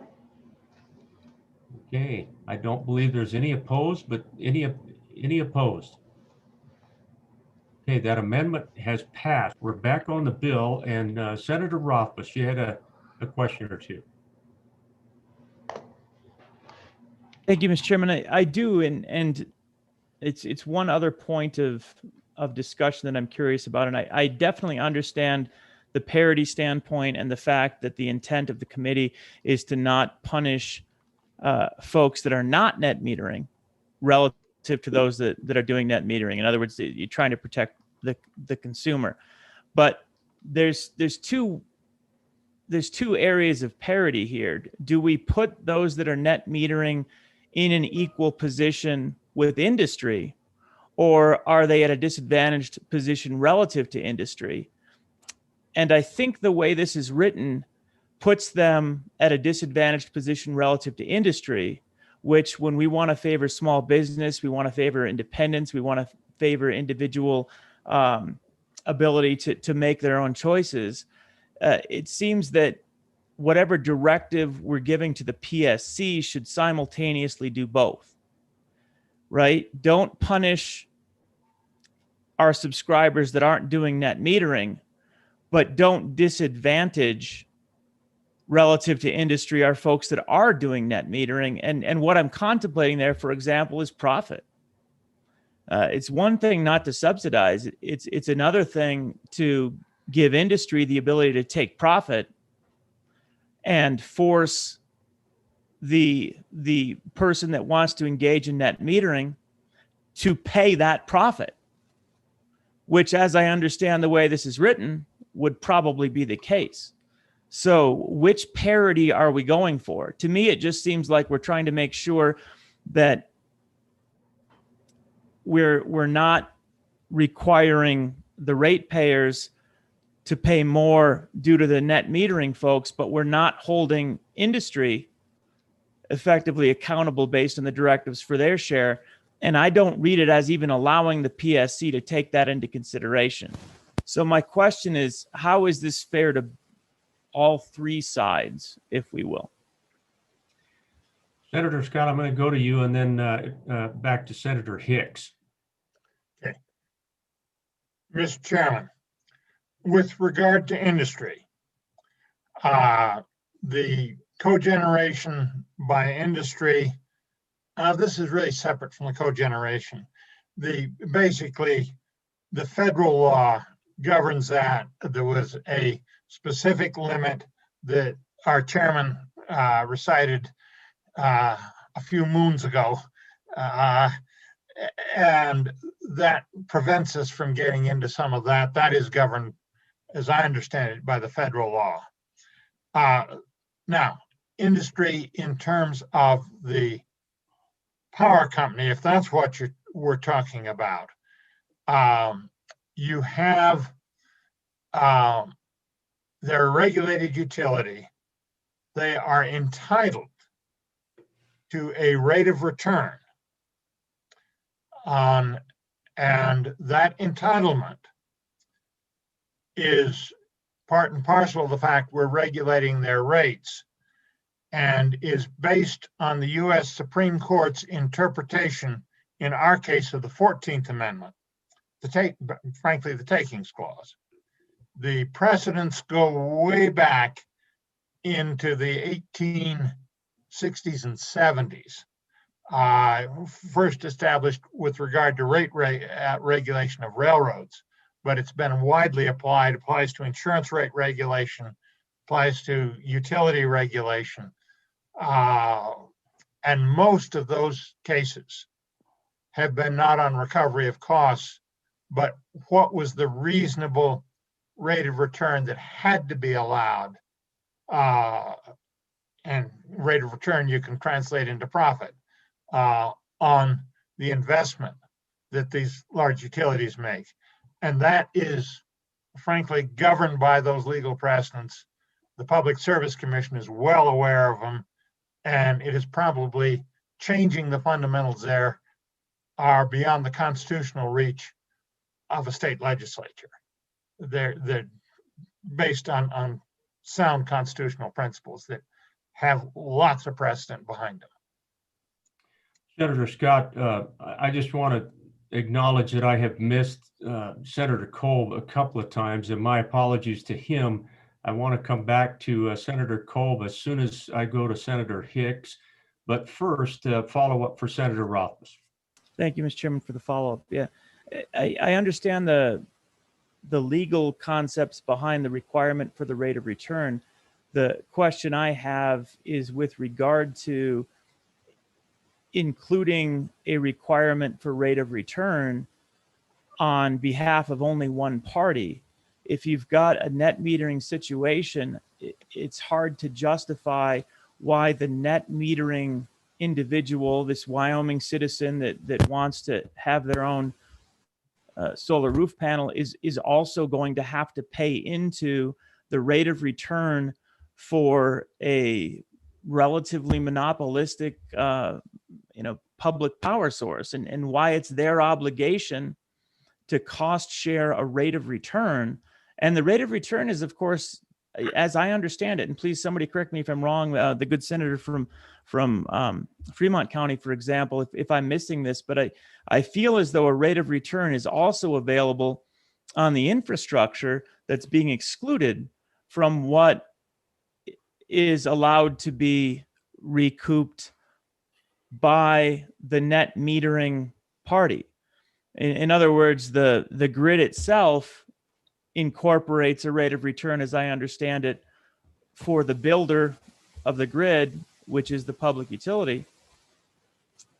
And that entity that's going to be doing the net metering is going to have to be paying for the profit of the public utility as drafted. Am I missing that? Because I don't think it can be interpreted otherwise. So, senators, I think you're getting a sense of why the Corporations Committee spent nearly 10 hours of testimony on this topic alone last year. But Senator Scott, and then we'll go to Senator Hicks, and then to Senator Kolb. Mr. Chairman, if there is a case that the individual should be getting a rate of return allowance in terms of the amount of subsidy they're entitled to, that would be something that the Public Service Commission, they know how to deal with that, determine what it properly is. They know the legal precedents there. That'd be something that they would deal with. I'm going to speculate that those people are probably, because they are doing it entirely voluntarily and are not under an obligation to serve the way a power company is, that maybe the constitutional things that cause that rate of return are not present here. But it is an issue for the Public Service Commission to deal with, Mr. Chairman. Senator Scott, it seems to me that there might be room for a potential amendment on that front too. But Senator Rothfuss, one more time, and then I'm going to. Thank you, and sorry to belabor this point, but I do think it's important, Mr. Chairman, and I agree with the good senator from Natrona that the PSC knows how to do that. But I do believe, as you just intimated, that the language doesn't allow them to, in this particular case, because of the words, the system shall prevent subsidization of customer generators compared to other customers of the electric utility, which would preclude them from taking into consideration the different circumstances as I read it. Maybe I'm wrong, but that is the source of that concern. It would need to be flexible enough that they could take into consideration that the net metering entity should be treated in many ways equivalent to the public service, and in other ways equivalent to the consumer, and not just take whatever the consumer is dealt. Senator Nethercott, because that was kind of formulated as a question, maybe you can answer Senator Rothfuss on that front. Mr. Chairman, I think you alluded to this, and I know the hour's late and everyone is ready to vote, that perhaps an amendment is there forthcoming, and I do have an amendment, hopefully, to address some of those issues that I will share on second reading. Thank you. Hopefully. I appreciate that. Thank you. And Senator Rothfuss, I don't mean to shut anybody down, but thank you. Senator Hicks. Okay, let's go to Senator Kolb. And once again, Senator Kolb, my apologies for missing you earlier. Yeah, it's real difficult to, thank you, Mr. Chairman, to catch up on everything. I am new, but I'm not new to this field. I've been a master electrician for almost 40 years. And before that, a journeyman, and before that, an apprentice. So I think I understand the situation probably better than most. There is a cost for people using net metering to the rest of the public. It's undeniable. You know, and the longer we do delay a answer on this subject to the public, we're doing them a disservice, because there are investments being made with certain expectations. So I think they do have to have an answer. But anybody that thinks that there's a free meal out there without paying the cost of all those power lines, all those folks you might see working at midnight repairing said power lines, the whole infrastructure system, besides the generation system, there's a cost involved. And at the end, some folks, I guess, want to go off the grid because they feel they want to, they can. But they enjoy the benefit of having a backup power system when the sun doesn't shine and the wind doesn't blow. Well, it's not living in reality. I think too long I've heard in this country that we all think that everybody's a winner, everything's free. Well, none of those things are true. There's a cost to everything. And right now, as me being a person who doesn't use net metering, I'm paying, you're paying, we're all paying for this. And it's becoming an issue. And I do support this bill has been amended. I think it's a good compromise with people that already have systems in place. And I think that 25 kW, if you knows what those numbers mean, which I know they're just a number, but it's actually about 166 amps at 120 volts and 83 amps at 240. Maybe that doesn't mean a lot to you, but the average power consumption in your house is less than that. The average is less. It is going to be a crisis because the systems have the potential of overloading the entire grid within your neighborhood. They're not designed to take this. So there's going to be, compromises and infrastructure changes to be made that have to be paid for. And I think people that use net metering need to pay for those costs. So thank you for my time to comment. Senator Kolb, thank you very much. Senator French. Senator, I think you hit your button to mute yourself. If you just unmute, and the floor is yours.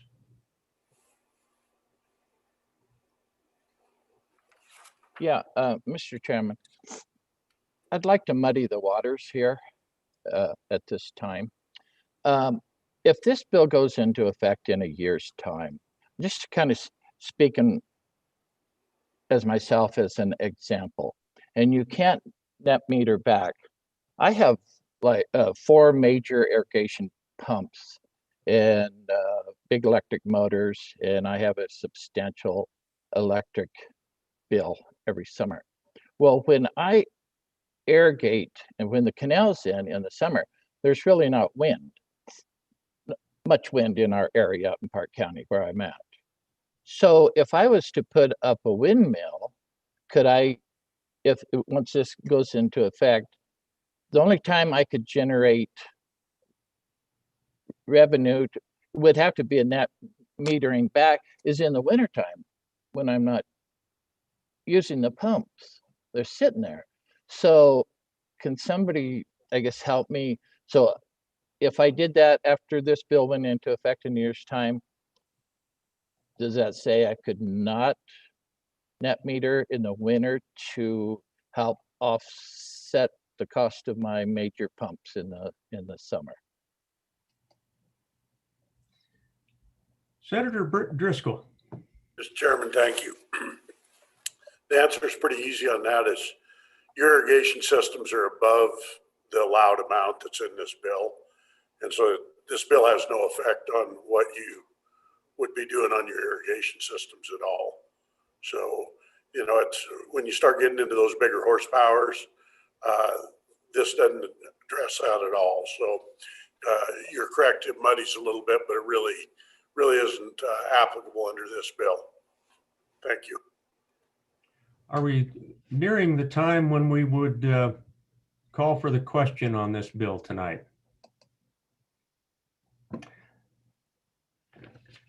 All those in favor of Senator Driscoll's motion that when the committee of the whole rises to report, that it do so with a due pass recommendation on Senate File 16, please raise your hand to the screen and keep it there. Or the chief clerk.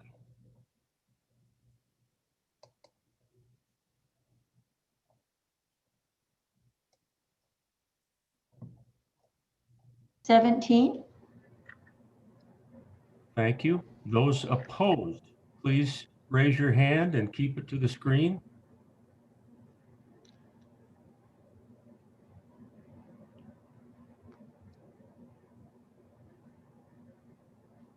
$4.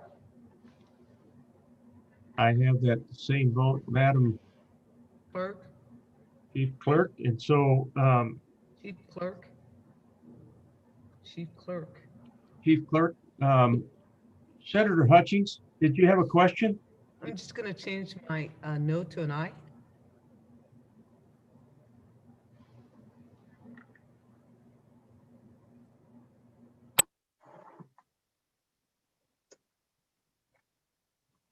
I have a count of 18-3.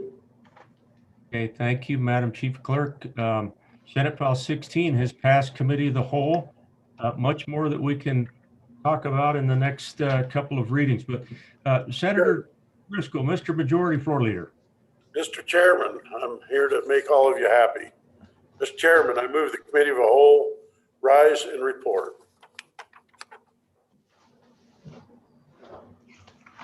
Heard the motion. All in favor, raise your hands. Thank you very much. I think it probably was unanimous, Mr. Majority Floor Leader. That motion is passed. Back to you, Mr. President.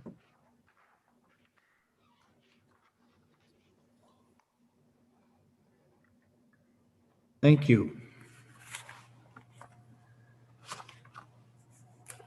You've heard the reading clerk will read the committee of the whole report. Mr. President, your committee of the whole, having had under consideration bills on general file, begs leave to report as follows. Senate File 32, due pass amended. Senate File 12, failed to pass committee of the whole and was indefinitely postponed. Senate File 29, due pass amended. Senate File 4, re-referred to committee, standing committee number 8. Senate File 10, failed to pass committee of the whole and was indefinitely postponed. Senate File 14, do pass. Senate File 41, do pass. Senate File 18, do pass. Senate File 44, re-referred to committee, standing committee number 2, appropriations. Senate File 54, do pass. Senate File 16, do pass. Chairman Landon, signed by Chairman Landon. Mr. President, I move for adoption of the committee of the whole report. Thank you. You've heard the motion. All in favor, say aye. Aye. All opposed, no. Motion carried. Report has been adopted. Chief Clerk, you have some standing committee reports. I do. Mr. President, January 27th, 2021, your committee number 2, appropriation, to whom was referred, Senate File 37, omnibus water bill planning, respectfully reports the same back to the Senate with the recommendation that it do pass. Voting in the affirmative, Senators Garreau, Hicks, Kinski, Perkins, and Steinmetz. Signed, Drew Perkins, Chairman. Mr. President, your committee number 2, appropriations, to whom was referred Senate File 45, monthly ad valorem tax revisions, respectfully reports the same back to the Senate with the recommendation that it do pass. Voting in the affirmative, Senators Garreau, Hicks, Kinski, Perkins, Steinmetz. signed Drew Perkins, Chairman.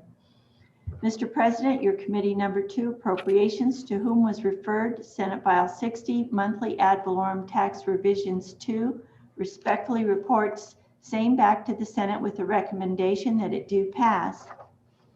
Voting in the affirmative, Senators Garou, Hicks, Kinski, Perkins, and Steinmetz, signed Drew Perkins, Chairman. Mr. Majority Floor Leader, that clears the desk.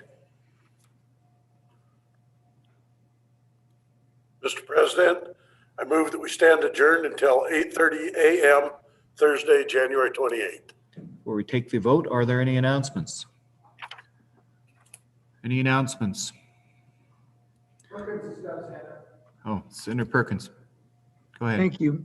Thank you, Mr. President. Mr. President, your Senate Appropriations Committee will meet 5 minutes after adjournment to take up the bills that we referred, I think it's, and haven't been discussed yet. I think it's Senate File 50, Senate File 44, if I remember right. Further announcements? Thank you, Senator Perkins, Chairman Perkins. Any other announcements? I will note for you that tomorrow morning, just as we get started, I've invited former President Senator Eli Bebout to join us by Zoom to acknowledge Senator Coe and to read this resolution for us. And so we'll have a moment to remember Senator Coe tomorrow and former Senator Eli Bebout helping us out by Zoom tomorrow. So be aware of that. That'll be about 8:30 tomorrow. All right. For the motion, all those in favor of the Senate, that the Senate will still stand adjourned until 8:30 a.m. Thursday, January 28th. All those in favor say aye. Aye. Those opposed say no. Okay. Motion is passed.